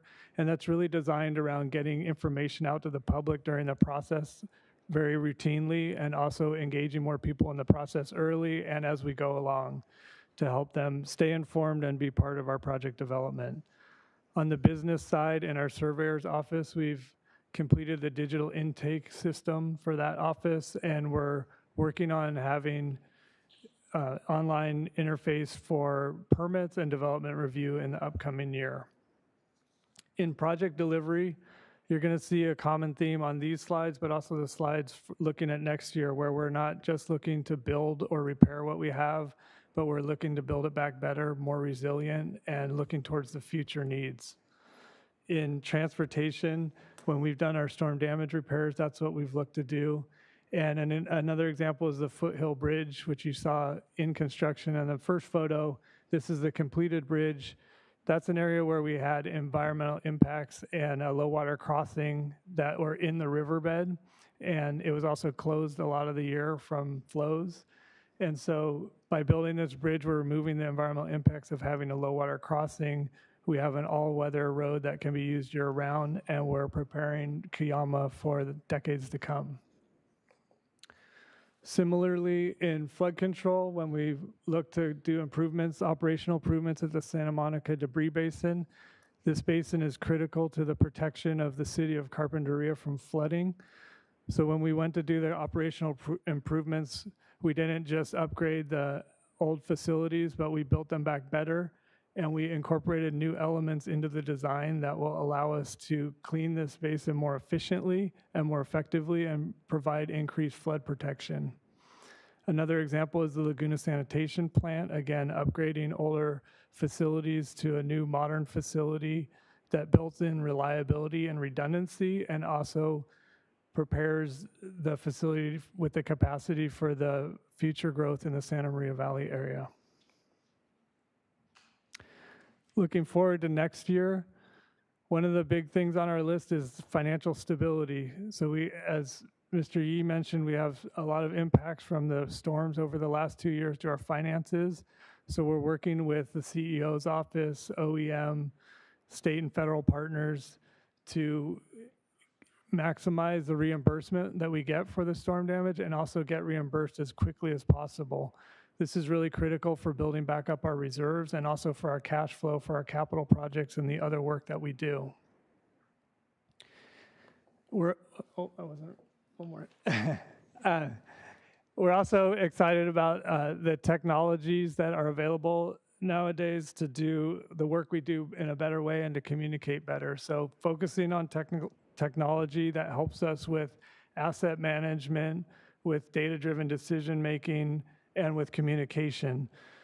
A couple examples on the left is the county hydrology section rainfall gauge data system, which provides real-time rainfall data to the public and to decision makers and to us internally to know exactly what's happening out there in our infrastructure and how we need to respond to it. This is, I believe, the most clicked on website at the county. So we're looking for other opportunities to have tools like this that are really effective tools for communicating to the public and for using for internal decision making. And then on the right is an example from our pavement management dashboard. That's a database that has every road in the county in it, the condition of the road, and other information. And we can use that to model different scenarios. So we can do different funding scenarios, different treatment type scenarios, and different prioritization scenarios. And we can see the impact that will have on our roadway network now and in the future. So having tools like that to help us with decision making, and then taking that information and being able to communicate it to people, the public and decision makers, are valuable asset management tools. So we're looking to expand this into our other asset areas so that we have similar types of systems. In project delivery for next year, as I said, we have the continuing theme of building for the future and building back better. A few examples are shown below. Dominion Road had a huge metal pipe that was very deep and very long that failed in the 2024 storms. When we replace that pipe, we're replacing it with a concrete culvert, and we're making some other modifications, so it'll have reduced maintenance and won't need to be replaced anytime in the near future for decades. The middle slide is the Tehigas Resource Center, and this year we've really been focusing on transitioning from the prior operator and getting the expansion going. And we're really hoping by the end of this year to have those operations really settled down and running smoothly, so that next year we can really focus on improving efficiency, improving our diversion, and improving the management of our waste. And then on the right is the Bradley Channel. We'll be looking to design upgrades for that this year, where there's certain sections of this channel that are currently unlined, so we're going to line them in a way that makes the maintenance easier and more efficient in the future, and helps with the flood control protection for Orchid and the Santa Maria area. In transportation, we have several projects that are focused on mobility and user experience on the transportation network.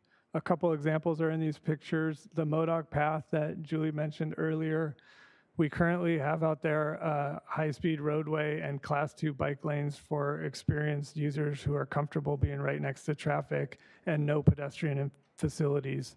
The new project will create a corridor that has ADA compliant facilities. It'll have a bike path or a multi-use path for bikes, strollers, rollers, people who are not comfortable riding right next to traffic. And then we're still maintaining the travel lanes and Class 2 bike lanes for people who are experienced and comfortable riding with traffic. In Old Town Orchid, we're looking at streetscape improvements for that area.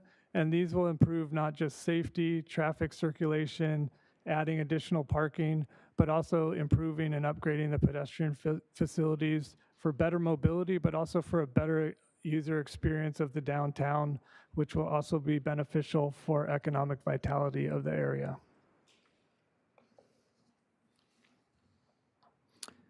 Here are some of the emerging issues we'll be tracking in the upcoming year. The first and third bullet relate to the storms, and we already talked some about the financial and other impacts of those.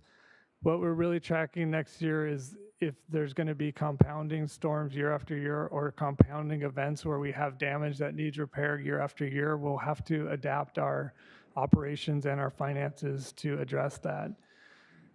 On the second and sixth bullet, there are several economic factors that you heard in the CEO's presentation this morning, as well as some of the other department heads. We're in an extremely tight labor market right now. We're competing with other local agencies, private consultants, and other companies that have really competitive wages. So hiring and retaining technical staff is a challenge. And then on the maintenance side, we're directly competing with the construction industry, which also has an extremely tight labor market and very competitive wage rates. So those are some of the challenges in hiring and retention. And then another economic factor that was also mentioned earlier today is the inflation and the cost of doing business. So our construction contracts are currently coming in upwards of 30% or more higher for the same amount of work we were doing last year. So that's something that we're going to have to track and adapt to as we go through the year. Liability insurance costs, again, mentioned earlier, are a concerning issue for us, particularly in transportation, where our liability insurance has gone up about 200% over the last 4 years.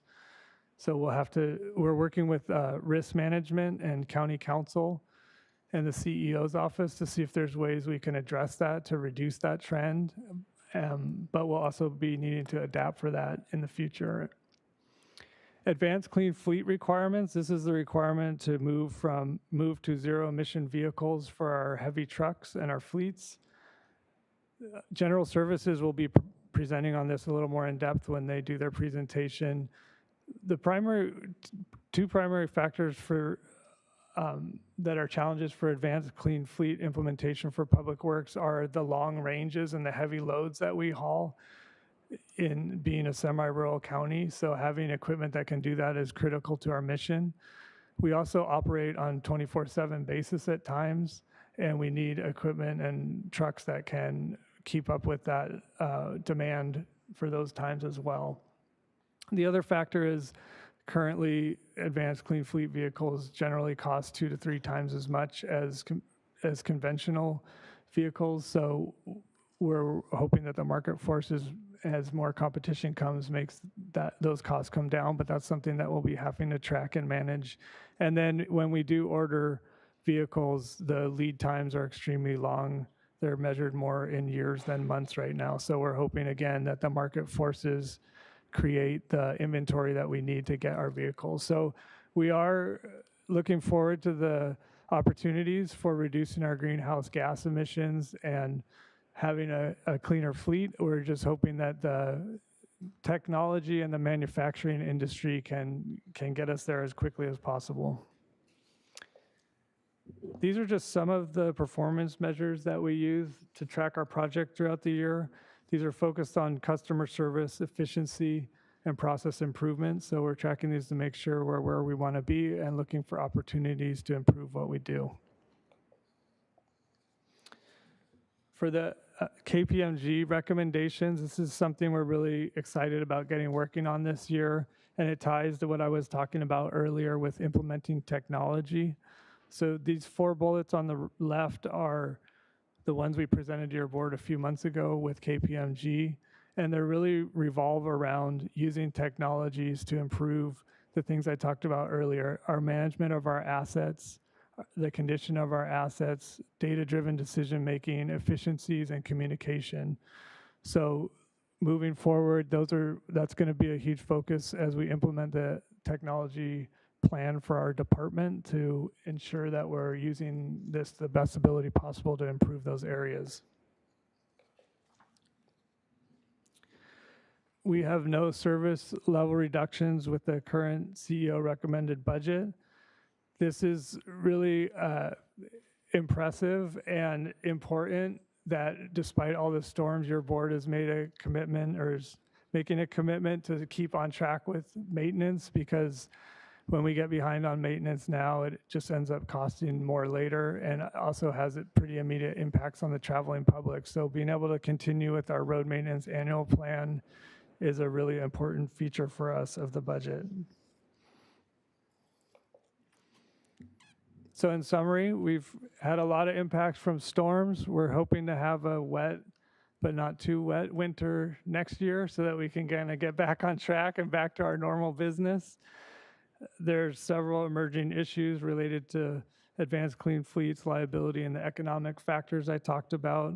And we're really excited about the technology, new technology, and working with ITD to really use that to continue to provide excellent customer service and also to improve what we do. And our quote is by the great aeronautical pioneer Amelia Earhart, who a lot of people think about her last flight, but she did a lot of things before then that were really impressive. She has several firsts in flight. She was one of the first autogyrocopter pilots ever.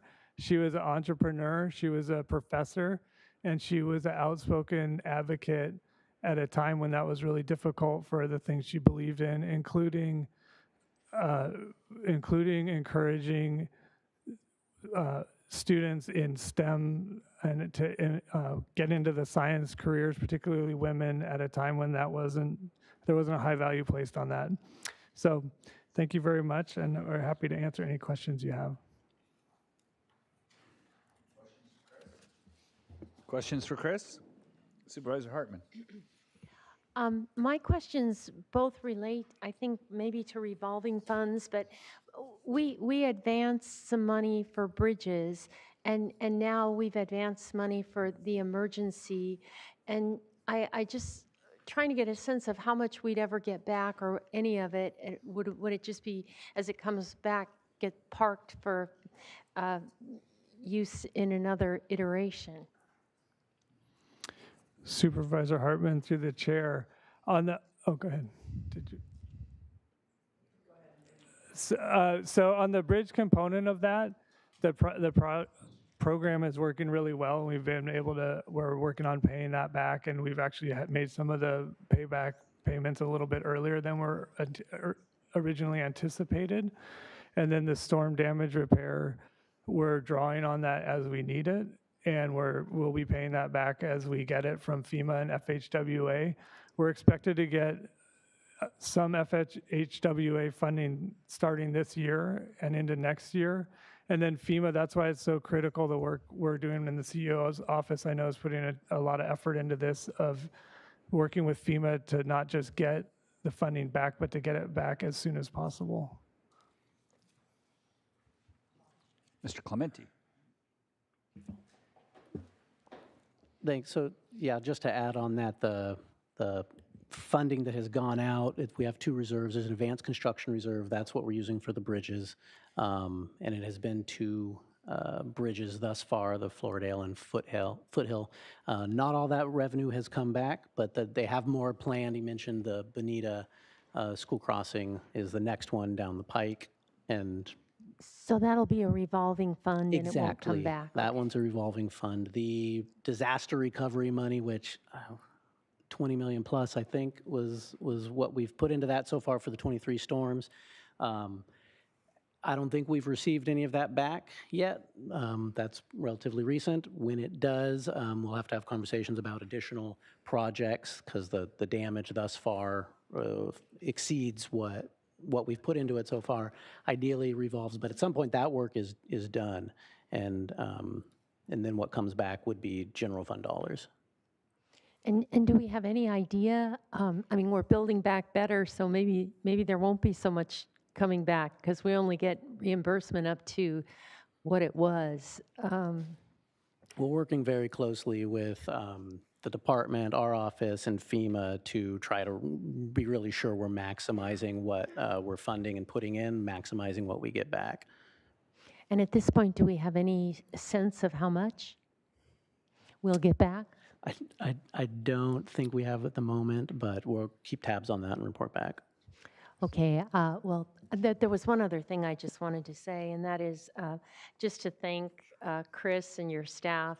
You are so enormously responsive when I've got people complaining. You're out there, you're receptive to what they have to say, you explain things, and that's really appreciated. I guess I did want to put a placeholder for something in the future, and that is the parking, sort of an informal parking study for Los Olivos.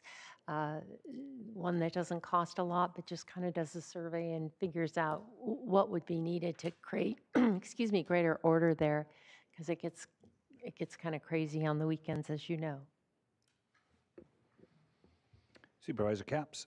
Yeah, I just want to add the kudos to how publicly engaged your department is. It's really remarkable, and I'll just note that there is a public information officer in your department, so there's someone who's dedicated and thinking about that constantly. And again, I just think that's a secret for success for all the departments that can figure that out. But my constituents are happy as a result, so thank you. Then I had a question about that pavement condition index data dashboard thing you have. Is that on your website? I didn't see it, but. Chair Levin, that's currently an internal system, but there's elements of it that create these kind of dashboards that you can put out externally. We're not currently doing that yet, but All right, cool. All right, so wait, you said it's internal. Can I see it, or? it's just internal to you? Chair Lavanino, we can get you the password. All right, cool. All right, thanks. Supervisor Nelson. Yes, thank you, Chair Lavanino. Along the PCI conversation, are we doing some projections based on the current levels of funding and what the PCI looks like next year? Is that going to be discussed in the capital item later? And can you maybe give us a preview on that?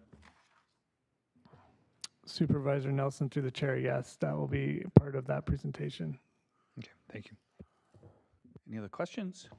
Nope. All right. Well, good job, Chris. Thank you for your entire team. Great job, Julie. Appreciate it. All right. Next up, the Director of Agriculture Weights and Measures, Jose Chang and his team.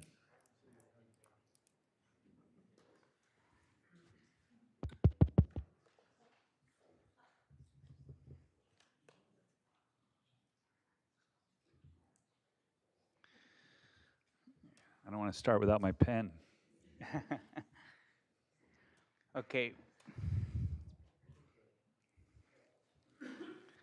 All right, we're ready then. Ready? All right, Chair Lavanino, members of the board, CEO Miyasato, County Council Van Mullen, and county staff, members of the public. Good afternoon. My name is Jose Chang. I am the Santa Barbara County Agricultural Commissioner. And today with me, I want to acknowledge some key people who have been instrumental in helping me with the budget.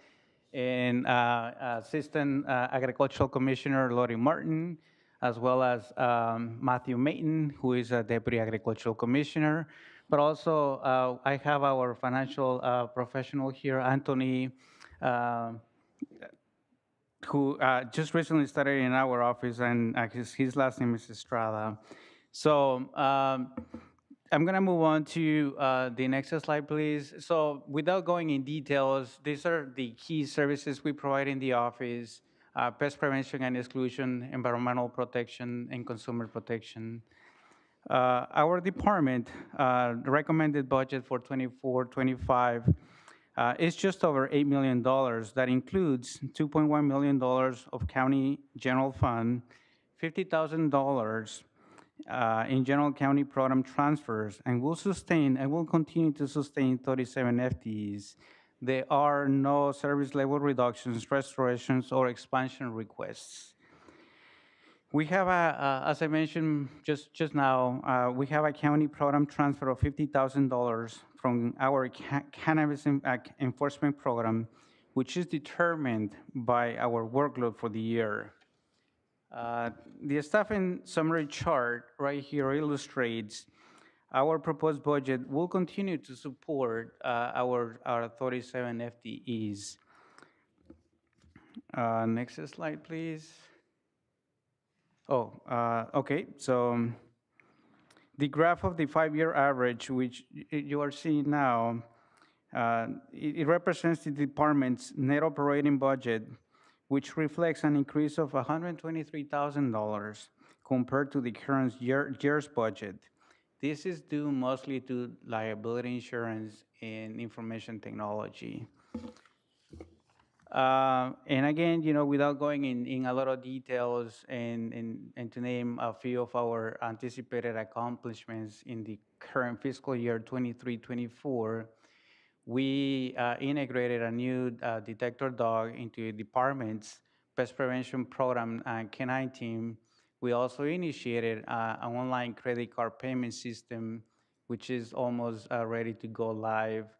We are also, we provided for the first time pesticide education and outreach for Mixteco-speaking agricultural workers. We also reorganized the Agricultural Commissioner's Office with the different programs to better align with department needs. Next slide. And again, just without going a lot of details and without naming all of the different goals and objectives for 24-25, we initiated the implementation and recommendations from KPMG, which includes enhanced processes to track staff productivity. We are currently working on that. We're also assessing opportunities to implement technological solutions. And also due to a separation, we are going to acquire a new detector dog for the department's pest prevention program. And we are also going to implement an electric vehicle inspection program in the next fiscal year. Some of the emerging issues in the office, these are just some of the few that I want to highlight without going in a lot of details. We have, this is an ongoing threat to the agricultural industry and natural environment, but the introduction of invasive pests and diseases, as well as the unprecedented number of quarantines that have been placed in California this current fiscal year. And that will continue in the future. Some of the other emerging issues include state-mandated programs and regulations, to name a couple of those. The statewide pesticide notification regulation, which should be implemented early next year, as well as the ongoing sustainable pest management roadmap work, which would also have some impacts, I believe, to the agricultural industry. And for weights and measures, we will have new jurisdictional authority for electric charging station testing, which is the Assembly Bill 2037. And these are some of our KPMG priorities. Without going a lot of details, as you heard that previously, we have restructured the Agricultural Commissioner's Office to realign it in order to provide better services to the public. We have also initiated our customer engagement strategy, has significantly improved. We are finding ways to better track the performance of the workload that staff is doing, and we are also at the same time analyzing technological needs for the office. And I think, is that the next? So here, this is a slide, what is slide? Slide number 11. So I just want to highlight a couple of the performance measures you see here. One of them is that we are on track to inspect 7,100 commercial weighing and measuring devices. We're also on track to do over 400 pesticide use monitoring inspections in the county. Next slide, please. And we're also very pleased to report to you that we don't have any service level reductions. And in summary, our department will continue to maintain exceptional customer service for all programs and support the agricultural industry, commercial businesses, and the public. We will continue to work with federal and state agencies, neighboring counties, and agricultural trade associations on emerging invasive species. And lastly, we will implement KPMG recommendations. And then my quote, it is very simple. It is only 2 words, but I think it highlights the significance of the industry, which is that agriculture counts. And I'm wearing my pin with me today, and I believe you all receive a pin as well. So, and that concludes my presentation. Chair Lavanino, and I will be happy to take any questions. Thank you. Any questions from staff? Supervisor Hartman. Well, The board. I should probably know this, but what do you do with electric vehicle inspections? So currently, because a lot of the charging stations are coming online, there is no way for consumers to know if they are getting what they're paying for. So it's the charging stations, Correct. not the vehicles? It's the charging station. It's just similar to a gas pump. We just want to make sure that the consumer is getting what they're paying for. Great. So the only other thing I wanted to say was I just thank you for your personal role in reaching out to ag interests. I see you at various forums, and you're a featured guest, and also for representing agricultural interests so well in our county. And your work on pesticide use and risks, I think that is extremely important, especially to the Mixteco population that, they don't necessarily read labels. Their language is an oral tradition. So I think that work is hugely significant. Let me just ask you this. I know the state has rules about distance from schools but I think there are schools organizing, young people organizing in different areas in the county to ask for more, I don't know whether it's more enforcement or a bigger buffer or exactly. Are you following that? Yes, we are.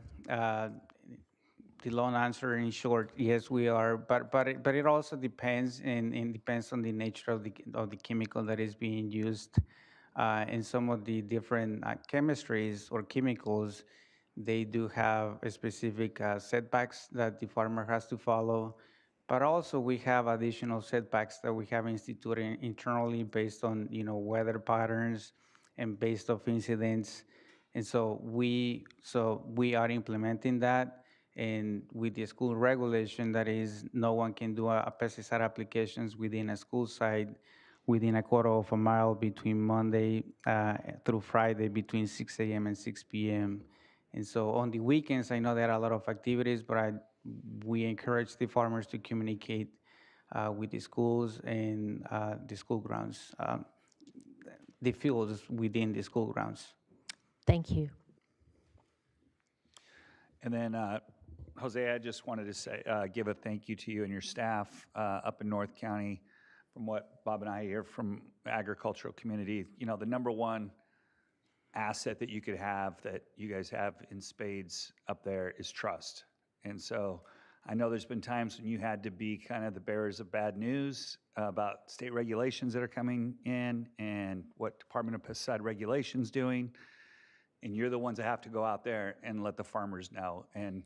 But because you've built that trust with them, they understand that, this is something that's out of our control, and we're just doing our best to make the best out of a bad situation. So really appreciate all the work you do, because that goes a long way, and it's something that has to be built over a long period of time. So thank you very much.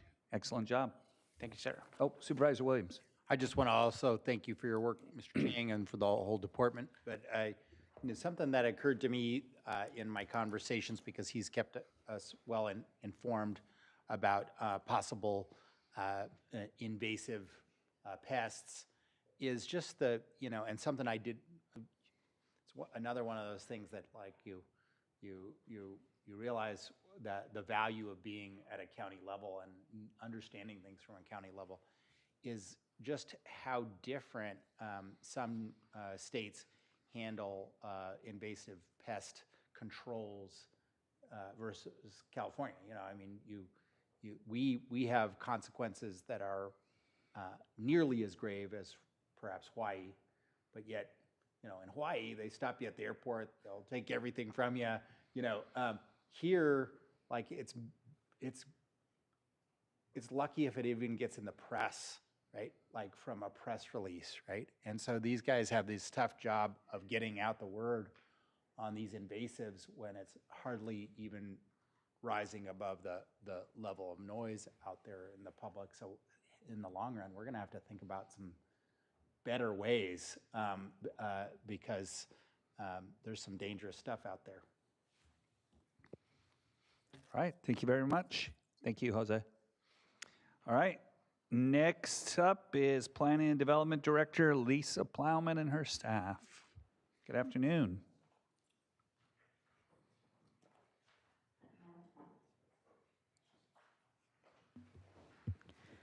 Good afternoon, Mr. Chair, members of the board.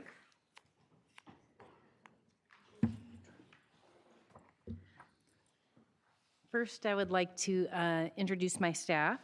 I have Jeff Wilson, Assistant Director, Elise Dale to my right, also an Assistant Director, Drew Rasura, who oversees our finance team, David Mitchell, Celeste Turberville, Craig Johnson, who's our building official, Travis Seawards with DevRev, and Alex Tuttle with LRP. I also want to acknowledge the work that has gone into this document, and the CEO's office has been most helpful. We've worked closely with Ted Tabor and Katrina Fernandez and Paul Clementi. And then our finance team, which includes Drew, David, Celeste, and Elise. They've done a tremendous job getting our department's budget completed this year. So thank you so much. Next slide. So the key services that the department provides are administrative, permitting, coastal mitigation, code enforcement, and long-range planning. So this year, our operating budget is about $27 million. We have a capital budget of $57,000, which is mostly contributing towards IT improvements. We have a general fund contribution of $4.5 million roughly, which includes long-range planning, and then some enforcement costs and appeal costs in the department as a whole. We have county program transfers of about $1.8 million, which I'll talk about on the next slide. And then our FTEs are at 114.25. We don't have any service level reductions or expansion requests this year. So the general county program transfers include $767,500 for the long-range supervising planner and consultant costs. This was the expansion that the board gave us a few years ago. We've been chipping away at this project and hired that consultant, and we're very appreciative of that. We have $332,000 for utility scale solar ordinance amendments and environmental impact report. We have $366,300 for cannabis code enforcement, and then $370,000 for cannabis appeal reimbursement. So we continue to see appeals coming in that area. Next slide. As I indicated on the previous slide, we have 114.25 staff. That's a slight reduction. We had one employee in our department go half-time, and so we've stayed pretty steady other than that. Next slide. The proposed operating budget is about $27 million, as I indicated. It is a reduction where we were nearly $30 million last year. The cause of the reduction relates to a pretty substantial decrease in the cannabis permit revenue this year, since we've processed most of the permits that have been in the queue. So that's $1.3 million. And then we have a decrease in reimbursable contract costs. And that's for projects that didn't need environmental review or were withdrawn. And then also non-renewed grant funding. So that's the loss of the grant funding that we have typically been seeing in our long-range planning division that we will not be seeing in this next fiscal year. And then $400,000 in a reduction in energy permit revenue. This slide just depicts the ebbs and flows of our permitting in the department. We have on here the building division, which is in blue, cannabis permits in green, and our planning permits in red. And typically what we see is, it really depends in the year how the permit volumes go up and go down, but typically what you'll see is a peak if we have a change to a building code that we have to implement, which comes every few years, or we have a situation where a fire or there's the floods, and then you see a lot of permits coming in for replacement of structures that have been damaged. Next slide. The anticipated accomplishments for this fiscal year include a number of long-range planning projects, and that includes the housing element update, including the actual adoption of the update and then the required rezones. We anticipate completing the agricultural enterprise ordinance amendments this year, initiating decision-maker hearings on the environmental justice element, and then we have a number of zoning ordinance changes that we expect to have completed, and that includes the elimination of the shopping center zone district, which we've already processed, updated lighting regulations, and then ADU ordinance amendments related to SB 9, which is the ministerial lot split, and telecommunication changes with respect to small wireless facilities. We will have obtained the Coastal Commission certification of the child care ordinance amendments, and then published our zoning codes online in MuniCode. Next slide. The anticipated accomplishments associated with some of the other operations in our department include completion of the phase 1 of our Acela enterprise system update. That's online permitting, and we completed that in July of this fiscal year. And we've moved on to create a number of additional permit types, specified permit types, particularly in building. So right now we have 11 automated types, and they include things for water heaters, re-roofs, solar installations, electrical panel upgrades, and all these smaller permits allow for a faster streamlining and of the permitting. We've also implemented a combined north-south building permit counter operation to improve consistency, and this was a KPMG item. And last year we did the same thing with planning development review, and it's been quite successful. We've improved building permit processes. We know we've had some challenges in that particular area, and we've spent a great deal of time this fiscal year focusing on that. And we've improved the timelines for intake. That's taking 2 to 5 days, plan check. We've made substantial improvement there, and it's now between 4 weeks, which is what we normally expect, and in some cases it goes higher, up to 7 weeks, and then issuance is a week or less. So those are real. That is a lot of improvement that we've seen over the last 6 months, I would say. We've also issued tablets to our field personnel in building and safety. Those were acquired through our Solar App grant, and that's to help them utilize the online Acela system while operating in the field. Next slide.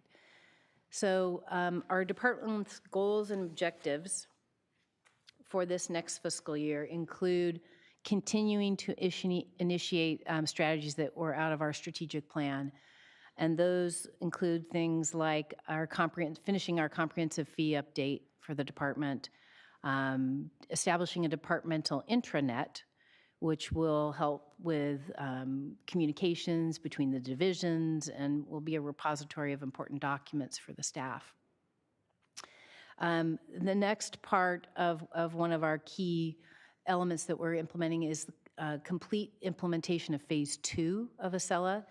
And this is really focused on working with the other departments that do the plan review of permits that come in to our system. And we're going to be, I'm going to talk a little bit more about this on another slide, but this is a really important step. This is what will help with the coordination between every department that's conducting review and then communicating that to the applicants that are coming through.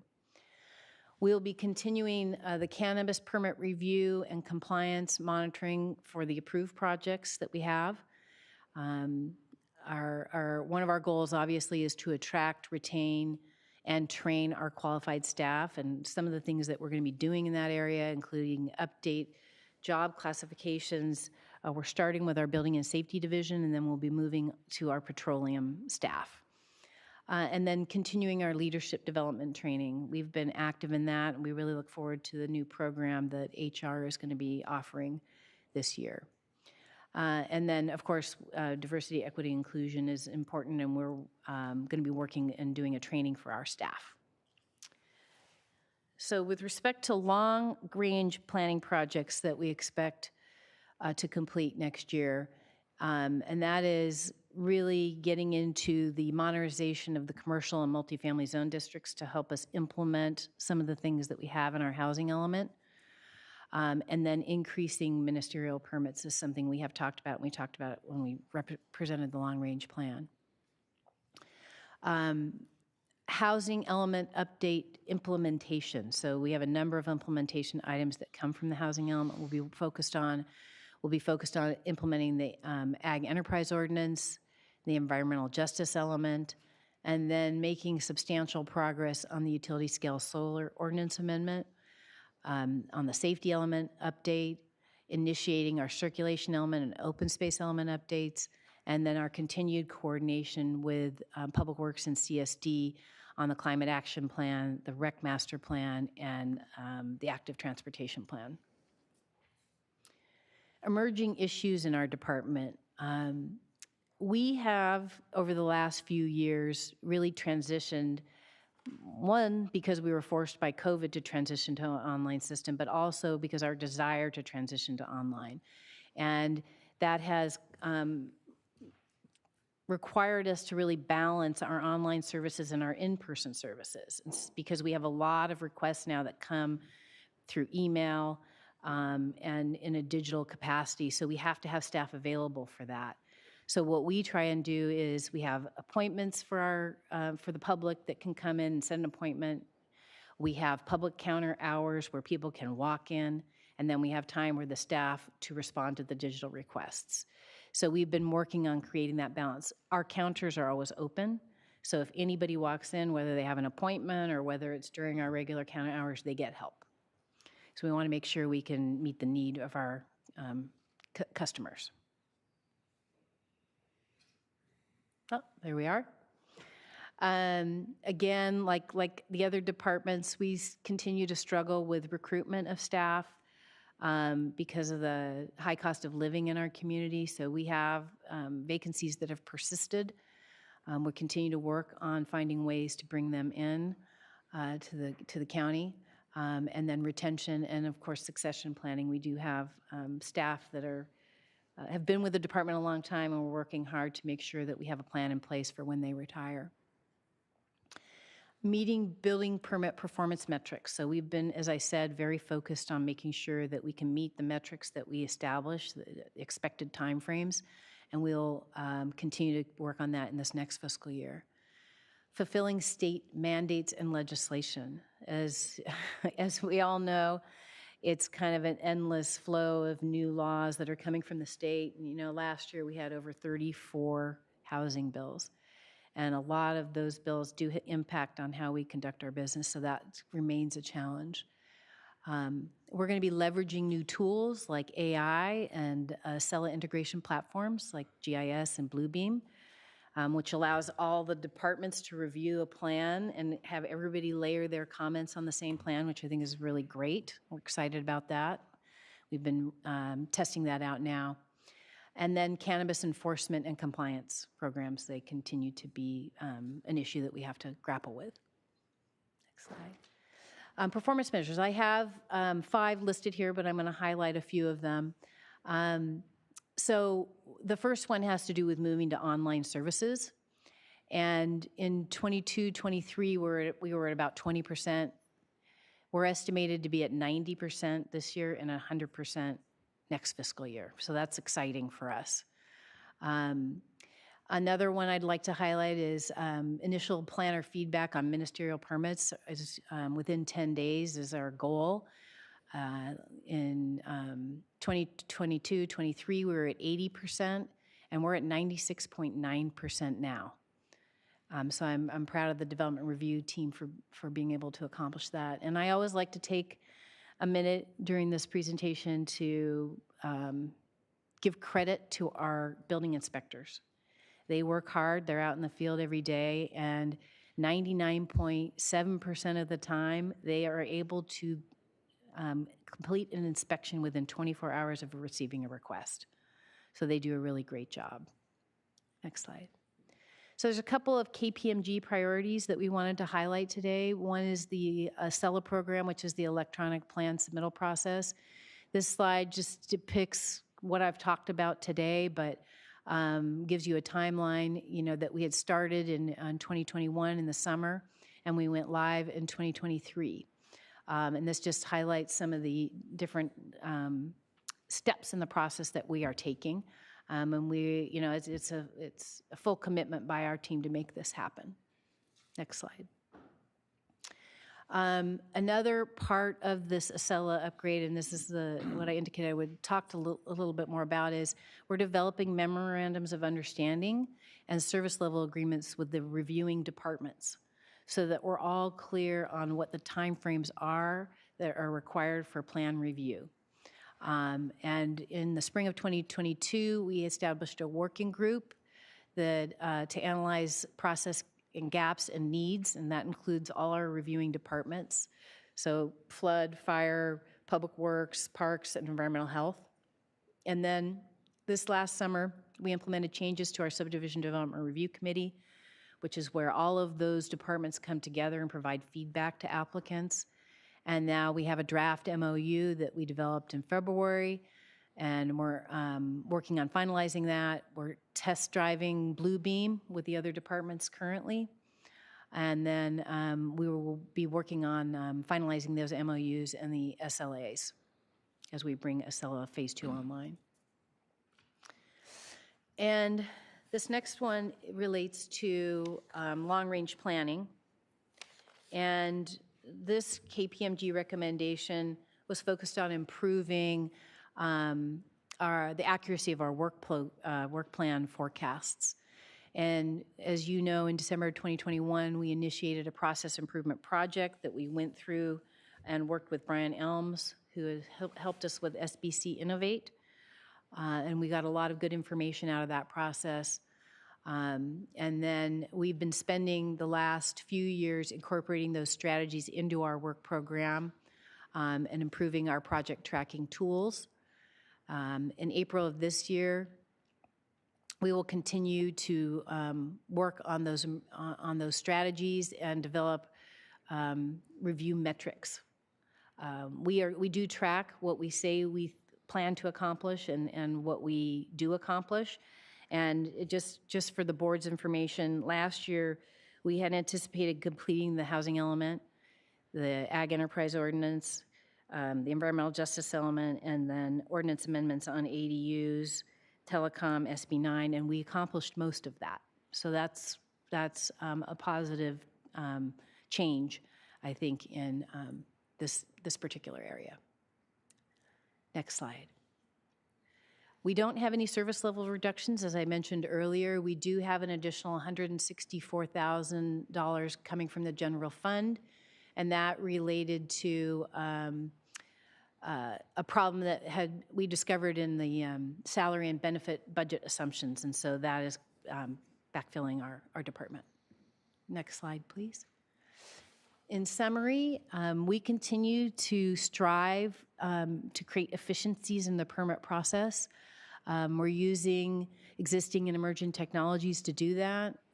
We're expanding and refining our metrics to measure things by and our performance, and making sure that we keep our code up to date and correct problems that we discover along the way. As I mentioned, the state mandates and legislation continue to impact the department. And we are always looking for ways, and this is, last but not least, to engage the public and creative ways to do so. And this year, we used a new tool called the Balancing Act and the housing element, which is something the board has yet to see in its hearing process. But it recently won an award from the Central Coast American Planning Association as an innovative tool. We work on targeted outreach and communications, trying to reach the groups that are going to be impacted by particular programs that we're working on. And then we're going to be working more on our website to make it more user-friendly for the public when they try and engage with our department. So lastly, we have a quote from Edward O. Wilson, typically known as E.O. Wilson, who was what they call the father of biodiversity. And he was a famous ecologist who recently passed away a few years ago. And we liked this quote, "You teach me, I forget. You show me, I remember. You involve me, I understand." With that, we're happy to answer any questions. Supervisor Nelson. Yes, thank you, Chair Lavanino. Thank you, Director Plowman. The performance measures that we have here as part of the presentation, that's just a sample size of some of the, where might we get the other performance measures that the department tracks? There, Supervisor Nelson, through the chair, they are in our D pages in the budget. Great. Thank you for that. That's something I think I'm interested in diving in between now and actual budget hearings. The intranet that you talked about. Intranet. Yep. So just kind of curious on what that looks like. I mean, we have Teams, we have some other Microsoft products that we're already rolling out countywide. How will this be different? And are you guys doing that kind of on your own, or are you guys using ICT? How help me with that. I'm a little curious on why we need to have an intranet. Sure. When we have all these other tools already at our disposal. We're trying to get away from siloing departments in the information technology side, so that kind of caught my attention. Sure. Supervisor Nelson through the chair. So essentially, it's another way to communicate with our staff.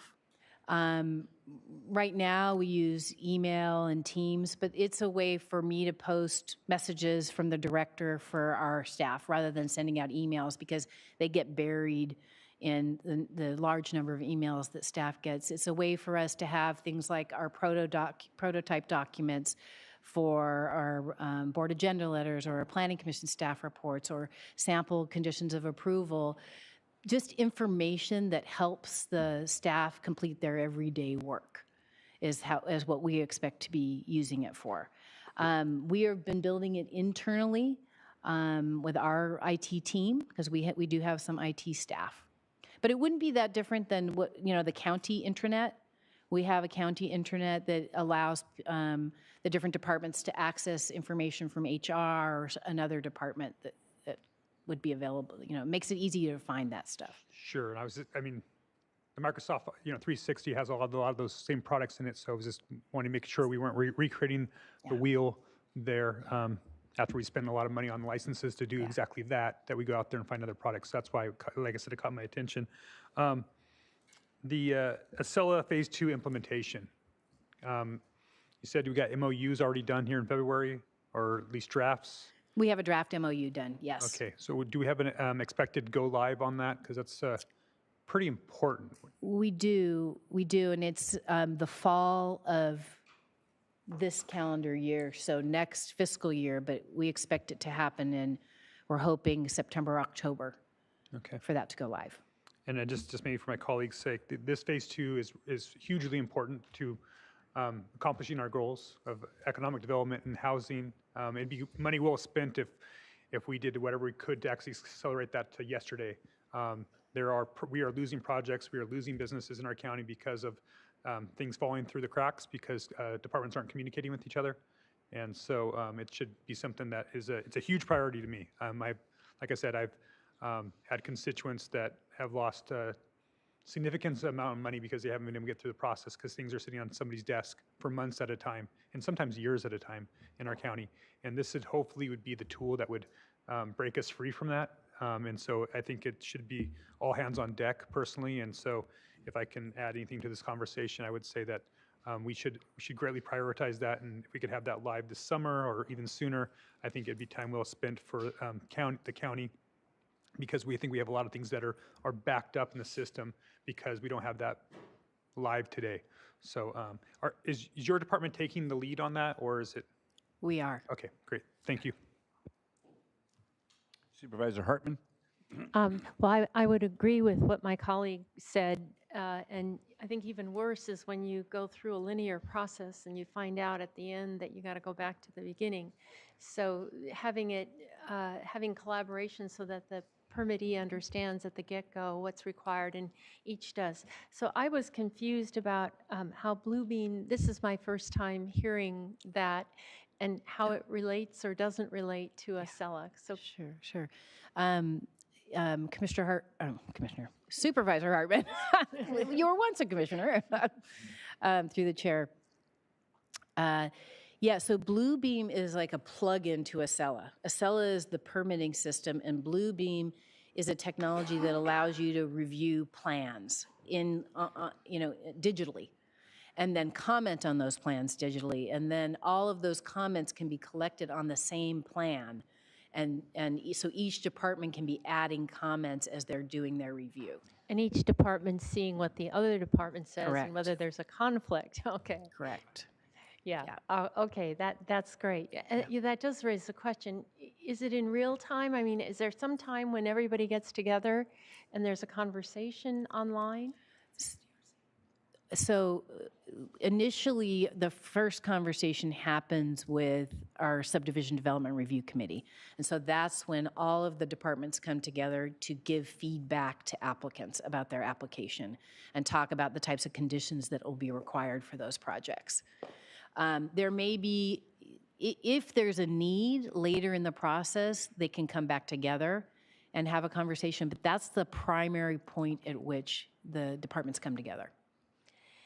And I guess I don't have any more questions. If I had resources, I guess I would invest them in your department in long-range planning, but that's not a discussion for this year. But I just, it's been a hell of a year for planning in particular, and it doesn't look to be getting any easier. So your staff work really hard. They've been exceptionally open to new ways of doing things. And I know the Ag Enterprise Ordinance, the REC Master Plan, certainly the housing element, this has all required us to grow, to learn, to innovate, to kind of make our way through the fog, trying to find the path. And builders remedy projects and negotiating and trying to get the best we can out of the rezone. So anyway, I'm just very appreciative for your leadership and for Jeff Wilson's creativity and just your entire staff. It's a hard job, getting stuck between the board and the applicant and the public. And so much technical detail to master. I really think it's one of the hardest jobs in the county government. So thank you. Thank you. Supervisor Capps. Thank you. Director Plowman, you piqued my interest with the AI point, and I just wondered if you could elaborate if you're at that point yet. I just know a lot of our permits, I imagine, are a lot of duplication. I know in the legal world, they're switching to AI. How will that help at this point, if you're able to say? Yeah. Supervisor Capps, through the chair, we are just dipping our toe in. Okay. And we are participating in the working group that the IT department is establishing. And so we're going to learn more and more about how we might be able to utilize it in the department in different areas. So we're really excited about it. We're a little worried about it and excited about it at the same time, but I think it'll be a tool that we can use. Okay, great. And kind of along the lines of my colleagues, I'm curious if you can speak sort of philosophically to the user environment and sort of your approach as a department. Like, I have a friend who works in technology, and her job, different roles she's had in different companies, is the user experience. She goes and sort of bugs out the system and finds the gaps and finds the points of frustration that a typical user would have. Do you have that person? Do you have that philosophy? Can you speak to how do you make things as user-friendly for businesses, for people trying to put on a new deck or a new fence in Isla Vista? How can we make that even better? How are you working on that? Yeah. Supervisor Capps, through the chair, I don't have one individual that is designated for that, but we, particularly with Acela and the upgrades that we're making to it, we are always looking at it from a perspective of what's this going to be like for the person that submits an application? How are they going to navigate it? What's the dashboard going to be like? How's our staff going to be using it? So we do try and identify what the individual permit applicant is going to be facing when they come into the process. And so, but it's always a great goal. I think it's super important for us because they're our customers, right? We want them to have an experience like upgrading our website. Like, our website needs some changes so that it's more user-friendly when somebody comes online to try and figure out how to navigate, to try and get information off of it. So we are always looking at it, but there's more we can do. I'm sure of that. Yeah, I appreciate that because I think it's just natural in any industry. The further you get in, the harder it is to remember what it's like for people just experiencing your process for the first time. So I just would encourage that kind of approach. Again, I think that things will move more swiftly. I know you're trying to expedite the process for people to get their permits, but I think that that's a piece of it that I've experienced. I've heard from folks that you sort of are presented with all of the pitfalls when you go in, yet not a lot of the green lights, right? Yeah. So anyway, that's my I would just add that we meet with the building industry every 2 months, and they give us a lot of feedback on what it's like to be submitting applications, and so they help give us information to improve our systems, and I find that very valuable. I like the way you phrase that. Like, we've been in some of those meetings too where they give us Yeah. how to fix your system.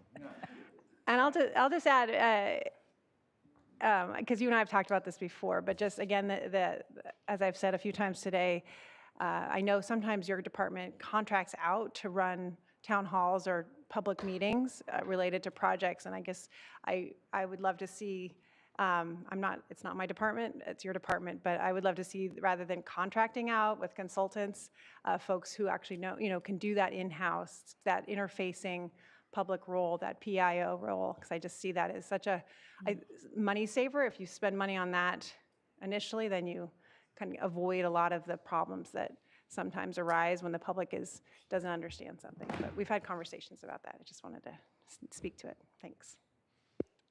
Okay. Thank you, Lisa, and the entire P&D team. Thank you very Thank you. much. That takes us to our closer. Community Services Director Jesus Harmas.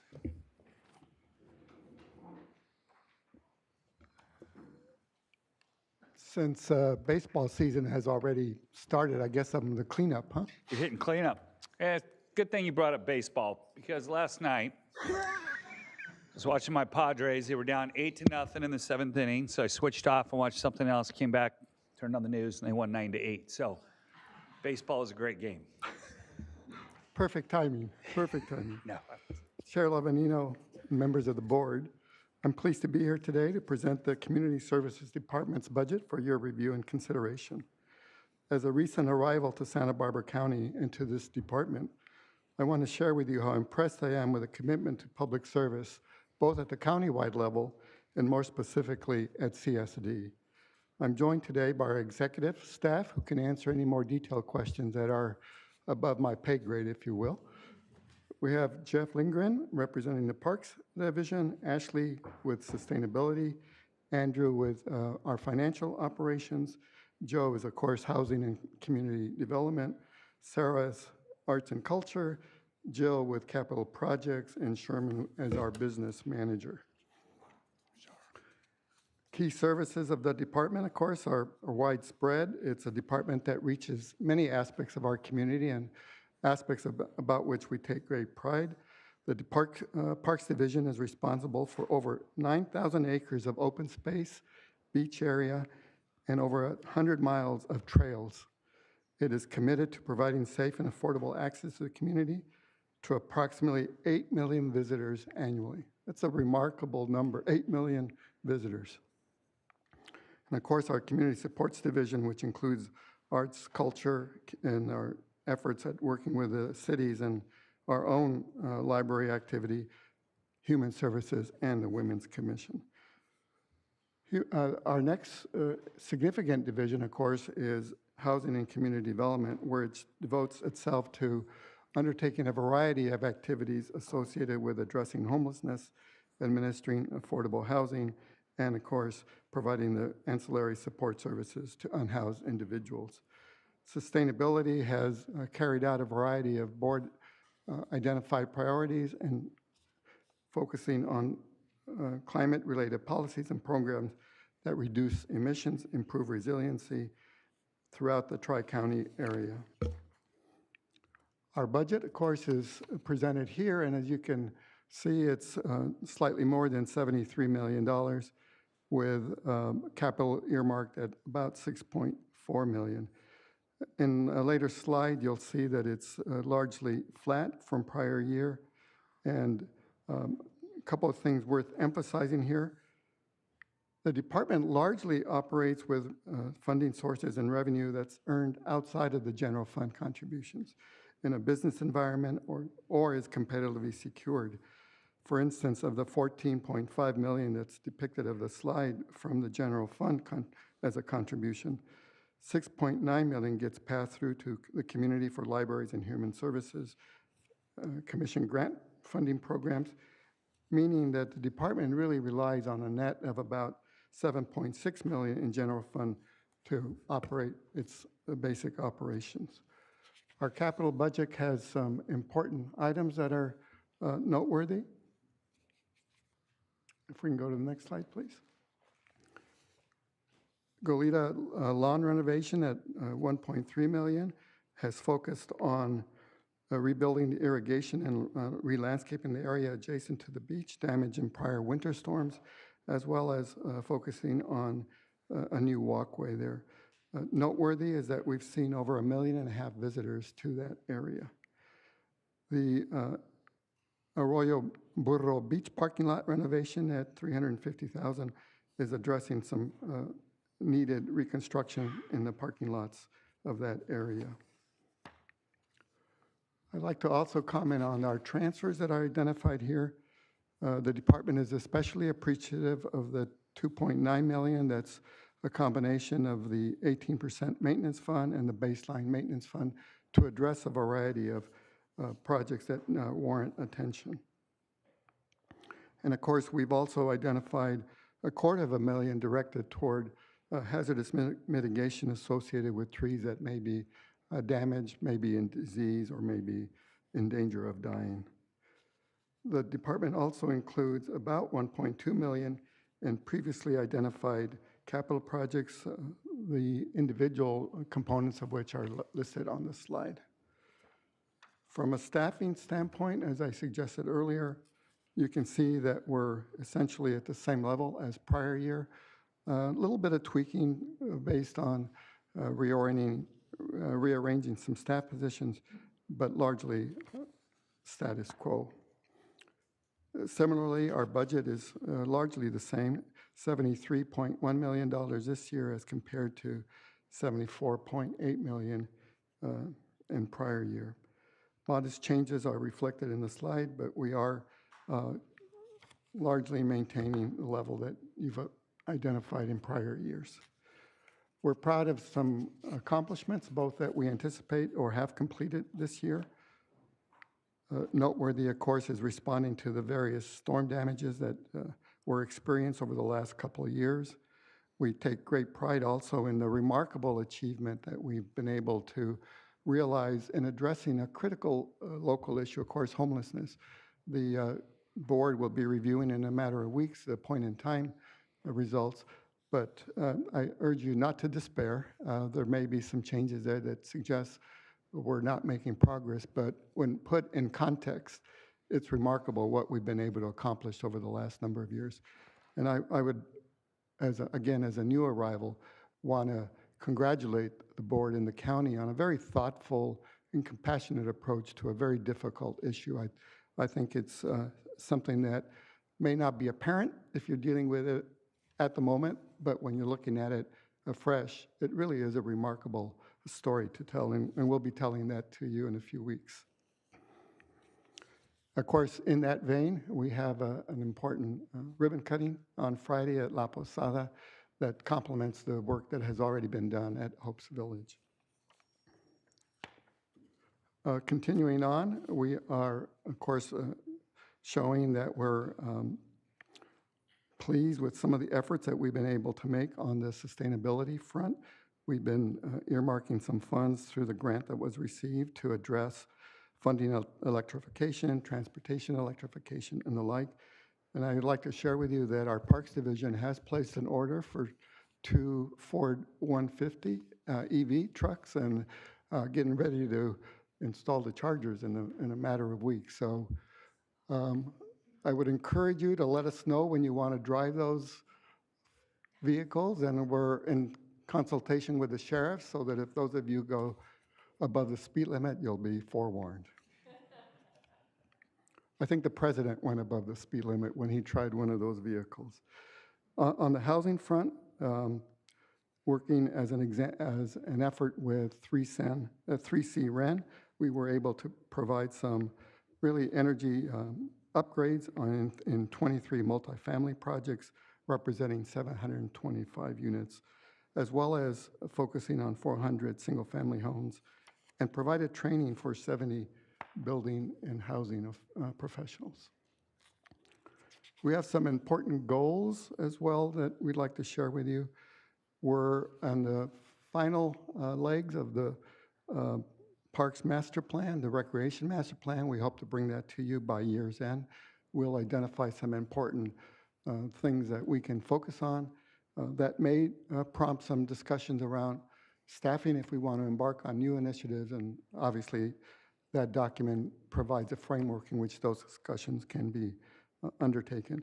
And based on your decision a few weeks ago to fund the workforce housing study, we've launched that effort. The consultant is on board, and we're hopeful that we can not only develop a draft by the end of this calendar year, but as shared earlier, present the results to you by the end of the upcoming fiscal year. We're excited about that, and we're pleased that the consultant is working collaboratively, not only with our staff, but planning and development, general services, flood control, because some of the parcels that we've previously shared with you have some potential flood control ramifications. So really underscore that it's a collaborative effort, and we'll be reaching out to key stakeholders. You heard from the Park District, I think, and about some concerns about one of their parcels, and we'll be reaching out to them as well as with the Chamber in recognition of the work it's doing on employer-supported workforce housing. So know that we're reaching out to our external partners. On this slide, we've identified a number of projects that are responsive to the Renew initiative, securing $2 million in external funding to implement the CAP. And I would note that the CAP is in its final form, is scheduled to appear before you in June. So we'll be bringing that forward to you in the near future and continue to work with our other partners as listed on the slide. Some emerging issues, of course, on the homelessness front, not only as an ongoing effort, but we also need to address, as the CEO has indicated, how we support that financially on a sustainability basis. I mentioned that the workforce housing study is underway, and we'll be coming to you shortly on that. We also think it's important for us to take a look at our revenue structure in our parks operations to make sure that it is balanced in terms of ongoing revenue matching and supporting recurring expenses. And of course, one of the issues that is also emerging with respect to our library services is a need to consider some reduction in hours at the Montecito Library, but we look to offset any potential impact there through the purchase and installation of a book locker. The locker will essentially allow a library user to pick up or drop off any book that has been reserved. The next slide shows some of our performance measures. We're especially proud of what's listed here. Want to highlight just a couple for you. We have a very high percentage of our users registering and reserving facilities online. Although the percentage remains the same, you can see that the number of users is slated to grow from 38,000 to some 40,000. And we're also, of course, documenting here the increase in beds to serve the homeless population. The department has also taken seriously some of the KPMG recommendations that were presented to you previously. Parks has introduced and is working with a work order system to better manage our maintenance activity, and our internal team, which focuses on HR activity, continues to work with central HR. We've actually seen some progress in the timeliness in which we can recruit and fill vacant positions. Kudos to Andrew and his unit in that respect. And of course, collaboration is a key aspect of what we do. We're working closely with the other departments, as particularly with behavioral wellness as we tackle homelessness. Now, to echo what my department director colleagues have shared with you, there are no service level reductions. And with that, I'd like to just summarize some key things for your consideration. We're collaboratively addressing an increasing number of homeless and at-risk individuals. We're addressing the backlog of deferred maintenance at county parks. We're completing our Parks and Recreation Master Plan and looking at how we can equitably and on a sustainable basis continue library service. Our arts and culture operations, of course, is embraced by many in our community, and we'd like to make sure that we're successful in that respect. And as I noted, the climate action plan is slated to come to you in its final form in a matter of weeks. To summarize, our department proactively continues to strive to improve the lives of our community by providing safe and affordable access to our parks, libraries, and arts. In collaboration with our federal, state, and local partners, we will work toward ending homelessness. We will continue to lead the collaborative effort to improve the library system, and our sustainability team will leverage resources from our community, governmental agencies, and nonprofit partners to reduce greenhouse gas emissions and enhance resiliency in the region. And you know, what's important is to be clear about whatever it is we're trying to convey to the public. And so our quote, I think, is with that spirit in mind. Say what we mean and mean what we say. And to end our presentation, let me just say, on behalf of the department, thank you for the opportunity to lead the department and to serve the residents of this county. On behalf of the entire CSD staff, you can be assured that we will do our best to provide quality services each and every day. And with that, we're available to respond to questions. Okay, thank you very much, Supervisor Hartman. I anticipated that. I don't really have well, maybe I'll start with one. I'm really concerned about funding for the arts over time. I know we have the 1% that we're working on. I think it's important that we try to find other sources. I know Supervisor Williams has been working on this, and so I hope that you will continue working on this with the bowl. I think that would be really important going forward. The other thing is really not so much a question, but I know that we set aside money at 1.2 million for North County trails and parks and 2 million for South County trails and parks. And I believe some of that has been expended on good causes. But I would like in this budget to designate 800,000 for the North County trails, to go 3,000 to match an ATP grant for all pre-construction work on a 9-mile cross-valley connector in the Santa Ynez Valley, and 500,000 to go for construction, setting aside if we get the grants. And just to explain, we have applied the tribe, the city of Solvang, the city of Buellton, and basically my office with an advisory committee that is Public Works, Caltrans, SBCAG, and some others. And we've applied for a sustainability community grant from Caltrans. We know we've made it the first loop. We're now at headquarters. We won't hear about that grant until July, and that funds part of the preliminary work, 30% design.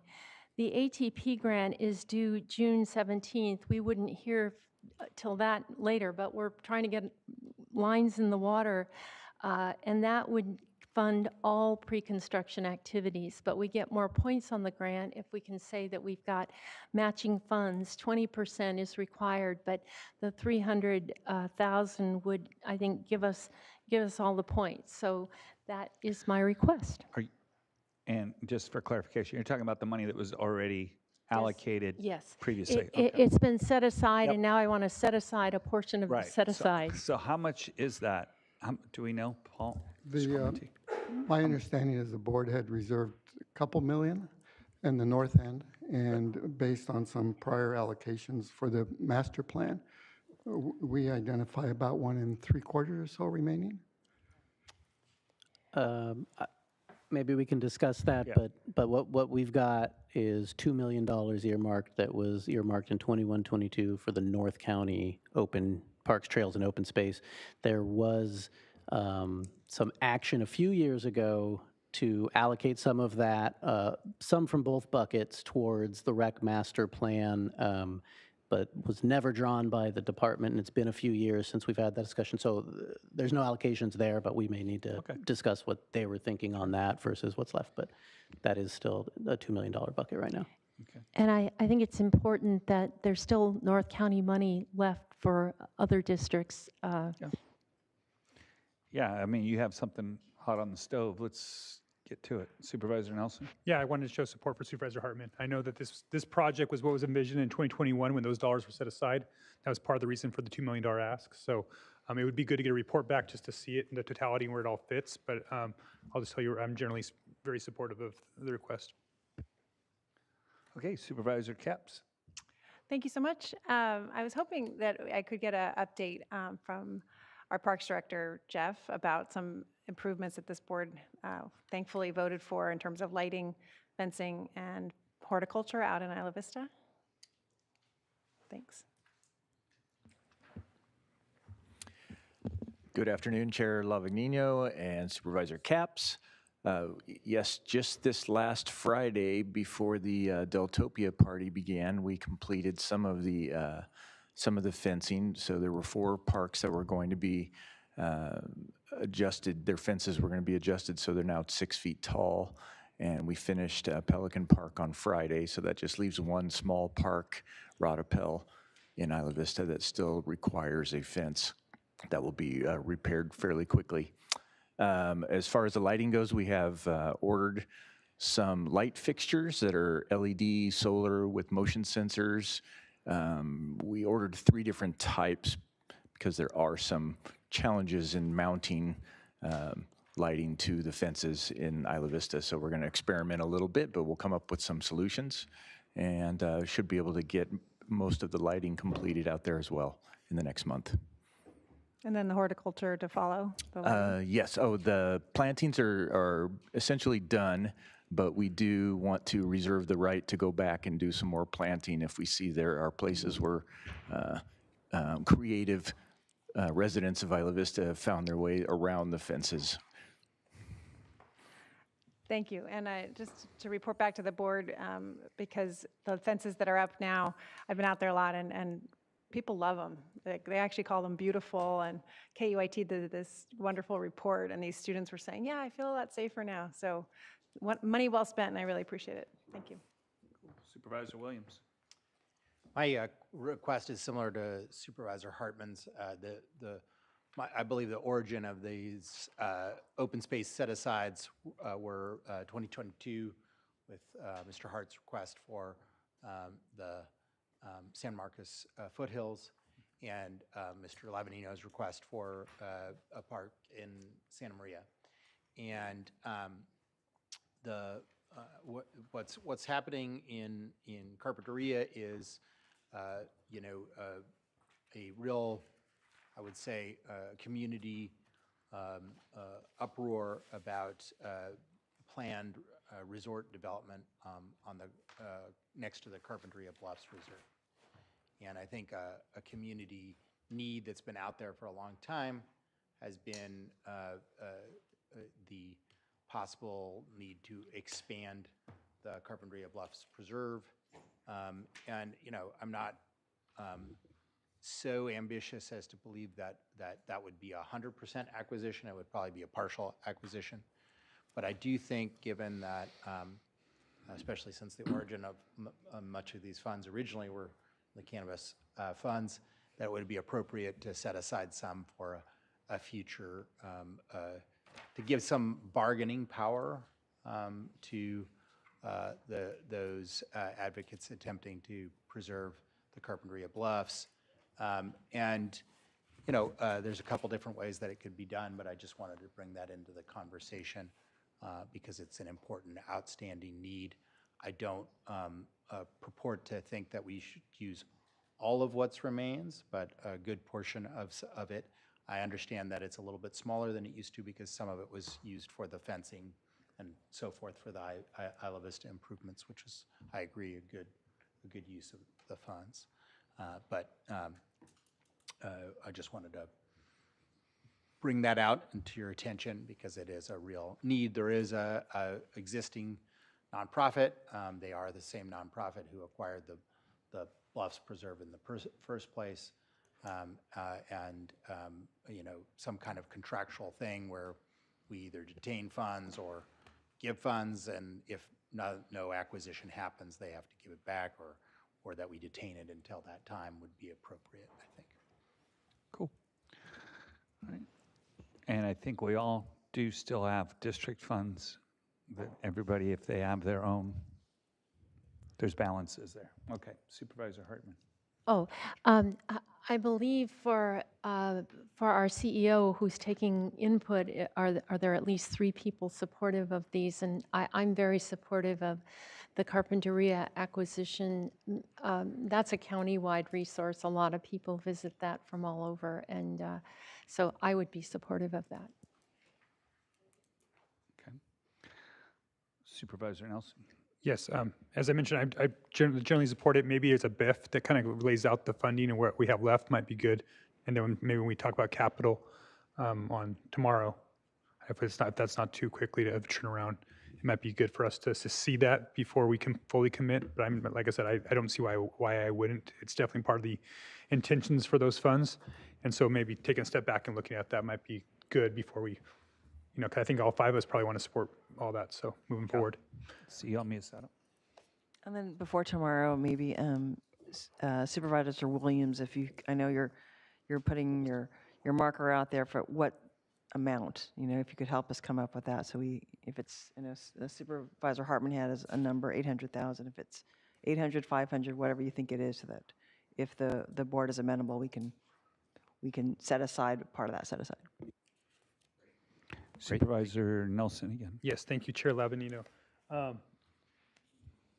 guess this also kind of feeds into tomorrow's capital discussion, but maybe for parks or for Director Armis. Just, how were the projects selected on some of these capital projects moving forward? I'm looking at these, seeing a lot of projects that are in the South Coast and outside of the North County, where we have a big recreational desert, as well as tens of millions of dollars unfunded parks projects that have been in community plans, and we have significant investments that have been needed up in the north for a long time. And I just don't see them materializing on this, and actually throughout some of the other capital projects that we're going to be looking at tomorrow. Further, have Orchid Ball Fields on here. This is the 3rd year in a row that we've had that on there. So we kind of get credit every year of a North County project, but we actually never do it. So it gets counted each year, and it's a little annoying because we're not doing new projects.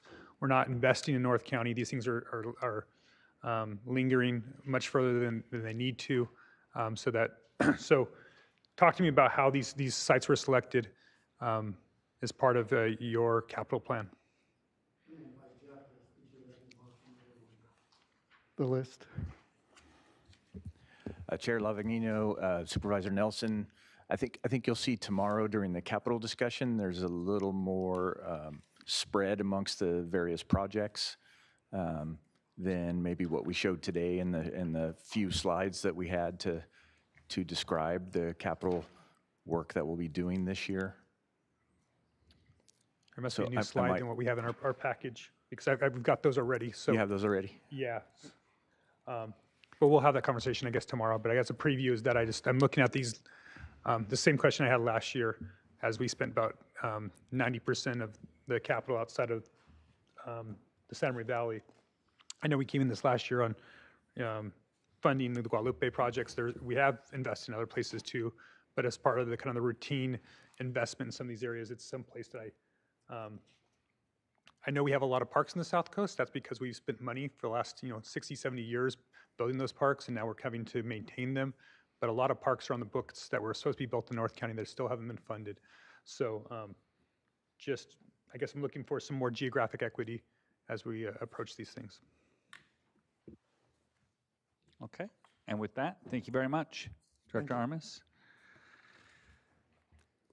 So, Madam Clerk, are there any requests to speak from the public on this functional group? Chair Lavanino and members of the board, yes, we have 2 requests to speak on the Community Resources and Public Facilities Functional Group. We are going to begin on Zoom with Kohayan Groff, and to be followed by Diana Sandoval here in Santa Barbara. Kohayan?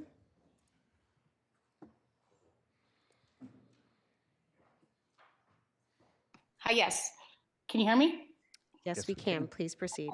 Yes, it's Dr. Kohania Groff. I am commenting on the Hot Springs Trailhead parking issue and directing my comments towards Chris Sneddon and Das Williams. The county has now created an even worse traffic problems by bullying the Hot Springs community to remove their landscape so that cars can park on our properties. Social media is out about this now, and the floodgates have opened. Hundreds to thousands of cars are now snaking out from the parking areas into the streets so that we have only one lane for a 2-lane road to drive down on East Mountain. And now Public Works is asking the residents across the street on East Mountain, where you have already opened parking, to remove their landscapes. What will happen is the same thing. Cars will pack into those spaces and then snake out into the street, leaving no space for the passage of vehicles. And so I ask, when emergency vehicles cannot get through and we cannot evacuate if there is a disaster, who is responsible? Carving into our properties was never a safe solution, but rather a reckless unilateral decision made by the county. East Mountain is our first line of defense from fires and floods, and we do not have access to evacuate nor for emergency vehicles to enter. I believe the county has left itself open to litigation and a very expensive lawsuit. And speaking of fires, I can't tell you the numerous times I have witnessed tourists hiking the Hot Springs trails carrying firewood. I even stopped some students who said they were going to build a bonfire. With more visitors is the increased opportunities for campfires, and there is no policing of these activities happening on the trails. And you've allowed hundreds and hundreds of cars to pack into one small area, which will create a bottleneck should there be a fire or flood. And on another note, the residents here are now faced with heaps of garbage left in the parking spaces every day and thrown over our walls and onto our properties, and I have tons of pictures to show you. The creeks are filled with garbage and the waters are ruined from overuse of the illegally dammed hot springs, which, by the way, have now been cemented in by the people who illegally built them. We have ongoing graffiti on our bridges, our mailboxes, and our gates. Will the county budget for this constant graffiti and garbage cleanup that we are faced with every day due to the situation that you're exacerbating? In short, the county has allowed these illegally dammed hot spring pools to get out of control by prioritizing the parking for visitors over the safety and well-being of its taxpaying constituents and for our environment. Surely there can be a better solution to this rather than threatening my community with fines and criminalizing us for not removing well-established landscapes. I've contacted Chris Sneddon's office so that the community can speak with him about better solutions to this matter and have not heard back yet. So perhaps there can be a better response to us in regards to our safety. Thank you. And we will now return to Santa Barbara with Diana Sandoval, who's our final speaker on this functional group. Diana? Mr. Chair, may I please submit planning developments or notes to the chair and board? Absolutely.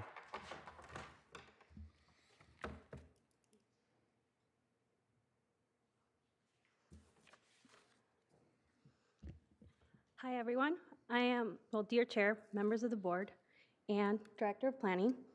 I am Diana Sandoval, and my following comment is related to Planning and Development's budget. Once again, I'm here to discuss the unsafe bridge that Planning and Development is exempting from permitting. As a majority owner of the bridge, this issue directly impacts my property. In 2018, a pedestrian fell through the unsafe bridge, resulting in a lawsuit against my property. In 2022, Building and Safety red tags the property due to no permits.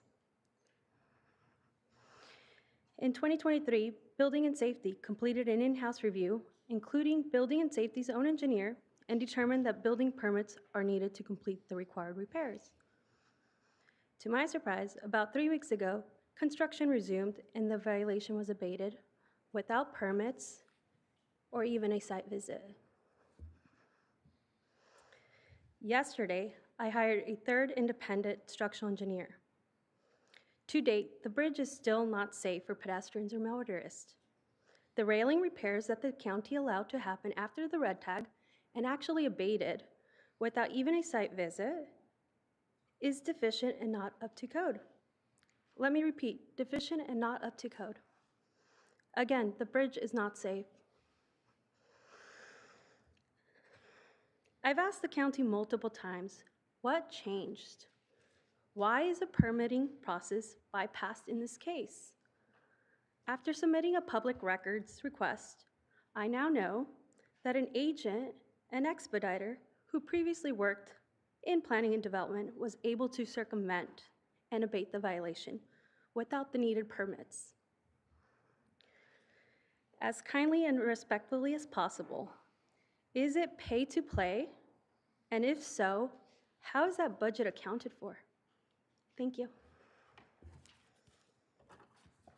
All right, thank you very much. That closes out public comment on that functional group. Now is the time for members of the public to speak on items that are not on today's agenda. Madam Clerk, are there any requests to speak on general public comment? Chair Lavanino and members of the board, currently we have 8 requests to speak from the public. I believe a few members have left since they put that request in, but perhaps we can go through the list and Let's go through the list. They'll each be getting 3 minutes. Chair Lavanino, members of the board, we will begin on Zoom with Guadalupe Enrique, and then we will return to Santa Barbara with Daryl Scheck. Guadalupe?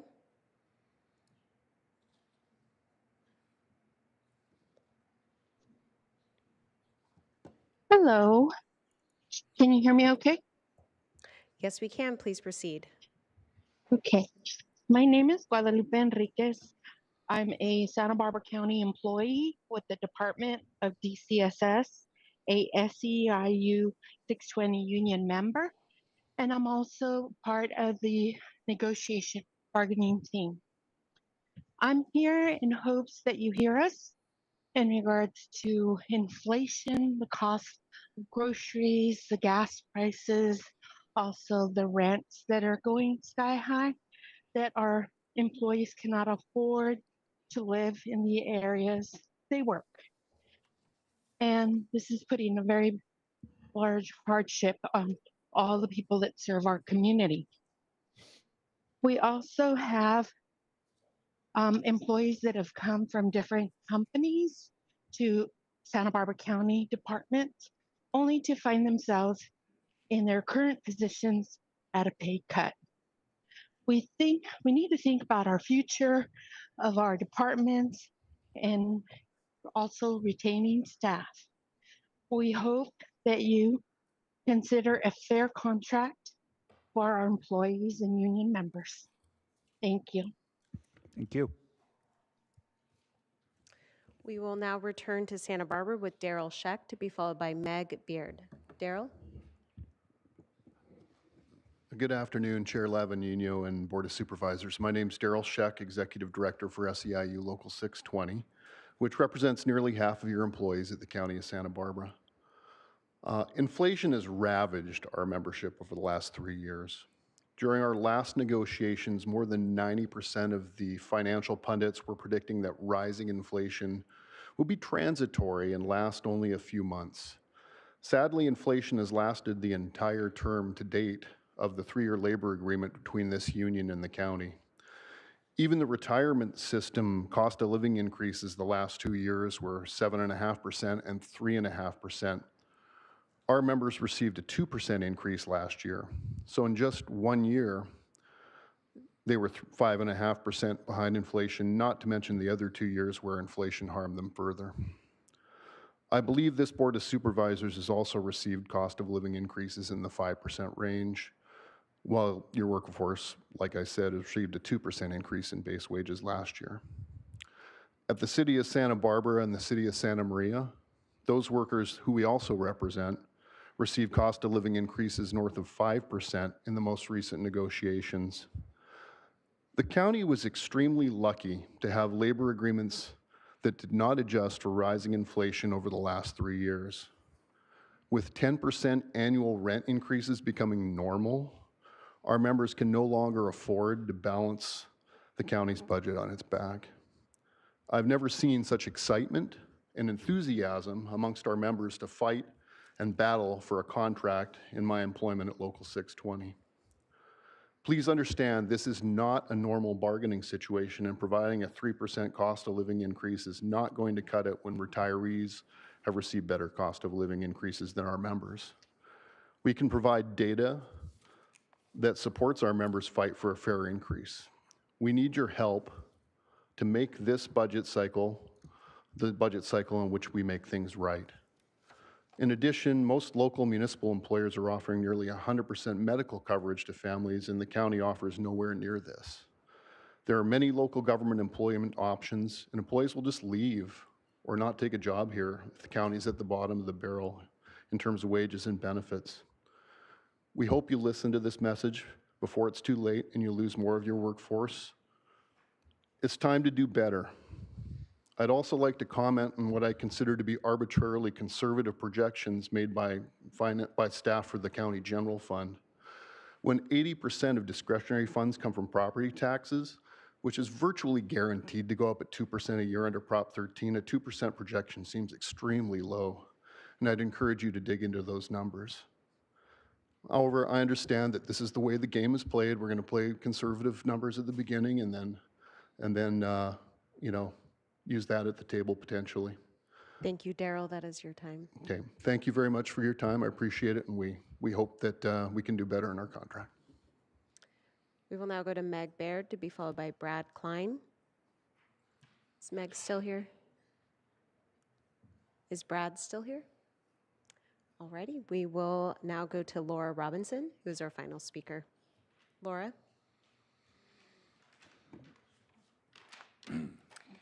Hello, Chair Leveninier and the board. My name is Laura Robinson, and I'm a field representative with SEIU Local 620. The local represents members working for every single one of the departments that presented today and will present over the next several days. I'm here today to address the proposed budget for the upcoming fiscal year. While it may be labeled as a status quo year, I urge you to recognize that for your staff and our members, it is anything but status quo. This is a year of crisis, a year of catch-up, and a year where the decisions you make will profoundly impact the lives of those that serve this community. The proposed budget suggests a 3% total compensation adjustment for cost of living and benefits. Let's be clear, that is not sufficient and it is unacceptable. Inflation rates have soared and the cost of living has skyrocketed beyond what was ever anticipated. The last contract, unfortunately, failed to adequately address these realities. Now we find ourselves in a position where your staff and my members are struggling to make ends meet. We cannot ignore the fact that the proposed budget fails to acknowledge the dire circumstances faced by your employees. They have waited patiently, but their patience is running thin. You cannot continue to manage the budget on the backs of those who dedicate their lives to serve this community. Your staff and my members are not just numbers on a spreadsheet. They're the backbone of this county. It's time to prioritize their well-being and acknowledge the sacrifices that they make in a day in and day out. I implore you to reject the budget as presented, and instead, I urge you to direct staff to budget for a more realistic round of negotiations. We owe it to our employees to ensure that they are fairly compensated and their hard work and dedication. The time for action is now. We cannot afford to delay any longer. Your staff deserve better, and it's within your power to make that a reality. Thank you for considering my plea, and I trust that you will make the right decision for the future of the county and their employees. Thank you. And that concludes general public comment for today. All right, thank you very much. We're now adjourned to tomorrow, Wednesday, April 10th, for the second day of the Santa Barbara County Budget Workshops.